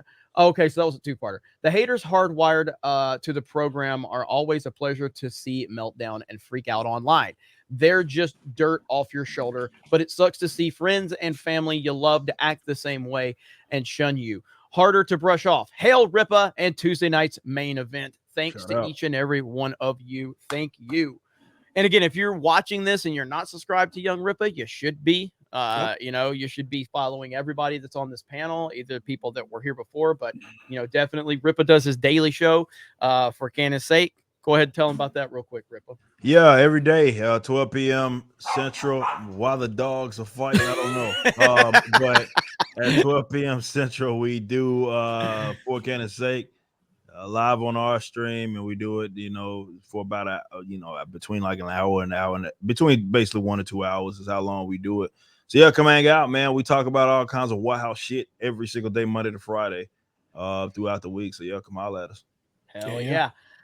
East Coast Toasty Boy, no one is telling these crackheads to fuck off. This needs to be the go-to response. They need to be told School of Air July. To simply fuck off, but fuck all the way off. Well said. Thank you. Then we've got at my awesome channel says, what the fuck? Geeks and Gamers has 9 different channels. I had no idea. Why aren't all of them here on Odyssey? Even those for the ladies drinking wine or whatever. So actually 7. So if you include D-Day Cobra, it's 7. So we have the main Geeks and Gamers channel, Gaming with Geeks, Sports Wars, Park Hoppin', Geeks and Gamers Clips, Geeks and Gamers Live, Poor Choices, D-Day Cobra. Is that it? Now, and that's not to mention the fact that literally anyone that's on the team, you can like Drunk 3PO, you know what I mean? RK Outpost, Josiah Rises, Epic Man Podcast, like Krista Nova, like all of these are more so like the greater Geeks and Gamers channels. But yeah, I mean, collectively, if you take everybody on the team and everybody we have, I would say we have close to 1 million subscribers across the board. So we got a little over 300 here. Between this and Sports Wars, we have basically 450, and then another 200, so 650 with you and me. For another 50 with Jay. Well, fuck Joe. He doesn't count. I know he's Josiah dead, does still. not count until he fucking makes another video. He just That can't. guy's on another planet right now, man. I'm gonna be seeing him soon. We're gonna have a talk. So So you say every fucking time I bring this up, Mike. You have killed this man. I haven't seen him. Oh, okay. Also, This goes right to accusation of murder. This is actually this is straight up becoming a thing now because fucking Lethal Lightning posted that he knew that he now knows that I'm posting as Josiah. Pull it up, Ryan. We got the evidence. Yeah. Krista, find the picture. I hear her clicking. I think it. she's doing it. Wait. The picture? Go to Yeah, legal. Find the picture it. of. We have I got it. evidence. Like Okay, this is the last thing we saw from Josiah. This is the last thing we saw. It's the last moment. I had to. No, he posts on Twitter, so he's definitely still alive, y'all. Because he posts stuff on Twitter. Somebody heard his voice one time in a meeting. Guys, we know he's alive. Don't fuck around, you know. I definitely didn't kill that guy, and if I did, you wouldn't even know where to look for the body. So what does it matter? You know? This video, like the way your face is, you look like X-Ray Girl with those eyes. Bro, Look at that. it was like 2 a.m, and it was like freezing cold outside, and I've been digging a lot of dirt for a long time. I say 6 feet's a long time. You know, it's a deep hole, man. Oh man. God damn. I see what I'm worried about is like that's why he posts on Twitter because you know what? Hey, if he's dead, he can't. What if you have his phone? What if you had his phone? No, You're every tweeting? time, literally every time we say, "Oh, it's been a while since he tweeted," you're like, "Oh no, he's fine. I just talked to him and he tweets." Because you got his phone. We know that. You know, Josiah's got a passcode that's like 1, 2, 3, 4. Because he did not No, Josiah's password is MAGA 2020. Like I'm telling you, it's MAGA 2020. That's really fucking funny. He hasn't updated it in 2 years.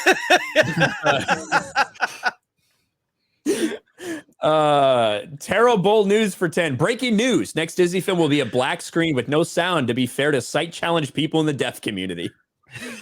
We're not far off from that shit. No, Mr. Grant Gregory for $5. Great to see George on the panel on a semi-permanent basis. He's a good fit. Can't believe you've all never done dwarf bowling. Not as fun as leprosy hacky sack. I don't know what the fuck dwarf bowling is. That was the first I've heard of that when George was talking about it. But yeah. I got Camo Jack says, you guys plan on bringing Gaming with Geeks channel here on Odyssey like the other Geeks and Gamers channels? I'd follow that one here as well for sure. Yeah, I mean, we're just trying to. I mean, once you set something up on Odyssey, it's really kind of, it takes care of itself. You know what I mean? Yeah. So we probably definitely need to do that because we are. We have Sports Wars there. So Sports Wars is over up there. Mhm. So I know Sports Wars is on there. I have my channel, my live channel, and Patriot Outpost on there. I don't have my gaming channel yet, but only a matter of time. So. JM the Elite says, George brought up old school Bugs Bunny. Have any of y'all seen those World War II GI cartoons? That shit would get lefties triggered hardcore. I have not seen those, but I'm pretty sure that would get them worked up. I'm pretty sure. Considering Yeah. that, considering all the leftists were on the losing side of World War II, a lot of it probably triggers them. Yeah. We're working on getting Rumble. I'm in contact with Rumble. They've actually reached out to me. They've been very, very helpful. Like one of their top guys, and it's really, really cool.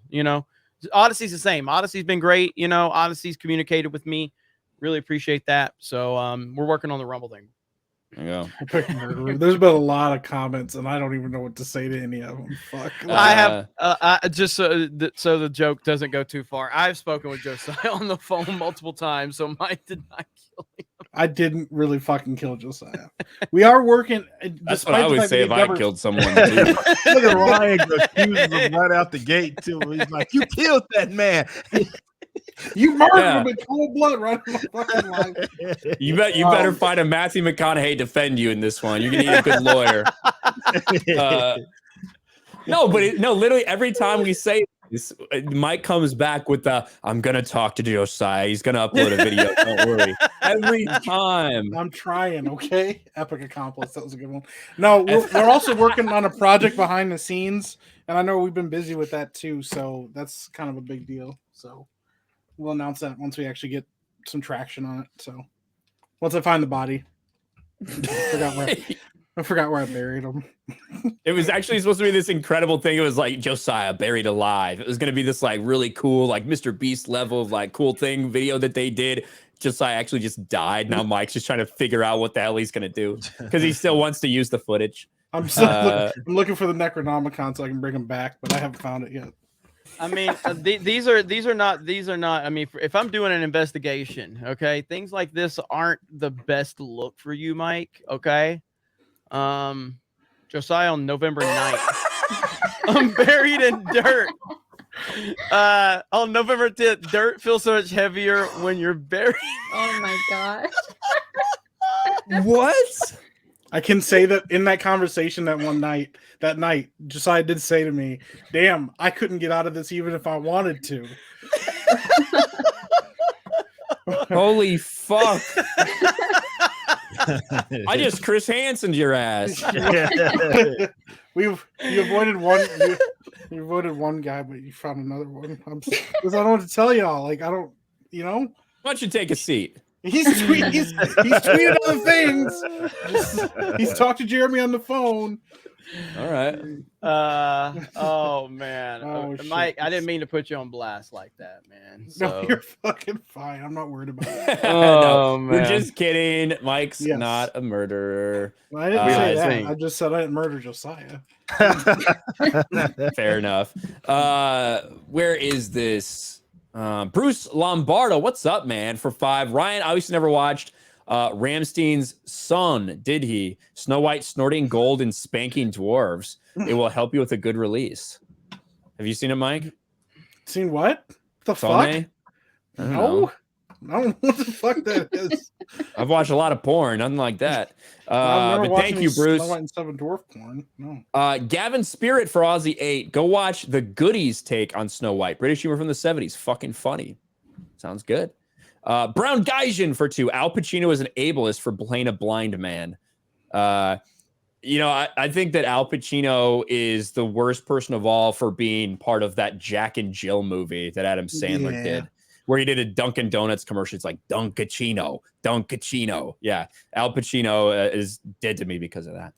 Also, I want to point out, fucking controversial movies. Peter Dinklage is in a movie called Tiptoes, where Gary Oldman plays a midget. Gary Oldman is on his knees for that movie. The whole fucking movie. And fucking Peter Dinklage was in that shit, and he was like, "Yeah, it's fine." And like, you know what Peter Dinklage's answer was when people were like, "Is there any amount of outrage for Gary Oldman playing a short person or a little person?" And he's like, "Well, I mean, it was a challenge filming, but at the end of the day, he's Gary Oldman. No one's gonna tell him what to do. He can do whatever the fuck he wants. He's Gary Oldman." So, fucking shit, dude. Temporia for 5. Dwarves are from Norse mythology. I always assume that dwarves from Snow White fall into this category. I guess it's okay to discriminate Vikings. Like the portrays so like innocently, and like I don't know what's wrong with it. It's a cartoon, but I don't know. He's got to be upset. Hey, I think he's just upset he wasn't cast. Taker 610 for 2. Starbucks Brown and the 7 dudes of varying size. That's good. Nick Kelman for 5. What kind of car do you think Frost drives? I think she drives a Toyota Prius or a Nissan Juke, and she blocks the left lane on the freeway. Left lane drivers can get fucked. Pisses me off. You know what? I am considering. I haven't said this publicly. I'm considering selling my 300ZX. Considering it. Why? Good. Because I want that Jack Murphy Cobra. No, I want a Mustang. He can't drive Cobra. it. Oh, he can't drive it normal anymore. He looks at the clutch and he's like, "Oh no!" Well, that's pretty funny. Yeah, I have 2 300ZXs. So I have a 90 and a 91. The 91 is a twin turbo. That's the one that's very, very valuable. But I really want a Mustang Cobra, 94 through 98 Cobra. That's what I want, which is far less valuable than my 300ZX. But Damn. I probably won't sell it. But I have considered it. So if anybody's got a Cobra out there, you want to trade me for my 91 300ZX twin turbo, hit me up. There you I'll go. consider it. I'll consider it. It's out there. T3 Dragoon for 5. It's great seeing you on the Daily Wire. Hope it's not just pandering from them. They have Clavin, who loves Diablo and Breath of the Wild, so it gives me some hope. Yeah, I like what Daily Wire's doing, and you know, I think you'll see some more stuff from us, doing some stuff with them potentially in the future. That's not to say for sure. I'm throwing that out there. As you know, we've talked to them, and they have multiple departments. We've talked to them on multiple levels, but I like what they're doing, and I think we need more of it. But it's nice of them to do that. I mean, I've had my criticisms of Shapiro, but it doesn't really matter. Like Ben Shapiro gets criticized. I've had just respectful criticisms of him. He gets a lot worse online than anything I've ever said to him, but or said about him. But I like what they're doing. I like how they're reaching across different, you know, aisles and you know, creating different products and things like that. So it's really cool. I love it. Yeah, it's awesome. Yeah, I agree. And a lot of people are. I saw some people like basically saying that anything that Ben Shapiro says is essentially what the Daily Wire believes. And I made a comparison on my stream. I was like, that's kind of like when, if you say just because Jeremy says something, that means that everyone at Geeks and Gamers represents that or means that or whatever. You know, at this point, it's grown so big and they've branched into so many different things that I just don't think you can really say that anymore. No. So yeah, and it's weird to people that say that, but it's weird. Like, I have a rule like on our social media, like the Geeks and Gamers account is not allowed to share an opinion because it doesn't have an opinion. You know what I mean? Like now I'm not saying we've never done that because I'm sure that's happened in the past, but as we've gotten bigger, you know, as we've grown, the Geeks and Gamers account doesn't give opinions as the account. It shares the opinions of other people that are part of the team, but that account's not going to sit there and go, "Oh, this movie sucks," or, you know, or "This is the greatest game ever," because that's not the job of the Geeks and Gamers account. That's the job of the Geeks and Gamers account is to be independent of everything, to share other people's opinions, and then those opinions can represent those individuals within Geeks and Gamers. That's how the rule is. And so, you know, just trying to let people have their voices. But that whole Shapiro argument is kind of ridiculous. All you got to do is pay attention to what they're doing there. Yep. Josiah Fitch for 5. Gatekeep people who care more about changing the product to be less problematic. Agreed. Jess, aka SPD Girl for 5. Jeremy only likes the lobbies where he goes in to yell at the other players through his controller. Twitter DM you the link, track your crown. Oh, yeah. Thank you, SPD Girl. I'll check that out. Thank you. Pyro Amos for 20. I played MMOs. I had someone say they would rape my daughter and tell her it was her fault. I worked my way into his guild, made friends, and got him kicked out of his own guild. Took 2 years, but that's how gamers get revenge. That's next level shit right there, dude. That's, you know, now I would say, now again, I'm speculating. I would assume, now again, maybe you gave the information that you have a kid, which is a massive fucking mistake in a gaming lobby. You don't go in there and tell people you have a kid or whatever, but it could have just been a generic general response they were saying, but still that's kind of fucked up. That's way fucked up shit. But you know. Well, that's the thing too. Like, people forget there is a fucking line that you could cross as somebody talking shit. The point is, like, shit talking can get crazy and get nasty, but there's a fucking line. Everybody knows there's a line. When somebody's crossed that line, that's not cool. But, I mean, yeah. But I respect what this dude did. He's like, oh, okay, motherfucker. Yeah, let's play that game. Yep. Hell yeah. I respect it. Shadow. Because I mean, he took the time, infiltrated the enemy territory. That's like pro wrestling style shit, man. That's awesome. Yep. So that shout music out to Rip hits, Shirt, and by the everybody's way. like, Yeah. Shout out to Rip a Shirt, by the way. Hell yeah. Yeah. All right, Rippa. Who's the GOAT wrestler? Who's the GOAT? Well, I'm from Texas. Well, I can go with either of these guys. Oh, yeah, Most of you them are can. from fucking You can. Texas. But yeah, obviously Stone Cold is more Texan, I feel. I break it down to a couple of different ways. So if we're talking like specifically in-ring ability, it's Shawn Michaels. Like his in-ring ability is Thank you. Nobody can perform as well as Shawn Michaels. But if you're talking about the overall, there's Stone Cold and there's Flair. All right, like it's Stone Cold and it's Flair. Now Flair's Stone Cold's my personal favorite of all time, but you can't overlook the grind. Like Flair was doing shit, cutting himself with fucking razor blades and shit, in arenas with like 20 people watching him just because he just owned that shit. But Flair would grind in the independent territories all those years. But yeah, I got it. Shawn Michaels is the greatest in-ring performer ever. He sucked on the mic, and you look at Austin, one of the best ever on the mic. Also a great in-ring performer, and his box office probably bigger than anybody's in history.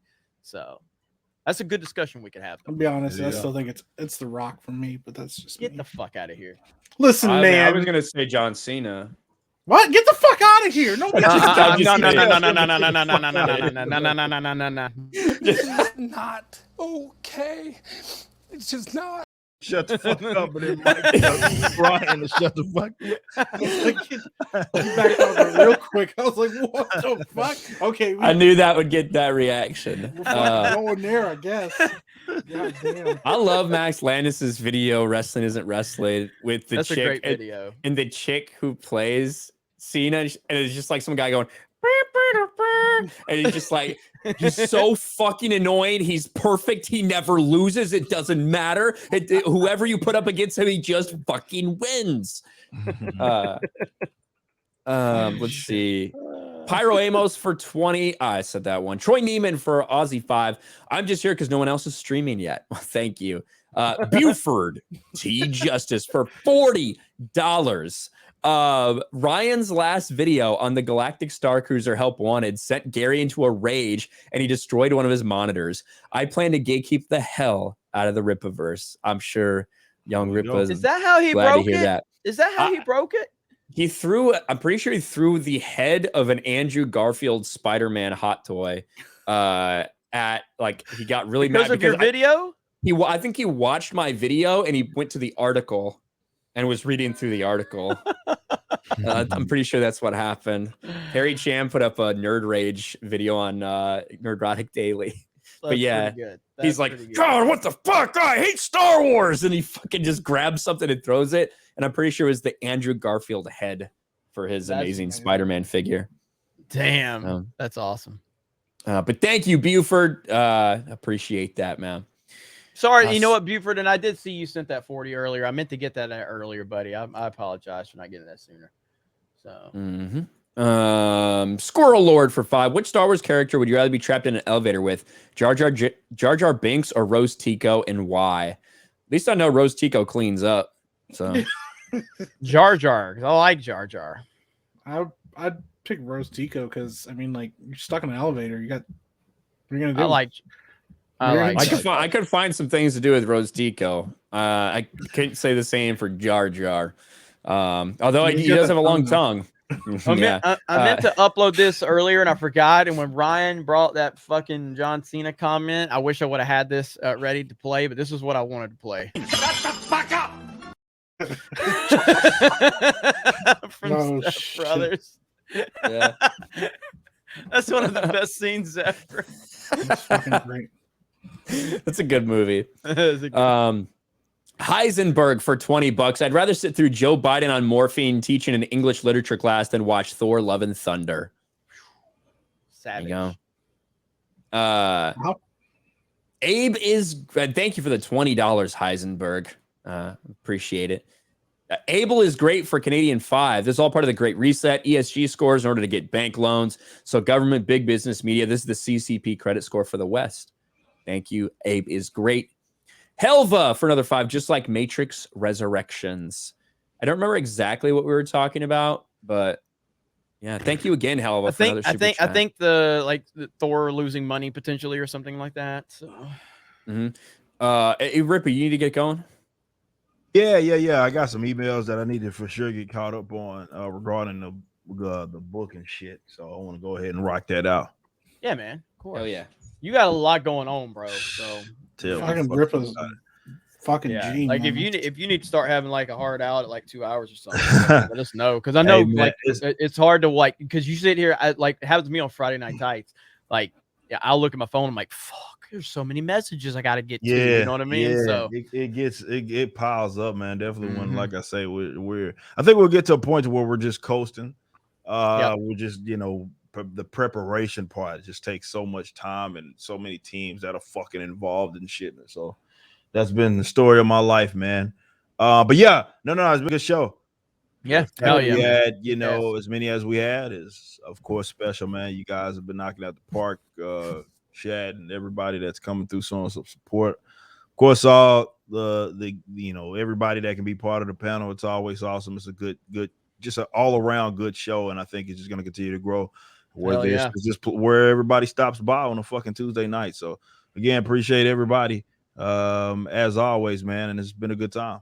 Ain't you? Are you on? You doing something? What are you doing Friday? Oh yeah, we'll be on Friday you Night need to see me Tights. on Friday Night Tights on Hell yeah. this Friday. Hell yeah. Hell yeah. I'll be seeing you guys there. It'll be fucking fun as Gonna always, be- as it gonna be always hyped. is. Yep. We broke 12,000 2 weeks in a row on Friday Night Insane. Tights, That's- man. A lot of pressure on Ripa to bring it Yeah. then. Yeah, right. Yeah, that's fucking. That's crazy. It's literally unreal, man. I You know what I know, mean? I That, know. that show has gotten to where it's at, but it just goes to show how impactful that we are in our space, and it's just gonna be up from here, man. Yep. Hell yeah. It's good shit. It's good shit. All right, That's why man. they're Take it easy, bro. That's why they're Oh. drawing Jeremy and Rick and Morty, Rick and Hell Morty fucking yeah. comics, because You're the one that told me about that. You know, you're the one that told me about that. Yeah, shit, that's so. fucking insane. It definitely looks like Jeremy. I look, man. Like I said, man, there's no way, considering the color scheme and that he has, which is the Geeks and Gamers fucking brand, and the fact that he's talking about Kathleen Kennedy, and like, come on, man, like, Yeah, no, this fucking like movie. it's not. He has a gamer hat. Like, come on, man. Like, this is like we know who they were thinking in mind, and it was fucking Jeremy. The skinny jeans. I don't wear skinny jeans. Dan, I'm not That's Dave what I mean. Portnoy. I'm not Dave Portnoy. The fact that they're not ripped, I think, is maybe an indication it's not Jeremy. He doesn't have holes in his jeans. No, well, and if Dan Harmon has anything to do with that, he's up enough on culture to know. I mean, he's on the fucking internet a lot and lurking on YouTube all the time. He fucking knows. So Yeah. It's crazy. Yeah, it ain't a secret. We know it's him. But yeah, man, this shit right here is just yet another example that they're threatening. Again, we're just gonna keep growing, so they can't fucking stop us. Nope. Can't yeah, do it. man. Take it easy, man. All right, man. It's good seeing y'all as always, All right, bro. man. I'll see y'all Friday. All right, man. Later. All right, peace out. Bye. See you. Bye. All right, Krista, you need to bounce. You're gonna go stream. Where are you streaming? I think I might do YouTube. I have to set it up in Streamlabs because I haven't done that. Okay. Tell everybody where they can find you. You can find me everywhere. Do it. You gotta do it in the deep voice, or you can't do it. I'm Oh, kidding. okay, I'm sorry. kidding. Well, you can find me everywhere under Krista Nova. But what I'm gonna be doing tonight for streaming, either if it's on Twitch or YouTube, I'm just gonna be decorating Baby Yoda cookies, and Ryan's welcome. It's just gonna be a chill stream. That's it. Just talking, chilling out, vibing. What do you mean decorating cookies? Yeah, because I got, like gingerbread cookies, and it comes with like icing and stuff. So I got Baby Yoda ones. They were only $8. Cool. Yay! Yay! All right, Krista, great job tonight as always. you. Appreciate you. We'll see you live here in a bit. Yep. Bye, guys. Bye, chat. yeah, Good man. night. Bye. Yeah. All right. Thank you, Poe baby. That's what I'm saying. Yeah, exactly. All right. D Brawley for 5. Please have Marvel, Disney, Star Wars shove this crap down ours and our very children's faces. Loving the discussion, everyone. Love the WM shirt, or the WrestleMania shirt, Eric. Thank you, D Brawley. Nuclear Winter Gamer for Canadian 5. Hottest waifu, Triss from Witcher games or Tifa from Final Fantasy 7? I think if talking about waifu, I think probably Tifa. Yeah, probably Tifa, but I mean, Triss is all right. She's not bad. Mhm. I'm married to a redhead. I have to say that. There you go. He looks scared. Exiled Martyr for 5. A comic named Thin Blue Line, written by former The Punisher author Mike Barron, has been banned and censored by Reddit and Facebook. Yeah, I've actually heard about that. I saw Bounding did a video on it. Yeah, that's true. How dare you say Thin Blue Line and have anything to do with respecting the police? Eric Sanchez for 5. Here's $5 for the fire stream and loving this comic talk. Thank you, Eric. Mike Hill for 5. Just like the Eternals' excuse for not getting involved because there were no deviants. Yeah, so stupid. David Stow for $5. The damage on the MCU continuity with the Captain Marvel movie is still being dealt with in the MCU today. Yeah, between that and Infinity War and Endgame, it's a fucking mess. More so Endgame than Infinity War. Banana Facts with Banana Dave for 100 something yen. I don't know what the fuck that is. Rubbing banana skins on your hair will help with defrizzing and add essential oils. Just a fact, not aimed at any mic on the panel. Listen, man, I don't know what kind of weird fucking fetishes you got. I ain't rubbing bananas in my hair though, bro. You see, I don't know, man. That's just not a thing I want to do. It's just not. It's not gonna fucking It happen. seems like racially motivated as well. Well, that Like- kind of too, but I was just like, well, he had Banana Dave in his name, so I was like, maybe this has got a thing for bananas. He like gets off on bananas. He's like, hey man, just rub some bananas in your hair. Just make sure He's you like stream it. he's like shilling his own product. Yeah. He's like, oh, did you know that you can use a banana peel as a wipe for your asshole? Like, yeah. He's like, yeah, just so more people buy bananas. I get it. Michael Ludwig for 10. First time watching. Great stream. Is Krista the X-ray girl for main event? Give her some words. Yes, they do. It's like, so there's Odyssey stream, there's a Streamlabs, and then we're getting to the point where she's going to start separating the super chats as well. So there's actually a lot of that stuff that she's trying to navigate. Also watching the chat, you know, all these. So there's a lot of moving parts. Which Ryan, when he sat with X-Ray Girl when we were in, was it Vegas? No, it was Boston, right? I think it was Boston. Yeah. Yeah, when we were in Boston, and Ryan was like, "Holy shit, she does do a lot." So X-Ray Girl's great, and yeah, Krista does her thing too. So I was definitely, I can count like on my hand, you know, the number of times I've been impressed by a woman. And X-Ray Girl, that was one of those times. So she did a competent job. So we basically, like, we do anticipate this show getting bigger, you know, and so it's kind of slowly kind of, you know, building up to, you know, getting her structured out where she feels comfortable to kind of get all of this. But there's a lot of stuff that she tries to keep in line. So yes, so she essentially is the X-Ray Girl of this stream. Spider Claw 74 for 10. As a big Wolverine fan, I shudder what crap they'll do to him. On a side note, I may have been wrong when I said that you and Ripa were even.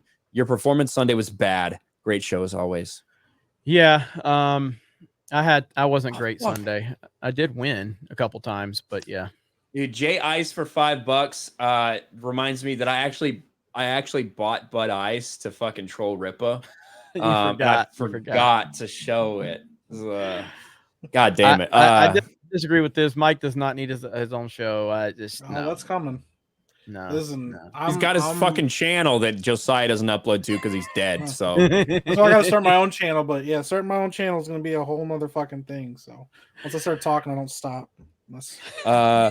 Jay Ice for 5. Disney tried to show humanity of a woman who skins puppies, but no such can be found for those with dwarfism, fear, and lack of talents. Yeah, good point. Yep.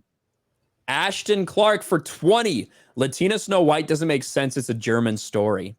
None of it makes any sense anymore. None of it makes any sense. And also the fact that she's more attractive than Gal Gadot makes it tough to justify fairest of them all too. Exiled Martyr for 5. Speaking of Pokemon Go, have you read the article where police refused to help because they were more concerned about catching a Snorlax? I did actually. Pretty awesome. Yeah, I did. I actually tweeted about that. I believe because somebody got really upset. There's like black people have to worry about getting killed while being arrested for minor crimes while these police officers are catching a Snorlax. Immediately that's what they went to. So I retweeted and I said, no report as to whether the Snorlax was on fentanyl or not. So I did see that story. And by the way, we will be live tomorrow on Gaming with Geeks. I don't know what we're playing yet, but we will be playing a game. I don't know what we typically play, like Call of Duty or Halo. Halo's been kind of trash in terms of big game mode, but if we play private lobbies, I want to play Splatoon 2. I want to play Splatoon 2 private lobbies. Game is so fucking fun. I love Splatoon. Wants to play that. And Splatoon 3 is coming out this year. Get hyped, Ryan. I love Nintendo. So, yeah, private lobbies probably what we're doing because that sounds like a fun time. Not Splatoon. Yeah. Nin Man for 5. What about Kick-Ass for a comic book movie? I liked Kick-Ass. was Okay, I fine. know like people really loved those movies. I liked it. It was fine. It's I mean, it's all right. Big Daddy was great. I mean, Nicolas Cage did a great job, but it's kind of the epitome of like edgelordy like nihilism in comic books. It's like trying to be realistic as you can be, and that's like it's not as fun when your superheroes are so realistic they get the shit kicked out of them by a group of people outside a gas station. Like, I mean, I get what you're going for, but it's all right. Soul Man for 5. How do you guys feel about Ghostbusters Afterlife? I love the movie, but it felt a little rushed to me. I felt J.K. Simmons was underused badly.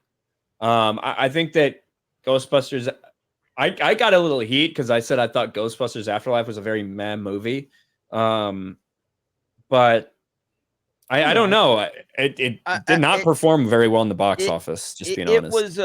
It was I think I liked it a little more than Ryan, but I generally agree with his entire stance on it. I think it had a really amazing moment that a lot of people were really kind of blown away by, rightfully so, because it was an incredible moment. But I've not thought about that movie like at all. It's a very forgettable movie. I really fucking liked Grace McKenna's character. I was actually surprised because I thought I was going to be really annoyed with her because in this climate, girl character, you know, but I actually thought she played well for what she was supposed to be. And yeah, the moment in the movie was what made it for me. I was like, fuck, that moment's amazing. The rest of the movie could probably get fucked and I probably forget about it, you know? But yeah. Yep. I'm looking up something really quick because I want to show you guys. Go ahead. Yeah, I mean, like if you'd like, there were some good movies this year that have stuck with me a lot. Like I said, Dune was my favorite film of the year, which I still think about Dune. It's just a fantastic film, and I can't wait for the next, Dune film, the sequel, whatever they're going to call it, the continuation of it's essentially what it does. But that was a really fantastic film, and we've had some good stuff this year. We've had good shows, we have good movies, but there's been some forgettable ones too. But there's been some dog shit as well. Why doesn't Jeremy? Where'd it go? Fuck it, go. Why doesn't Jeremy do Let's Play for video games he's planning on playing privately? I mean, most of the games I play are either for. I haven't played a game by myself without streaming it in like 3 fucking years. Yeah, well, it wasn't a question towards you, so shut the fuck up. You're about to say the same thing, so shut the fuck up. No, I wasn't, motherfucker. I was playing Splatoon 2 earlier, okay? Because I know good video games. You clearly don't. Why you don't play Nintendo? Oh, that's you're gonna finish, or no? I just want to see how long we were gonna stay silent. But yeah, but typically, like I'm usually streaming for like our premium members on geeksgamers.com, or we were streaming a lot on Twitch, and I even did my own Twitch channel. But I kind of just want to focus in on YouTube because YouTube is our biggest platform. So we're trying to put more time into the YouTube side of things because that's where our biggest audience is. And I know that there's people that like watching us on Twitch, but more people are watching us on YouTube. So that's why we're trying to focus on that Gaming with Geeks channel. So you'll see more streams over there. Yeah. I think it's interesting that now when you look at Ghostbusters Afterlife, it's a lot half the budget of Ghostbusters 2016. So you have to factor that in. And I think that Ghostbusters Afterlife has just barely made some money, when you really look at all things. So it is profitable. But when you look at Ghostbusters 2016, it made more money in the box office, which I think is almost shocking to a lot of us. Now it lost. It's a bomb in terms of financial because this movie cost $150 million. It lost over $100 million. But I do think there's something to be said about that. I don't think any of us really maybe expected that after the reception that Afterlife got, but it didn't have a ton of staying power. Well, I mean, I think that Afterlife, 2016 definitely there was a curiosity factor. Plus, you just had the general Ghostbusters branding, which was still very strong at that point in time. Then you go into Ghostbusters Afterlife, and the stink of 2016 probably turned a lot of people off. Much like how Batman Begins. Batman Begins didn't perform that well at the box office. It was fine. It's not like it lost money, but that was before the big comic book boom. But also, you're coming off like the last live action Batman was Batman and Robin. You know what I mean? And so Batman had progressively gotten worse from Batman 89 all the way to Batman and Robin. So I think I think the Afterlife suffered in a lot of different ways. But ultimately, it was fine, but it wasn't that great. It was a solid like 6 out of 10, 7 out of 10. I can't remember what I gave it. It wasn't that great. Morpheus. Listen, man, we can't make those excuses anymore after what we saw No Way Home do. That's like the 5th highest grossing movie of all time now. Yep. Yeah. Yep. Like, I'm sorry, but it's just not. We can't talk about that. Like Yeah. that. Absolutely. But if they were going to make another, money. if they're going to make another Ghostbusters movie, you might see it make more than the last one because people believe in it now. You know. Well, let's see what happens with the Batman. I bet you the Batman's going to make a shit ton of money. You know what I mean? It's going to now. Will it make Spider-Man No Way Home? No, it won't. But do I think that the Batman has the potential to flirt with $1 billion if it's a good movie? Absolutely. Yeah. Yep. Well, I'm personally looking forward to how it. do people feel about? I think that's a very weird question about how people feel about that. You're talking about these arguments, coming off Batman and Robin, you know, how they feel about Batman as a franchise. How do people feel about that now? You know what I mean? I think it's really hard to judge because the last theatrical thing he was in was Justice League, which was everybody not everybody, but a lot of people hated that movie. It was a financial, failure. But then we had Zack Snyder's Justice League, but it was a streaming thing.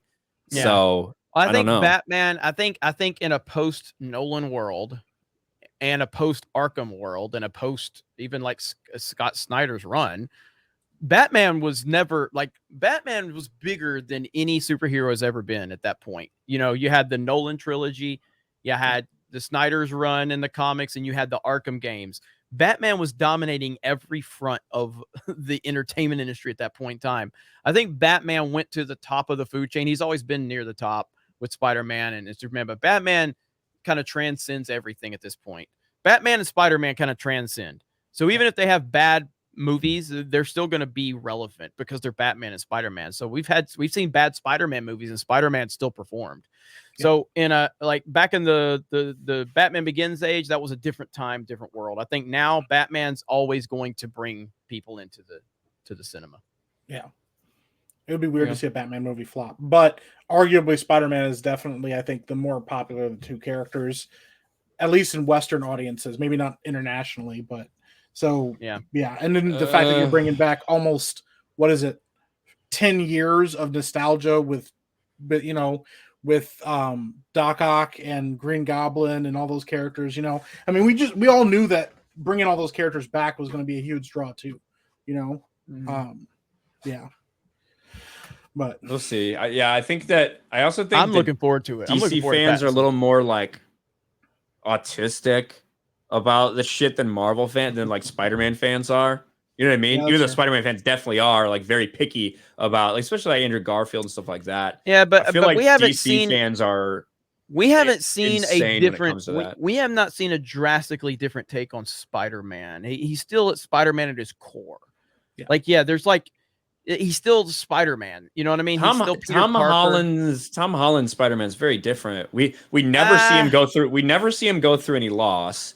No, but you're talking about the story itself. But he's still Spider-Man. He's still Peter Parker. He's still got Aunt May. He's still got the basics the basic fundamentals that make Spider-Man Spider-Man. Plus, he's in the MCU.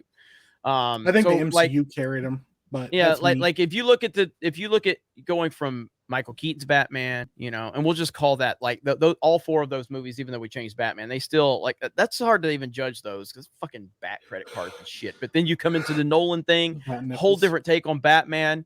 Then you move into the Snyder stuff, whole different take on Batman, different feel, different tone. These are drastically different movies. You know what I mean?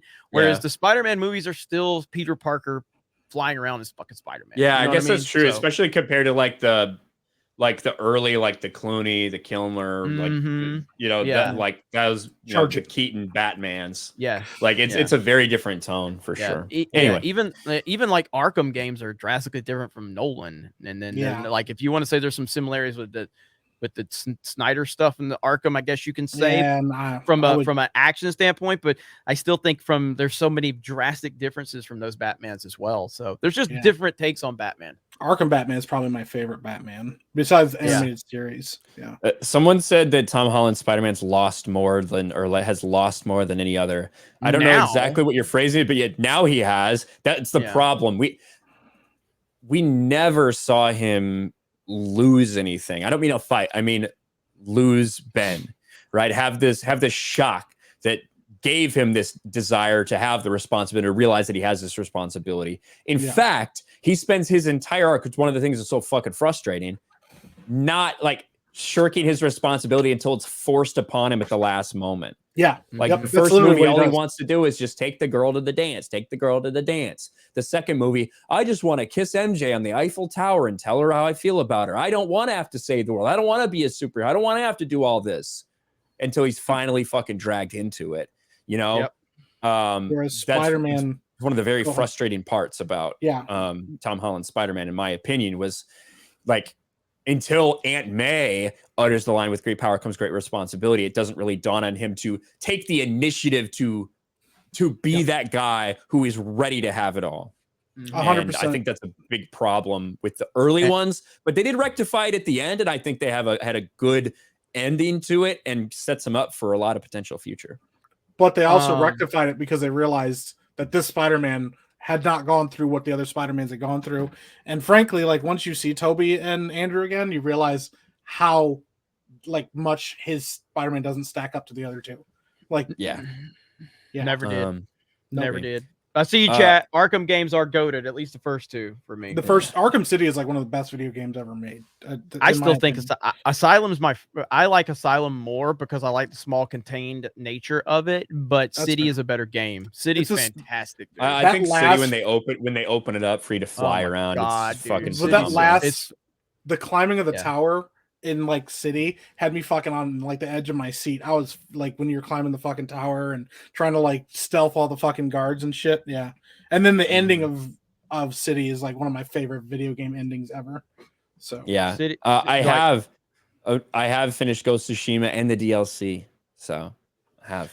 I remember first time playing Arkham Asylum, dude. Like that's the first time I was like, I am Batman, motherfuckers. Yeah. Like it's so incredible, man. Your first like fucking beatdown combo too is like the coolest shit. Yeah. Yeah, but I think Arkham City is such a great blend because it's you not only are the fights and you still have the detective shit that you're doing, you still have all of that stuff, but the mobility to get around the city and the way it looks and what they're able to do with that atmosphere, I think is perfect. I kind of want to play City again. It's been so if you take out half the fucking goddamn car missions in Arkham Knight, it wouldn't be. I never finished Arkham Knight because of it. That's why I never finished it. I got tired of that shit. I was like, I went back and finished it 2 years ago. That's how long it took me to finish it. I guess I haven't beat it a second time. I've played through it totally once. And I was doing a playthrough, and I think I did beat it, but I just haven't done the countdown scenario at the end of the game. Yeah, but the fact that we can like sit here and go, yeah, did I beat it? It just the car missions fucked up the game a lot. It just became something it wasn't. But fucking Arkham City, Arkham Asylum, Arkham City are fucking amazing, and it was like I don't. Someone says Arkham Knight story is dog shit. I don't agree with that. I think it's. No.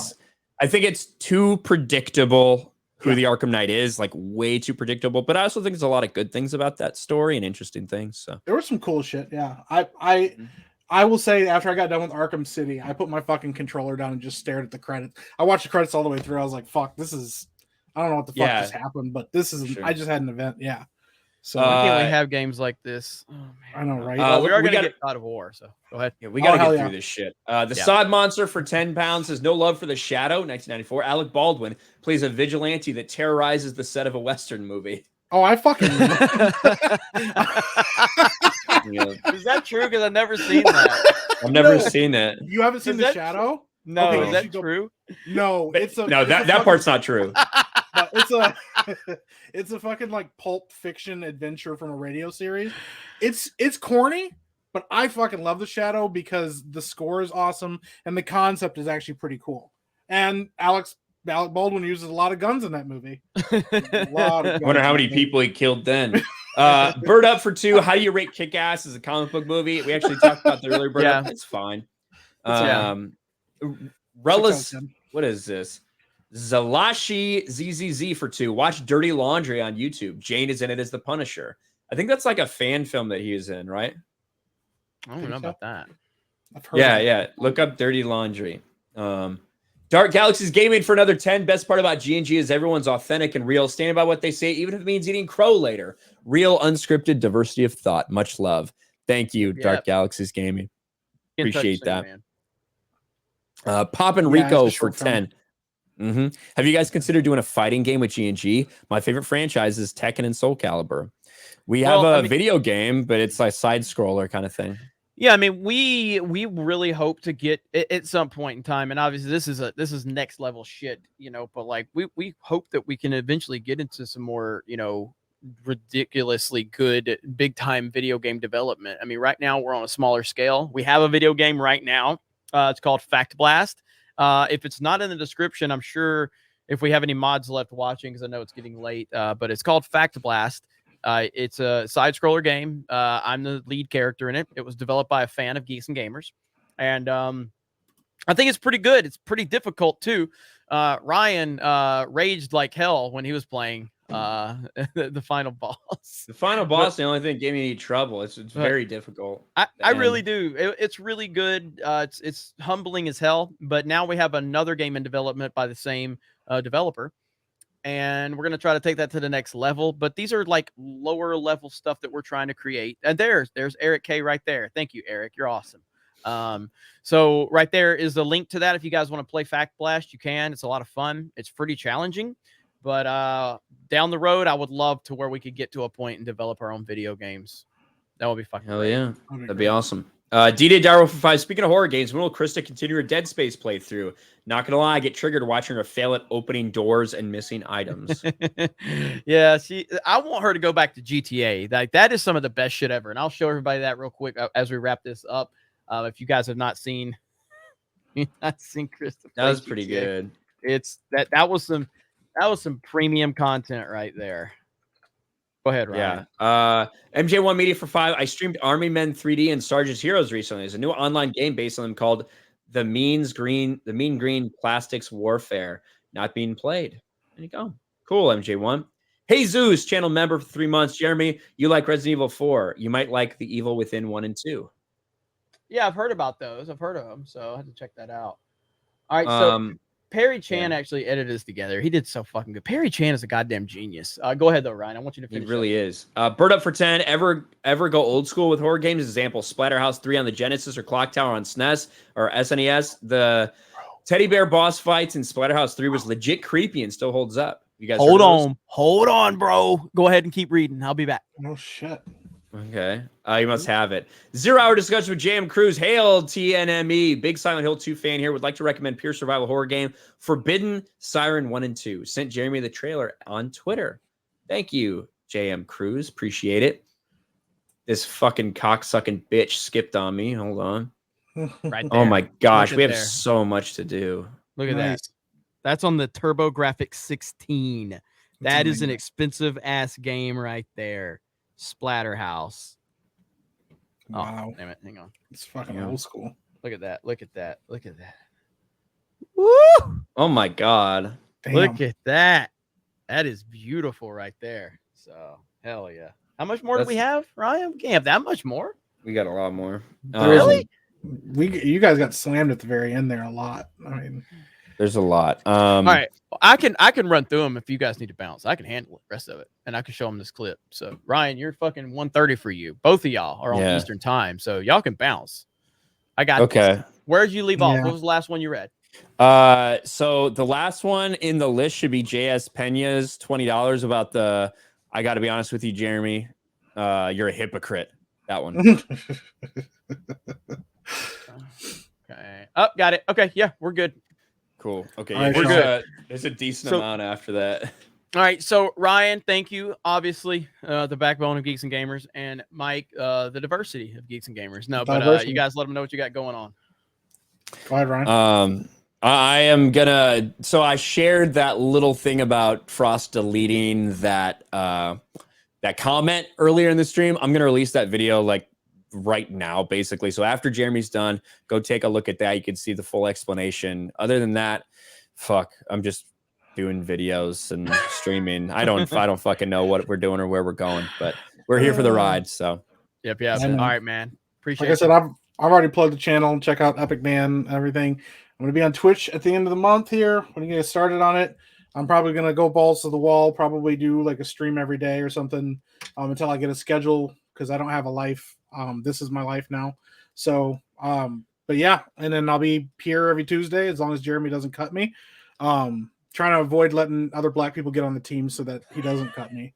Do we need that guy? I don't know. He doesn't need to be on the stream, right? But no, I appreciate it, you guys. You guys have a great night. All right, guys. Go see you, chat. Bye, Jeremy. Bye, Mike. See ya. See ya. All right, so then there is me. It's old school geeks and gamers all of a sudden. So we've got Andrev says, play The Suffering on PS2. I don't know if I know The Suffering. I don't remember that one. Okami no K's for Canadian $20. Didn't say anything, but thank you. I appreciate that. Dermy Wormy, I am telling you, Lori Lightfoot is X-Ray Girl's dog. Oh my God, I wish Ryan would have heard that one.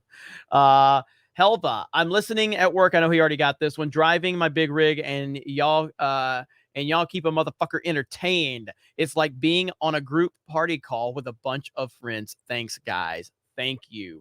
Greatly appreciate that, and appreciate you. Swig of water for the working woman out there. Okay. Mark Martin says, remember Neil Young is protesting against Spotify because he has a heart of gold.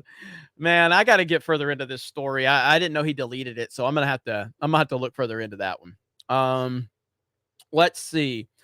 Facial hair is better in HD. Is it? Is it better? I have two cameras, so like, look, look at this camera. Look at this one. Hang on. Let's see, right there.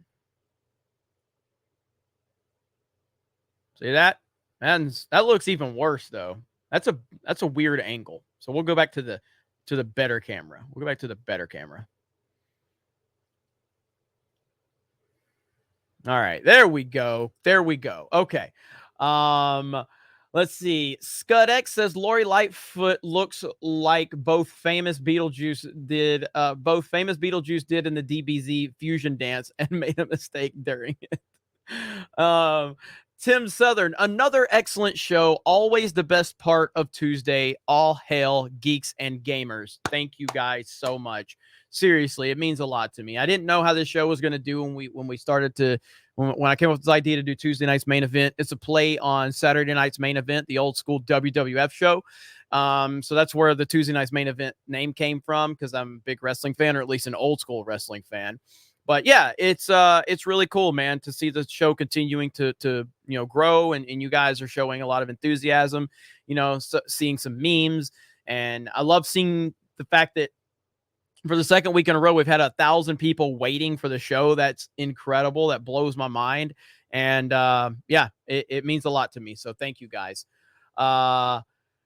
Your Zozui, I think. Hey, yo, I've been a fan for a while, but never knew you streamed on Tuesdays. Good to know. If you're taking recommendations, I'd say Samurai Champloo is solid. Keep having a good night. Well, thank you. I'm glad that you have been following us for a long time, and I'm glad you're still happy with our content. If that's an anime recommendation, I will definitely take that into consideration. I get a lot of anime recommendations because I've just recently started to watch anime, and I'm really enjoying it. So once you mention anime, you start having a ton of recommendations coming in, and that's great to see. You love the enthusiasm. Nick says a Star Wars game on the scale of Star Citizen would be amazing. I just wish we could get good Star Wars games. I mean, EA has been involved since 2012, I guess now, 2013, and they've hardly made any Star Wars games. It's kind of ridiculous. It's sad. It's sad, but true. Nin Man says, where's the Kick-Ass love, or the love for Kick-Ass? Yeah, we've talked about that. A lot of Kick-Ass fans here. Matt says, you got to watch Bully Maguire Fires Norman. Oh my God, the Bully Maguire series is gold. 100% gold. Love the Bully Maguire stuff. Monster 01, I miss cheat codes. They were fun to use the second you go around and annihilate. Why did they disappear?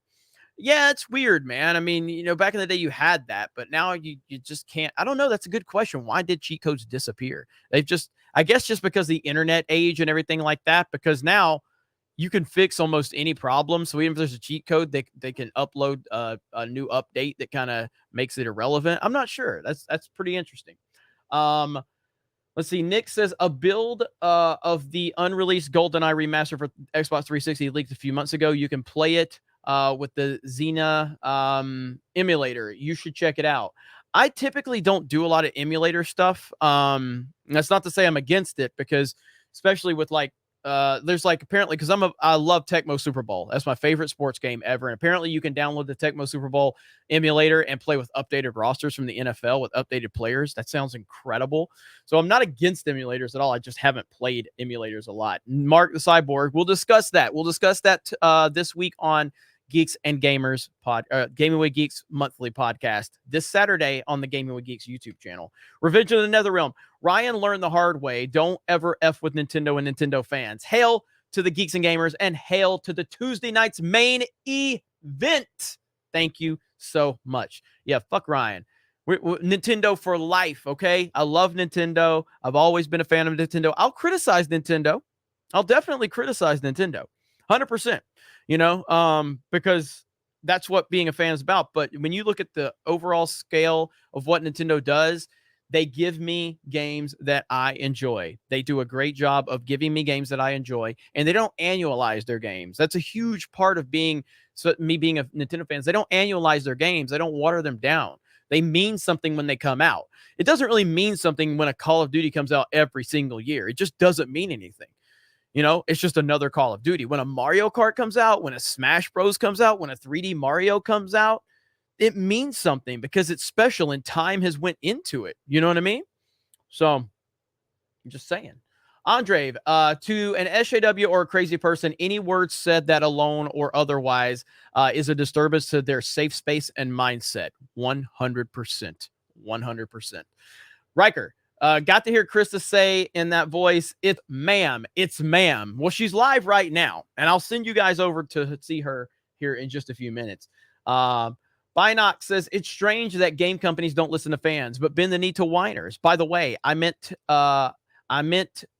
to say literature last message, or I meant today literature last message. I don't know what you're saying right there in that last bit, unless I'm getting confused. 0 hour discussions with JM Cruz. Check out Johnny Massacre. Might be a good guest. Johnny Massacre. I'm not sure who Johnny Massacre is. I'll check that out. The Trini Gamer. Praise the sun. Gaming with Geeks podcast is back. Yes, this Saturday, apparently at 3 p.m. Eastern. You'd think the guy that set it up would remember, but I do have a lot going on. Gaming with Geeks podcast on the Gaming with Geeks YouTube channel this Saturday. Can't wait. It's going to be a lot of fun. Trent Schaefer. My respect for Jeremy just went up 1,000% for that 300ZX statement.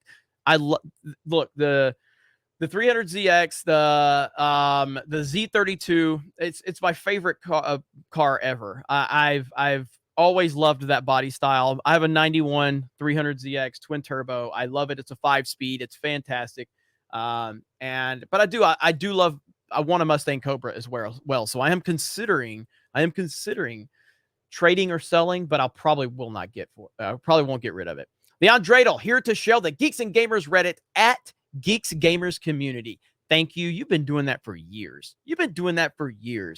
Thank you for just continuing to support us the way you do. Incredible. Larry, glad to see your growth and progress. Thank you, Larry, for a member message. 26 months.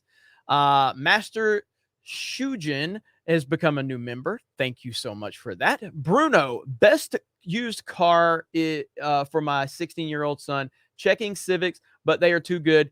Best shit car is what I'm amazing for. Learn to fix, son. Yeah, Civics are good for sure. No doubt about that. For early on drivers. Ashton Clark, hopefully they won't tokenize Rapunzel, which is another German fantasy story. Oh, they 100% will. They 100% will, because that's just the type of people they are. Taylor, 69. Jeff Hardy all day. Nobody took risks like him. Jeff Hardy was great, no doubt about it. Would I put him as a GOAT? No, I would not put him as a GOAT. Good night, Dark Galaxies Gaming. I see Eric K saying good night to you. So good night. Appreciate you being here. Helva has become a member. Thank you so much. Space Monkey 0899. Star Wars The Old Republic has a reoccurring in-game event called Rat Ghoul Plague. Facebook has flagged it with the COVID-19 warning facepalm. Really? God, I don't spend any time on Facebook anymore. So Facebook is gone downhill, but we probably should put more attention on Facebook with Geeks and Gamers. I've moved away from it so far. Matt Williams, D-Day Cobra, you aren't as bangable as Olivia Munn, but we still love you. Peace, brother. Thank you. I'm definitely not as bangable as Olivia Munn. What do you guys think about Doctor Who? Says Sci-Fi's Life. I don't watch Doctor Who. If you want good Doctor Who coverage, Nerdrotic, which is my brother, Gary, one of my best friends on YouTube, Gary from Nerdrotic. We do Friday Night Tights together. Gary is a Doctor Who person. Definitely go check out Nerdrotic, and you'll get all the Doctor Who you need. Let me see. Stetson's Gold. Can't sleep, so good to catch you. My motivation is low since my granddad passed away recently, so thanks for raising my spirits. I must make more content. Hail. Well, Stetson's Gold, sorry for your loss. Yeah, I really hate to hear that, man, but there's always going to be a downtime when something like that happens, but you got to find something to distract yourself. I would recommend trying to find a good television series that you've never seen and kind of zone into it. I always kind of get locked into a television series. And so if you have some stress that's going on, or if you have a loss that you're trying to get over with, I think just watching a television series, maybe a lighthearted one, is probably good to, kind of take your mind off things. No, Nerdrotic's not like my actual brother. I just mean like he's my brother. Like we're tight. So, and of course, as for Doctor Who, of course, Yellowstone's fantastic. At least the first 3 seasons. Season 4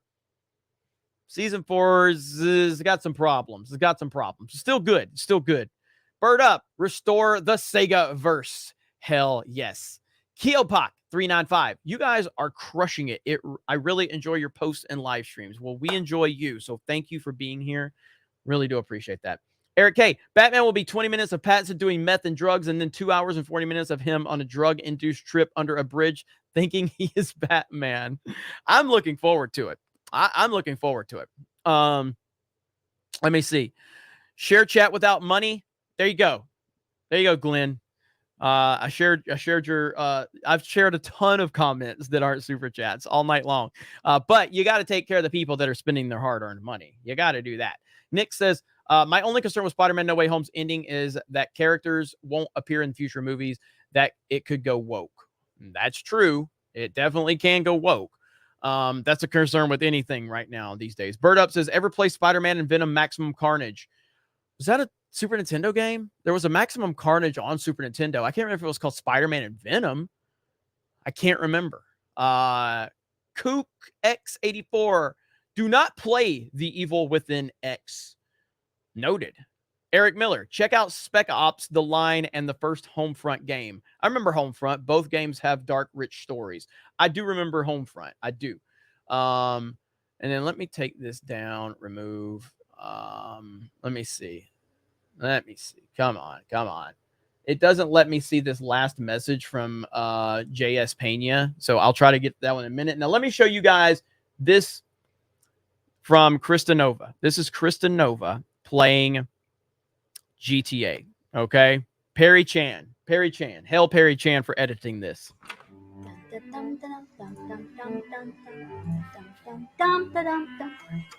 Am I live yet? What's up, geeks and gamers? It's Krista coming to you with a GTA video. Okay, so playing this game, I know a little bit about it. Never played it before, so this is my first time. I'm excited, but I'm also nervous. And also, guys, I have my whistle just in case like something goes wrong. Okay, so let's play this game.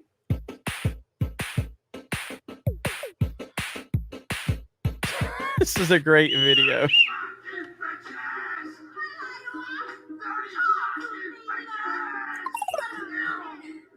What? What is this? Oh my gosh, what is this? Like I said, I don't know anything about this game other than it's just a lot of bad words and you do a lot of bad things, but I'm going to be a respectful citizen. Huh? Oh, what am I supposed to? Oh! Sorry, I'm not good at driving. I'm still going through my learner's license. So if you guys want to go check that out, it's on the Geeks and Gamers channel right there. Grand Theft Auto destroyed her innocence. So you can go check that out. She's a trip. So yeah, it gets the progression of the story is really, really good. So you could definitely go check that out. All right, I've got to find this last super chat. Perry Chan is unbelievable. Like, Perry Chan is amazing. All right, so JS Pena says, I recommend Godzilla, singular point, good anime. Noted. Luna Comics, my first Geeks and Gamers super chat. Well, I appreciate that. Thank you so much. There you go.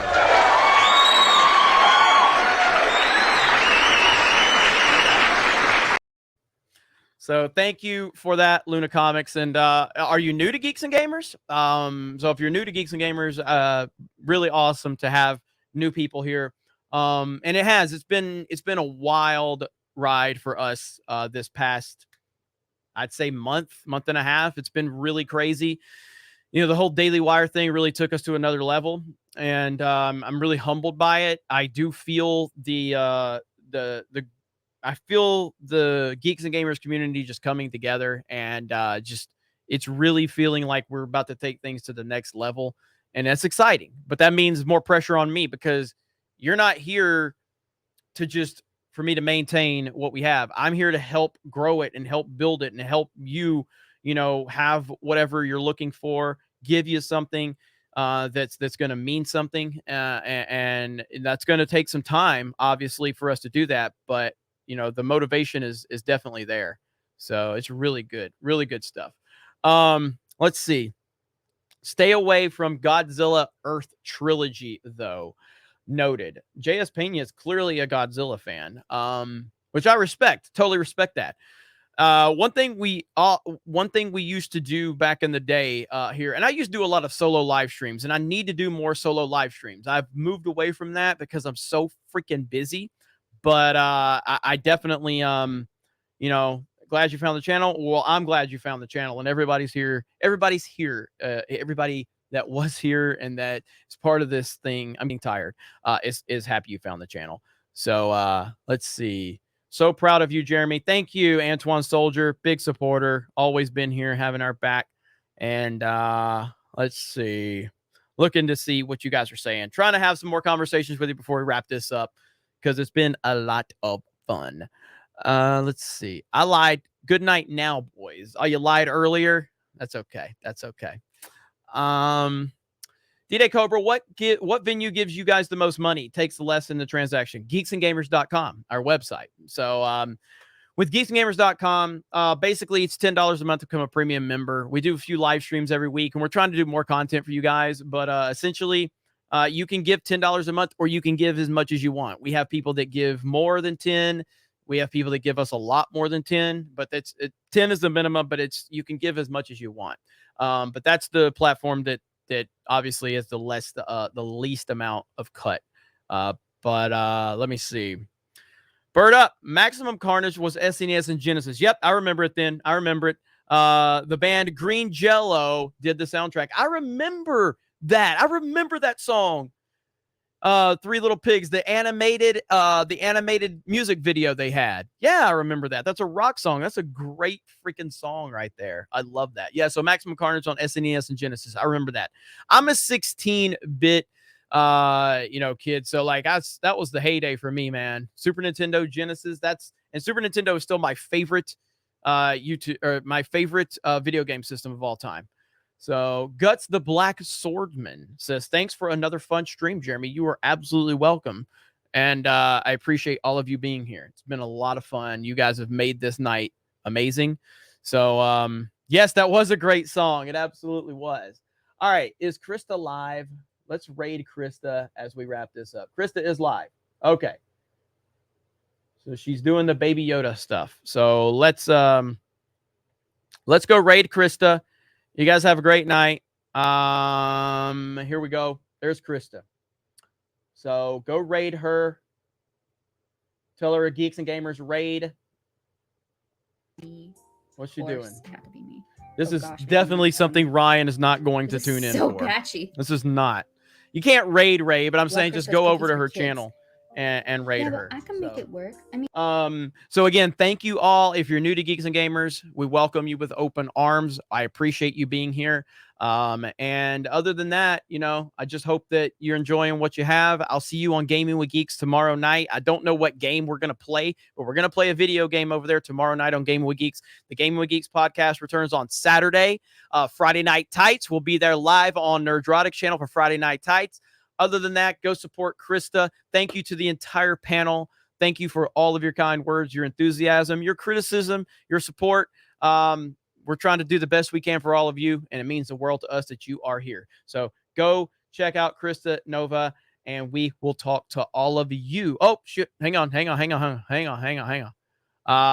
So sent some recoms via Twitter. Let's see. Continuing Aspire. Well, thank you. I will check that out. And then Nick says, the 306 is a cool car. Currently, I am driving a modified 2019 Dodge Charger RT, and I am planning on upgrade to Hellcat or Hellcat Red Eye. Thank you. Yeah, I love the 300ZX, man. I really do. Mo Monty, big supporter of Geeks and Gamers. Thank you for being here, my friend.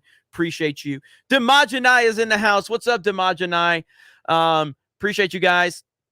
I got to go watch Ryan's new video about G4. Then I'll watch Krista's stream. No problem there. All right, guys. I love you all. I appreciate you all. Have a great night, and we will talk to all of you later. Bye, everyone. And 3.